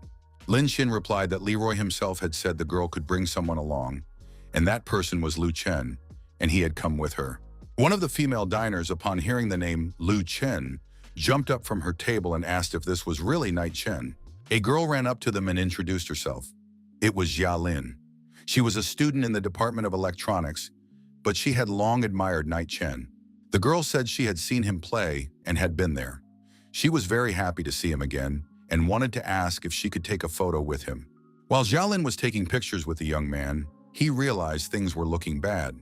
Lin Xin was shocked that it turned out to be Night Chen, while Lara had no idea who Night Chen was. Well, now the other restaurant patrons had woken up and rushed over to the young man because he was the mysterious legend of the gaming club. The girls were captivated by his good looks and wanted to take a photo with him right away. One of Leroy's friends approached the guy and asked how the birthday boy was feeling. But Leroy wanted to know everything about the stranger. It turned out that Night Chen was the most powerful president of the gaming club. He was a super player and a legend, but Leroy couldn't stand such humiliation. He turned to Lu Chen and said that this scoundrel had taken his phone, stolen his attention, and hit on his girlfriend on his birthday, so death awaited Lu Chen. Lin Xin was furious that this scoundrel Leroy dared to call her his girlfriend. She said she had chosen her own path and ordered her men to kill the couple. The young people were surrounded by a crowd of thugs ready to defend their master Leroy. Lu Chen stepped forward, shielding his girlfriend with his body, and told her to find a way to escape while he dealt with these guys. A fight broke out among the young people. Several of them were knocked out very quickly, while a few were strong and put up a fight. Lu Chen fought with dignity, amazed by his own physical strength. Of course, the doctors had said that his virus enhanced his physical abilities, but right now it was simply mind-blowing. No matter how the thugs attacked, all their strikes were parried with absolute ease. Lu Chen eventually scattered them all and now stood with his hands clenched into fists. Lero realized that his friend's attack had failed. He grabbed a bottle of wine and ran up behind the young man. But Lu Chen possessed not only incredible strength, but also stunning reflexes. He managed to dodge, and the hand holding the wine bottle flew through the air. Lu Chen noted that his body had reacted very quickly, even before his brain had had time to send the signal. Leroy froze, stunned, while Lin Xin jumped up and kicked the bottle out of Leroy's hands. The girl grabbed Lu Chen by the arm and dragged him along, not understanding why he was standing there and not running away. She admitted that she couldn't run away and leave him alone. The young people rushed out of the restaurant with a mob of thugs chasing after them, wanting to take revenge for the humiliated Leroy. Lin Xin soon began to slow down. She had twisted her ankle because she was running in heels. The girl said that Leroy wouldn't do anything to her, so Lu Chen should keep running on his own. But Lu Chen had no idea what she was talking about. He scooped the beautiful girl into his arms and ran with her, holding her close to him. By this time, the thugs didn't know what else to do. They grabbed dishes, chairs, plates, and bottles and threw them at the fleeing couple. Eventually, the young people managed to break free and were now sitting in the park. They had to run 3 blocks before it was safe. Lin Xin said those guys were a real pain, but now Lu Chen had taught Leroy's gang a lesson, and maybe they wouldn't bother her anymore. Lu Chen said that the beauty had tricked him in real life, just as she had in the game. Not only had he missed dinner, but he'd nearly been killed by the plates and bottles thrown at his back. Lin Xin apologized to the guy, but admitted that Lu Chen had caused a lot of trouble in her life, even though it seemed like the problem was with her. Lin Xin finally spoke up. She said, "Knight Chen, I'm the current president of the gaming club. Do you know how miserable I've been since you left?" After Lu Chen defeated Park, all kinds of experts came every year to challenge the club president, but she was just starting to play, and she had to die and get beaten up countless times. At first, she just wanted to find out everything about this strange and unethical Knight Chen, but she never thought he would wipe all traces of himself and not even leave a single photo anywhere. Lu Chen understood that if he had left his photos behind, many people would have come to settle the score with him. But then the young man realized he was truly in the wrong. He apologized, not realizing he might be the cause of her troubles, and then invited the girl to dinner, rice noodles as compensation, since they'd ended up without a meal that evening. In the studio of the bloodthirsty mercenaries, that was all they did all evening, treating bruises and scrapes. Dusha-san said that his medicine helped with all kinds of scratches. But soon the guy noticed that Lu Chen had absolutely nothing on his back, even though the young man claimed he'd nearly been beaten to death at the restaurant and his back had suffered severe injuries. Lu Chen walked over to the mirror to check and indeed saw not a single mark, even though the pain he felt was real. Without a second thought, the young man took a knife and cut his forearm. Blood flowed down his arm. Shursan was horrified. The last thing he needed was for his friend to hurt himself. But a minute later, he was screaming again, this time in surprise because the wound had completely disappeared and healed. It was clear that the virus was too powerful. Shisen told his friend that, of course, he checks his test results regularly and they're normal.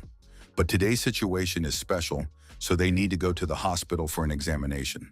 Lu Chen turned to his friend and asked how his mission was going, if he needed any help. The young man knew his friend's weaknesses and simply wanted to change the subject.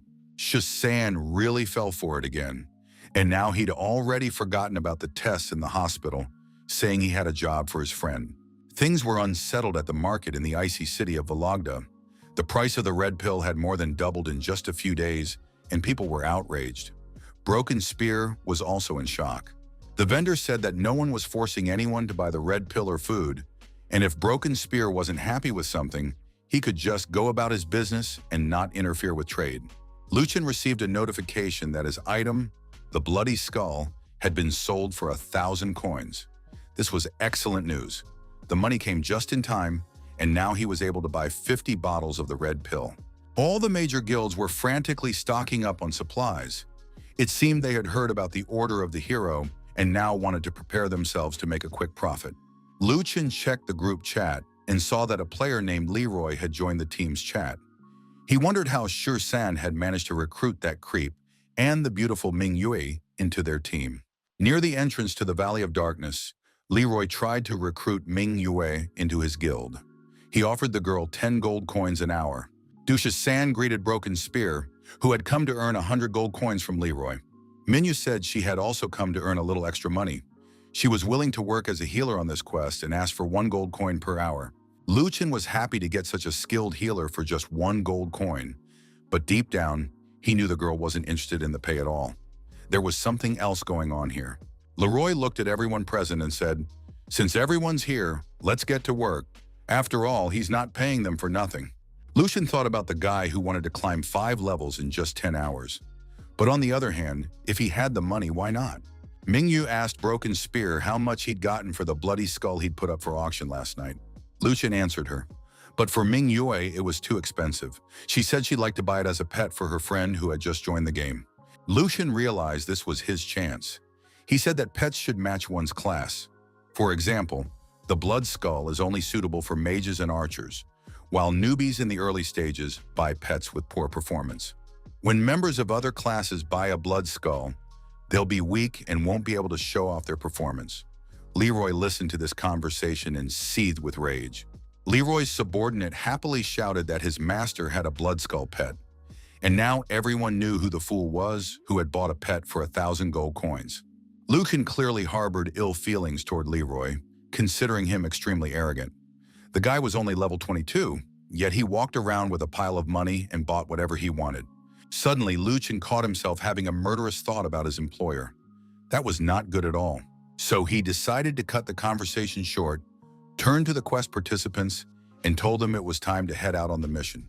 Somewhere deep in the Valley of Ghosts, the Blood Skulls roamed calmly, confident in their strength. The group of players lay in ambush. They were going to kill these powerful blood-stained skulls. Min Shi didn't understand how they were going to do it, since even Broken Spear's level was more than 10 points lower. Luchin replied that there was no need to be afraid. This was the only way to level up. With such a level difference, they could gain a lot of experience. After that, Broken Spear announced that the attack had begun and leaped out of hiding along with his pet, a black wasp. The Bee King landed his attacks on the bloody skull very effectively, causing the opponent to lose a large amount of mana. Luchin landed his double strikes. One missed, but the second was a critical hit, instantly dealing nearly 2,000 damage to the bloody skull. Even those who knew Broken Spear well were amazed by his strength. This player managed to carry out attacks and clear bosses entirely on his own, without involving other players. Orin activated his spear and thrust it into Red Skull's body. The attack was a critical hit. In response, the Red Skull brought his stone sword down on Orion, but the guy managed to put up a defensive shield. Minyue analyzed the guy's attacks and saw what a cool skill Orion had. He absorbed damage from attacks and converted it into his own HP. The girl watched with delight as the blood mercenaries displayed their skills and tactics.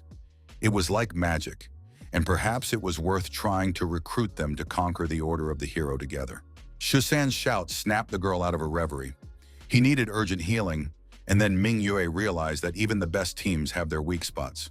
While Mingyue cast a healing spell, Broken Spear continued to deal damage to Red Skull. Soon the entire team was healed. Shusan was alive and well. All the players had leveled up and were, for the most part, satisfied with how things were going. Leroa found it very boring because he hadn't really done anything. Minyu glanced at the guys and they began studying their stats. Their level wasn't high enough to make it into the top 5. Absolutely all the players were now leveling up for the Order of Heroes. Leroy paid everyone the promised amount for their work, but the guys warned him to get back to the city as soon as possible because at level 27, he could die here. But Leroy believed there was no need to meddle in other people's business, since no one would dare kill him. And in the next moment, his head flew off his arrogant shoulders. Absolutely all the items this player had, silver gear, magic stones, and money, scattered around his body. The robber turned out to be a player from the Order of Dragons, unwavering. He had deliberately killed Leroy with the intent to rob him. Luchin couldn't just let the villain get away, the one who dared to kill his client right under his nose. A fight broke out between the two men immediately. Shurikens flew. There were a lot of them, and they slowed down the players from the blood mercenaries. Luchin ordered Orion to chase after the robber and not let him escape. Luchin thought about how many cool items Leroy had. It would have been worth getting injured for any one of them. Luchin ordered Orion to attack from both sides. The invincible one of the dragons had picked out items to steal, taking one of them. Something was clearly off here, and he couldn't be let go. Luchin sped up and ran in from the other side, and now the dragon player was surrounded and forced to fight. And then he used some kind of skill that allowed him to vanish, gradually fading away before his pursuer's eyes. Luchin and Orion didn't understand what had happened. Now they were facing each other and could only hear the taunts from the mad dragon player. The guys didn't understand what was going on. It was as if they had been transported to some other dimension. The enemy was nowhere to be seen. Luchin came up with the idea that they should use the spear to kick up dust around them, and perhaps then they would see whoever was hiding using the invisibility skill. Luchin carefully scanned his surroundings as the dust swirled and settled, revealing the outline of the invisible figure. Luchin lunged forward and struck with his sword. It seemed to hit nothing, but it was the mad dragon who couldn't understand how such a thing was possible. Shasan was the weak link among the blood mercenaries, but this time he arrived late, yet just in time, and struck the mad dragon in the back. Luchin decapitated the player, and now 3 items that had been stolen from Leroy appeared before the guys. Everyone leaned over the items that had caught the thieves' attention in surprise. They had never seen anything like this before. It was the Cursed Compass, a special item that could show players the way to bosses above level 60. It could be used once every 3 days.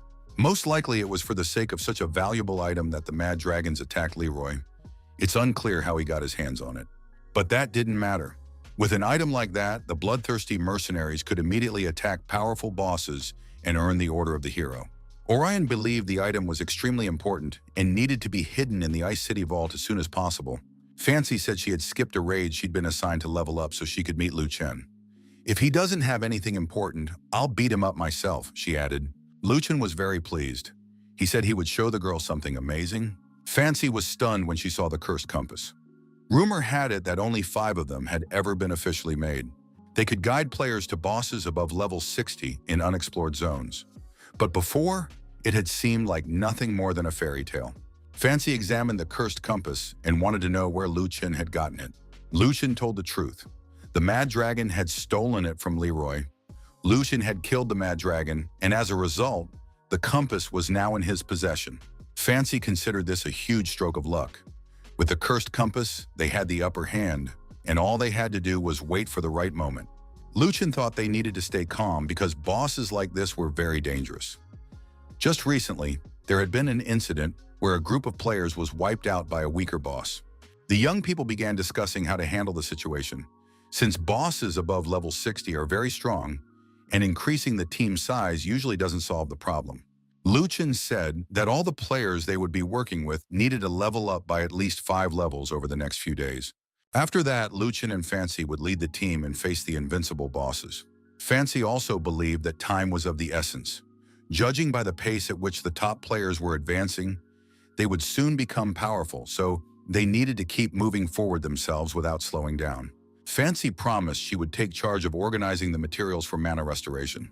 The guys headed to the Hills of Reflections to complete a few missions there and level up. Lu Chen told the guys that he had set aside a large sum of money to upgrade their gear so they could buy the necessary items. Lu Chen had earned most of this money by selling skeleton bones and ingredients. It was intended for the studio's development.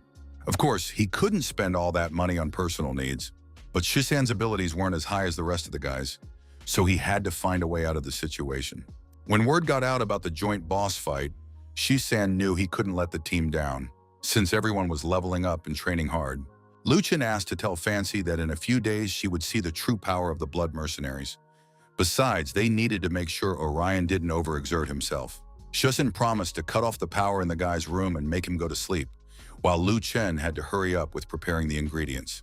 Lu Chen chose a mission that required him to go to the Hills of Reflections mountain, kill 100 blood skeleton warriors there, and receive a large reward. The mission went smoothly and without surprises. In any minute now, the guy was about to finish the entire quest. The reward for completing the quest was garlic, which was the main ingredient for cooking 5th level food. Lu Chen counted the garlic he had earned and thought that if he gathered a little more, he would be able to start cooking 5th level food. Suddenly, the ground around him shook, and the mountains began to crumble. The player thought an earthquake had started. When the dust and rocks settled, Lu Chen discovered a massive hill guardian. It was a level 60 silver boss. Its stats were unknown to anyone. Life sure is strange. He hadn't even needed the Cursed Compass, yet Lu Chen had stumbled upon such a formidable boss by accident. Lu Chen checked the chat and saw that his teammates were offline. That was bad, because he couldn't handle it alone. Lu Chen knew he couldn't defeat the boss on his own, but running away now would be too humiliating. The player decided to start the battle despite his fear and the meager armor he was wearing. Even if he died, at least he'd find out just how strong this boss was. Lu Chen summoned all his allies, the undead, the Python King, and his pet, a black wasp. If they could win, they would immediately receive the Order of the Hero. The Guardian of the Hills looked like a huge, massive rock that could move, fight, and put up a resistance. And so the battle began on all fronts. Lu Chen, along with his minions, tried to look menacing and kill the boss, but all their efforts were practically useless. The Guardian of the Hills had incredible defense and took almost no damage. Lu Chen decided to test just how tough the boss's hide was with his signature move. He landed the first strike, which was deliberately aimed wide. Lu Chen's next strike usually knocked off several thousand HP from an opponent, but in this case, there was nowhere near that kind of effect. However, when the strike landed, Lu Chen was horrified to discover that instead of a sword, he was holding only a stump, unable to comprehend how this could have happened. Lu Chen fell to the ground and stared at the remains of his sword, thinking it was too early to fight such a formidable opponent. The Guardian of the Hills seemed to have gotten a taste for it. He brought his fist down on the player, and Lu Chen managed to raise a protective shield around himself. Of course, that wasn't enough. The blow was strong, but not fatal. Things were looking bad. Lu Chen lay on the rocks, unable even to block or brace himself. The Guardian of the Hills stepped with his massive paw onto the spot where the player lay and thoroughly crushed him. Lu Chen managed to run away just as the paw came down and realized that fighting alone was too reckless. He needed to get out of the fight immediately. But that was easier said than done. The boy ran through the mountains trying to hide from his pursuer, knowing he might be stuck here forever. The Hill Guardian did not back down. He was hot on his heels, and soon his massive hand nearly grabbed the player by his cloak. Apparently, the Guardian of the Hills hadn't dealt with players in a long time and was now catching Lu Chen the way a cat usually catches mice. Well then, this boss's physical defense is off the charts. The bloody mercenaries don't have any mages in their ranks, and without magic, this boss can't be defeated by physical strength alone, Lu Chen thought. Lu Chen hid behind some rocks and began quickly drinking a recovery potion to heal himself and boost his HP. The guy logged into the chat again, but his friends were still offline. Fortunately, a mage was online. Lu Chen told her he'd run into a level 60 boss, and the girl promised to gather a group and come to his aid shortly. A noise caught the player's attention. He peeked out from behind a rock and was very surprised. At that moment, the Guardian of the Hills was under a massive attack launched by unknown players. The leader of the Mad Dragons said that last time, Lu Chen had stolen the cursed compass, and now with the help of that item, he had easily found a suitable boss. If the group defeats the boss now, it will become the top guild and unite the entire Ice City region. The leader addressed his followers and said that if they defeated the boss, each of them would be paid 10 gold coins. The Guardian of the Hills looked at the players, storming him, and used some skill. Lightning pierced everything around, and many players died. Lu Chen peeked out from behind a rock and was stunned. A single skill had killed dozens of players. He was glad he had retreated in time. The player pulled out a spare weapon. Fortunately, he had time to prepare. Of course, this sword wasn't as cool as the previous one, but it was still pretty good. Watching the mages try to cast a spell on the boss, Lu Chen chose a comfortable spot with a good view so he could strike the Hill Guardian at the last moment. But then a huge stone shard landed right next to him, and it became clear that even taking cover might not be safe. The Hill Guardian used some new skill, and stone shards flew off in all directions. These massive shards pierced the players right through and pinned them to the ground, as if paper clips were holding down a sheet of paper. After that, the boss crushed the surviving players with his massive hands. The leader of the Mad Dragons was very pleased. Of course, many players had died, but that wasn't a problem for him. The Guardian of the Hills did indeed have powerful skills, but he was expending too much energy on them, and the guild leader hoped he would emerge victorious. Lu Chen thought about how nearly 300 people had died, yet they still hadn't managed to defeat the level 60 boss. The leader of the Mad Dragons demanded that everyone still alive stand up and finish off this monster. Lu Chen realized he couldn't wait any longer, or victory would slip away, and he wouldn't be able to claim it. It was time to move forward. The Dragon Lord urged his followers not to be afraid and to finish off the enemy together, who had already lost almost all his strength. Lu Chen's pet, the Black Wasp, flew up to the boss and struck it directly in the head, dealing a massive amount of damage. The Dragon Lord recognized this pet and, to his horror, saw the player himself, broken spear, run past him. Lu Chen paid no attention to the fact that all the members of the Mad Dragons were now ready to start hunting him down. They too had lost a lot of strength. Lu Chen finished his first strike, which was a glancing blow and did no damage, much to the delight of the spectators. The Hill Guardian wanted to use his skill again, but it was clear he wouldn't be able to unleash it at full power, as the boss had almost no strength left.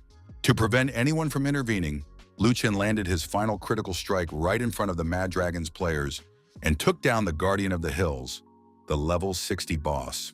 Notifications from the game poured in, announcing that Liu Chen had leveled up to 45, become #1 in the rankings, and received a large number of prizes. The leader of the Mad Dragons thrust his spear at the player's head, demanding that he hand over all his items.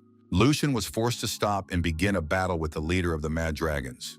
But at that moment, the time had come, and the rest of the dragon players began to resurrect and return to the game. Everyone watched the battle between their boss and Broken Spear, while none of the guys intervened. The dragon leader said that Broken Spear wouldn't be getting away from him today and would pay for all his previous misdeeds. However, a player as formidable as Broken Spear couldn't be written off. His pet Black Wasp was also helping its master, and soon the players realized there was nothing they could do. The archers received the order to fire their arrows and finish off Broken Spear by any means necessary. Liu Chen deflected the arrows mid-flight, but his pet was struck by several attacks and, unfortunately, died. Liu Chen was forced to use his stealth skill and soon became invisible to his enemies. The leader was furious. He ordered his men to search the entire area until they found Broken Spear and killed him. In the wild forest, the archer Xiang Xiang had a guy at gunpoint who said that if she wasted any more time, it would be too late. At that moment, a notification arrived stating that the player had defeated the Guardian of the Hills and was now in first place. Fancy knew exactly who that player was. It was unbelievable, but nothing was impossible for him. The girl realized that if Liu Chen had taken down the boss single-handedly, he was most likely surrounded by dragons right now and needed help. Fancy tried to call him in the chat, but he didn't respond. It was clear that things were looking bad for him. Liu Chen knew he had very little health left. The potion would only let him withstand one more attack. While in cover, the player could only move. He couldn't resurrect his pets yet. The dragon players continued to attack everything around them, gradually chipping away at Liu Chen's health. They were fast and strong. Liu Chen said that if he was destined to die, he would take everyone else with him. The dragons were ready to do anything just to get revenge. Liu Chen found himself surrounded again, and a hail of arrows and spears rained down on him from all sides. He knew things were looking bad. Fancy leapt toward Liu Chen, plunged a knife into his back saying, "I'm sorry," and notifications announced that a player had killed a player. The game congratulated Fancy on reaching first place in the rankings. All the prizes remained with her guild. After that, the girl attacked the leader of the Mad Dragons. He tried to offer her a trade, prizes for his life. But Fancy said he couldn't do anything and demanded fire support from Semi-Zashoku. Soon everything around them was filled with smoke and engulfed in flames, and they were able to safely leave the battlefield. Liu Chen soon returned, having lost one level. He agreed to meet at the Ice City Vault after his resurrection. The young man understood that the girl had done exactly the right thing to prevent the Mad Dragon from taking the loot. She had saved her friend. Fancy brought the loot and said she had kept it safe. They should be happy, and now they could open the chest together. Liu Chen kept grumbling. He had lost 2 levels at once. The girl divided the loot, 1 item for each of them, and they decided to see what had dropped from the boss. Liu Chen really wanted to get the Order of the Hero to make up for the disappointment of losing a level. In the end, they got a pair of boots and a new sword. Fancy was furious. It was simply unbelievable. But even the boss hadn't dropped a hero's order. Liu Chen was also indignant and cursing, since he had fought to the death and lost 2 levels for the sake of a pair of boots. As a consolation, Liu Chen took the golden item, the sword. At least it was some consolation. After all, he had been left without a weapon in that battle. Fancy gave the boots to her friend, saying that it would at least cheer him up a little. Liu Chen analyzed the previous battle. The Hill Guardian boss had 2 extremely powerful and deadly skills, which meant that stronger bosses would be even more formidable. If it took 300 people to defeat a level 60 boss, how many would be needed for stronger opponents? Liu Chen understood that it wasn't about numbers. They just needed a high-quality team of high-level players. Liu Chen praised the players from the Fancy Guild and said that the girl should train them even further. He would also bring a few people up to speed, and then they would all be able to fight with dignity. Liu Chen rushed off to level up, saying he'd soon be in first place. Fancy replied that first place would always be hers, no matter how hard her friend tried to overtake her. Liu Chen headed to the Icy Cross and met Master of Death Surin there. who praised him highly and said the guy had been working hard lately. Lu Chen asked Surin for quests that were easy to complete, but offered a lot of experience and rewards. Surin replied that he was proud of his apprentice and had a simple quest he could give Lu Chen. The young man went to Crow Ridge to the House of Magic Pills. Everything around was shrouded in fog. A voice came from inside the building. It said that he had created a potion that would change the history of the continent, and that Grandmaster Hui would be the pioneer. Lu Chen was tasked with going to Crow Ridge, killing the apothecary Hui, and taking the potion from him. Lu Chen kicked the door open and entered the room. Standing before him was a man in a cloak, fiddling with flasks and chemicals. Apothecary Hui realized his time had come and began using his potion. The apothecary was at level 50. He felt Lu Chen up and said the guy had a strong body and good bones. Lu Chen didn't want anything to do with this pervert. He drew his sword and told the apothecary not to touch him. The apothecary was completely calm. He took the sword in his hand, afraid of getting hurt, and said that the young man was made of strong, good material. After that, the old man flung Lu Chen against the opposite wall with a light flick of his wrist. The next second, the player's body was bound by sturdy chains, preventing him from moving. It immediately became clear that the mission to kill the apothecary was no simple task. Apothecary Hui took out a small jar and said that the player was about to try the most amazing potion in the world. Lu Chen tried to break free, but the chains were too tight and strong. He screamed hysterically, demanding that the apothecary leave him alone. The guy kept thrashing and screaming. The apothecary knelt down in front of him and began muttering some words. Then the apothecary grabbed the player by the jaw and opened his mouth. After that, he poured the entire potion down Lu Chen's throat and told him to sit still and drink every last drop. Lu Chen was furious and demanded that the pharmacist admit exactly what he had just poured down his throat. The pharmacist didn't know what to say because nothing was happening. There was no expected reaction. The old man began touching Lu Chen's legs and arms, and Lu Chen screamed in agony, begging him not to touch his body with his filthy hands. The apothecary didn't understand why the young man's body hadn't changed, and Lu Chen wanted to know exactly what he had just administered and what changes were expected. The apothecary replied that the young man had just drunk a rejuvenating potion capable of restoring flesh to the dead. That sounded very interesting. Lu Chen thought this was great news, but didn't understand why he felt nothing. The apothecary thought he must have made a mistake somewhere, which was why the player hadn't changed. The apothecary had killed thousands of people and spirits to create this potion. It simply had to work, so the problem must lie with Lu Chen. The apothecary grabbed a huge cleaver and said he would check what made this guy different from ordinary night spirits. The old man wanted to pull every bone out of the guy one by one, purify his soul flame, and study him thoroughly. But it was all worth it. If the resurrection potion succeeded, the dead spirits could become human again, and the war between light and darkness would end. The fallen humans and night spirits gladly sacrificed themselves for this great cause. Lu Chen believed that killing in the name of false justice was truly vile and repulsive. He snapped the chains and they shattered into tiny pieces, striking the apothecary. Lu Chen threw the old sorcerer aside, intent on taking revenge for everything he had endured. After that, the player summoned the King of Pythons, who was now supposed to help him deal with the apothecary. Seeing that the player had an undead servant, the apothecary realized why his potion hadn't worked. Before him stood a most rare corpse.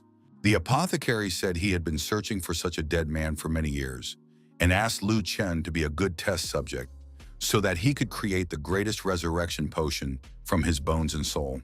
Apothecary Hui released a poisonous, paralyzing mist at the player. Lu Chen ordered the King of Pythons to attack the old man. The undead could not be harmed by the mist, no matter how poisonous. Lu Chen finally landed a series of blows on the apothecary. The first strike missed, but the second completely drained the sorcerer's strength. The apothecary was destroyed, and Lu Chen drank the entire potion down to the last drop, but nothing happened. He noticed many vials of potions on the table and decided to take a similar bottle, thinking no one would notice the difference. Upon returning from the quest, Lu Chen handed Surin the bottle of potion, saying that the task was complete and he was ready to receive his reward. Surin, the death swordsman, called him an impatient boy and handed him the reward. Lu Chen was happy that the teacher hadn't noticed the switch. Although the shield was bronze quality, its stats were on par with a silver one. Lu Chen asked Surin about the potion. The apothecary said it could restore flesh to the dead. Soren confirmed that he had once found the recipe and given it to the apothecary Hui so that he could create the potion. It took 15 years. But for it to work, a catalyst still needed to be added. Then flesh would return not only to the undead, but also to the dead. Soren said that only one ingredient was missing and shot his apprentice a fierce look. Soren didn't explain further and simply said that the catalyst was beyond his level, so Luchin needed to go and level up. The player Eva had already reached level 31 and was preparing to participate in the battle for the first hero order. Of course, competing at this level was too risky, especially since players from other orders would be participating. But nothing ventured, nothing gained. A title that resonates throughout the country and a huge bonus will attract a flood of players, giving us a chance to revive the dreams of the ancient blade. Minyu said that all the strongest players had already been recruited by other guilds. She had invited Broken Spear to join their guild, but he had refused. Of all the players, only Broken Spear was without a guild. If they could recruit him, it would be a huge advantage. Eva wanted to ask him personally. Minyu agreed to introduce Eva to Broken Spear if that was truly what she wanted. Eva promised not to be pushy. She was already a guild leader and knew that sometimes you have to give in. Minyu said that first they needed to level up to the maximum and then get to know each other. For now, it was better to upgrade their gear and push their strength to the limit. The girls went to the market and saw an excellent bronze shield and high-quality black stone blades. They were intrigued. The items looked solid and were indeed of excellent quality. Minyu recognized Broken Spear, even though he was wearing a mask. They greeted each other.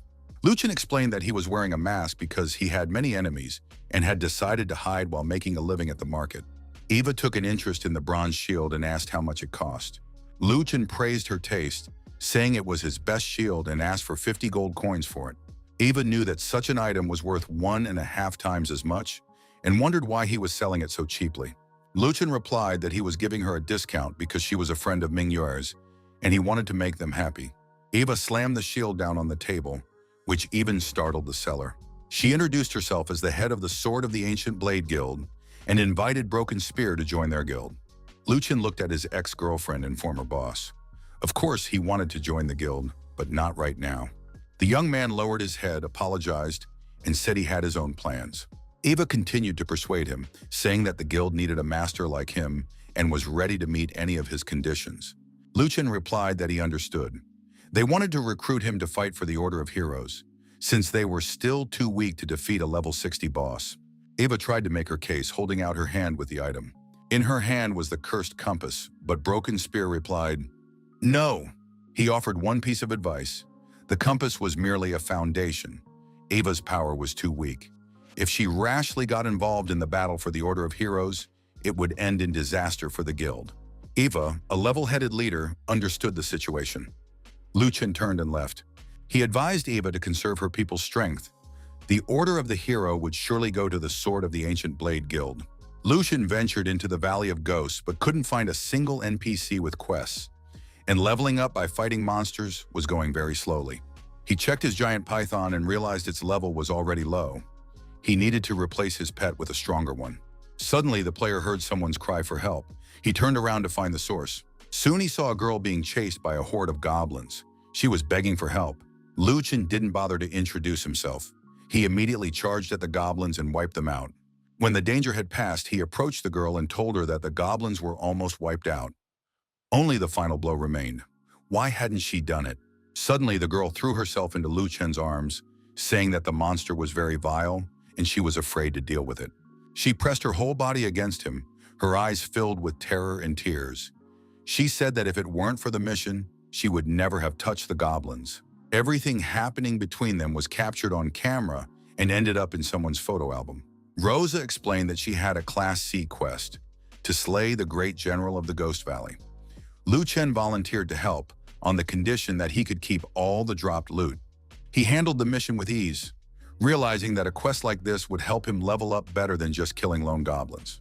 Rosa was absolutely thrilled. She hopped along behind Luchin and marveled at how he sliced through the monsters with ease.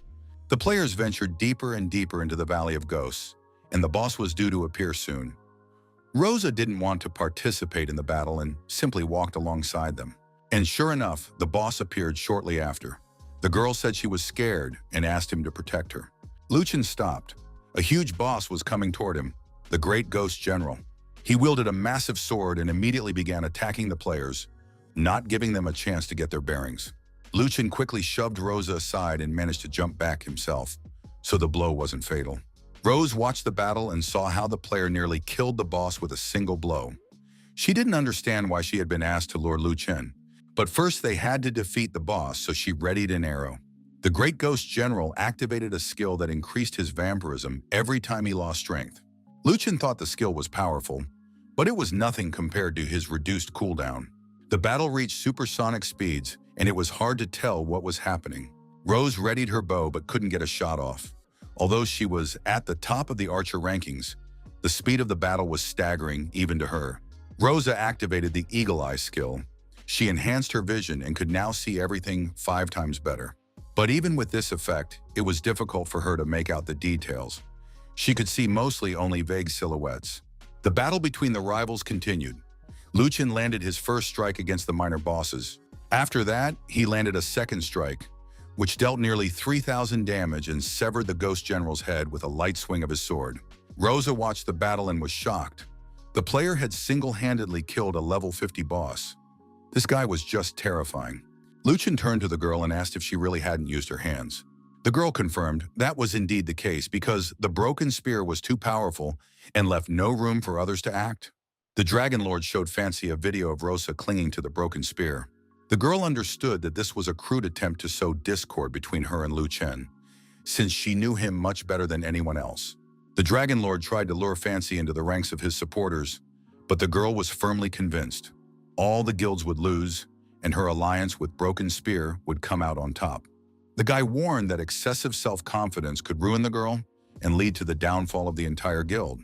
Lin Xin replied that he could keep his words to himself and proudly lifted her head. The guy thought, if Luchin dares to lay a hand on this beauty, he's definitely not going to live to see another day.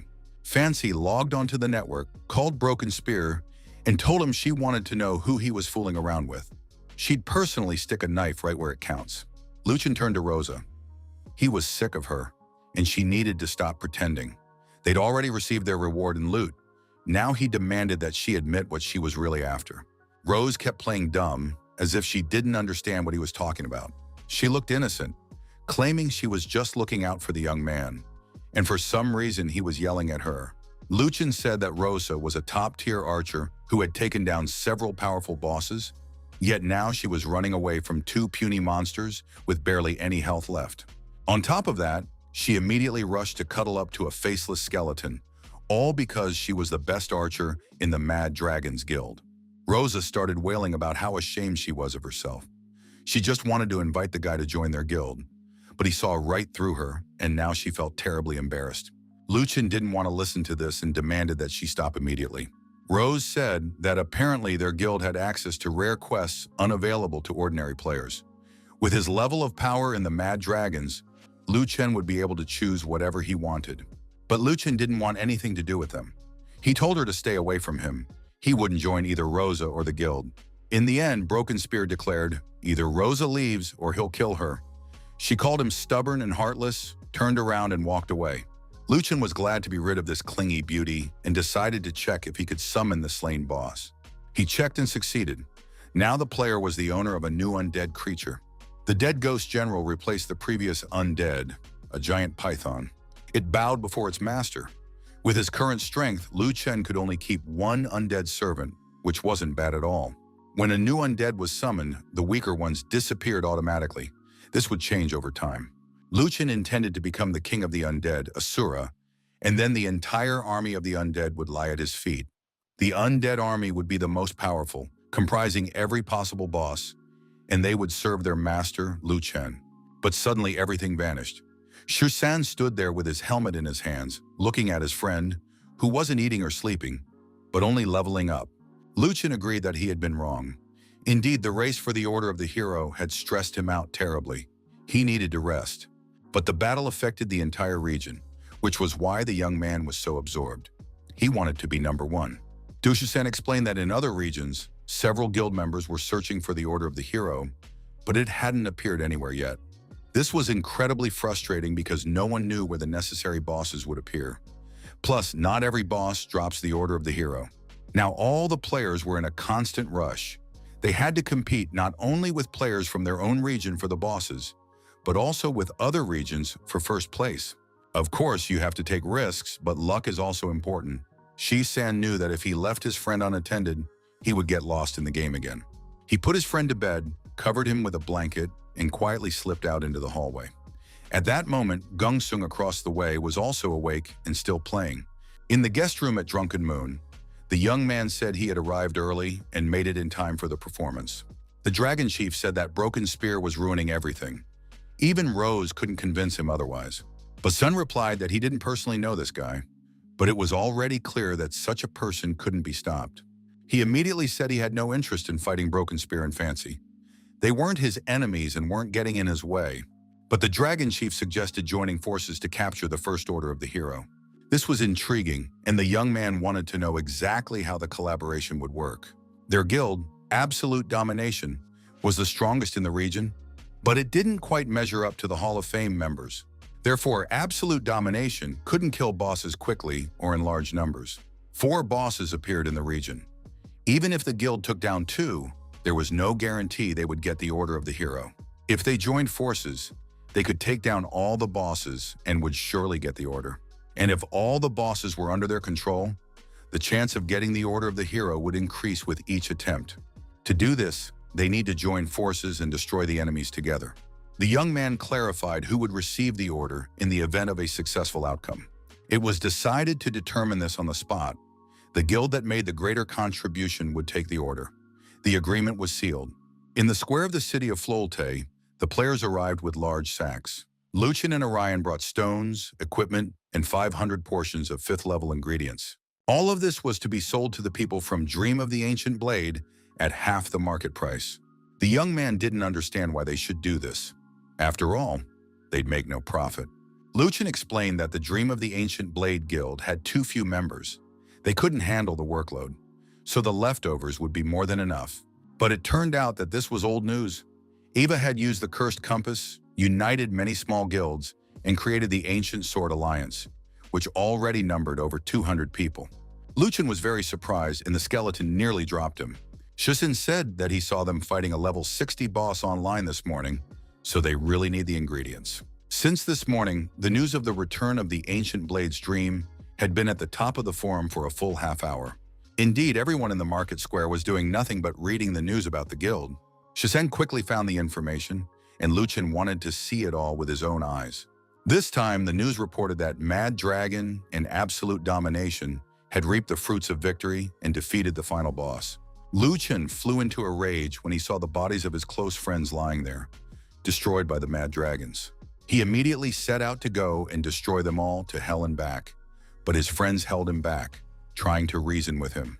Shisan asked what form he would now take before them, as a barely known player named Broken Spear, or as Luchen's dead old friend. First and foremost, they needed to come up with a plan, not rush into anything. They needed to cool down and calm themselves.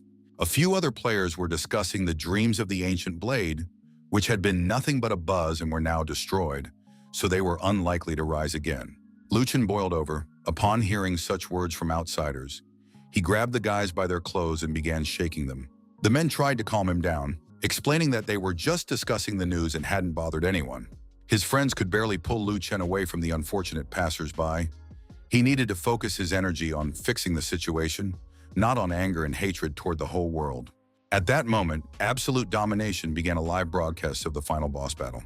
Clearly, these guys weren't worried about anyone stealing their loot. They couldn't care less about anyone.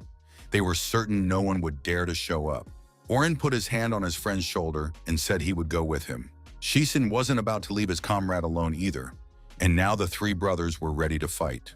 Luchin wanted to crash the Absolute Domination stream and take the boss from them. He asked Shisan to create a thread on the forum so everyone could see. The bloody mercenaries fear no one. Shisan said not to worry, he'd handle it. In the Crystal Palace, the players gathered for the final battle. Luchin planned to be the first to use the ground dive technique, and when the boss had 1/7 of its health remaining, Orion was to spring into action. Luchin crept up close and watched the battle, remaining invisible.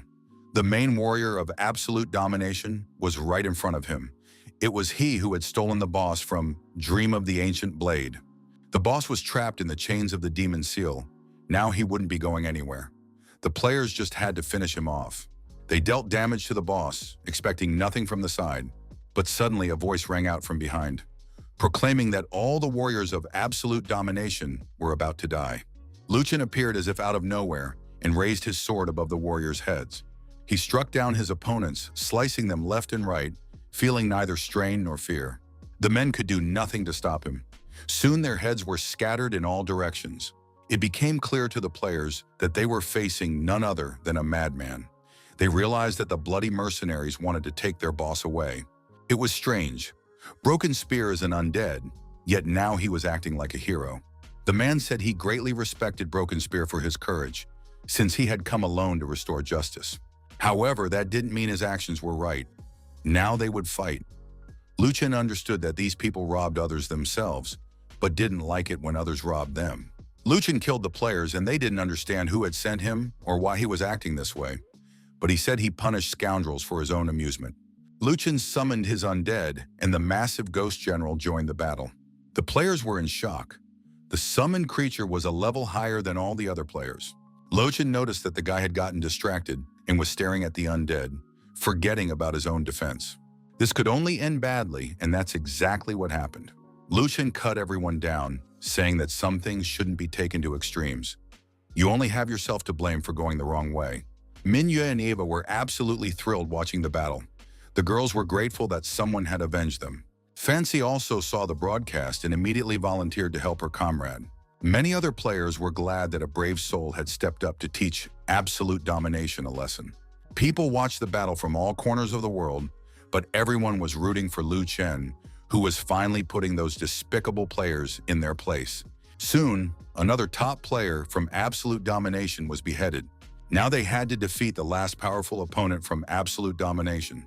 Eventually, Lu Chen and his comrades made it to the boss fight. Now they had to defeat the monster. It looked very powerful and dangerous. Compared to it, all the other players seemed like mere children. The boss used some kind of skill, and everything around began to crackle like lightning. The Crystal Knight was enraged. This increased his defensive capabilities and boosted his power. The Crystal Knight had turned into a level 65 boss. It was unreal. The players could only dodge. They urgently needed to come up with a new plan before they died. Luchin sat on the sofa in the room, sipping a drink from a cup. Shasen was surprised. Why had his friend suddenly decided to buy milk tea? Luchin said he hadn't bought it. A girl had brought the drink. Shasen knew this beauty, Lin Xin. She had brought them drinks and even ordered the cups. It turned out that one drink was brought by Mingyue and the other by Eva. Du Shasen had guessed wrong again, and it annoyed him greatly. The girls had once again entered his friend's life.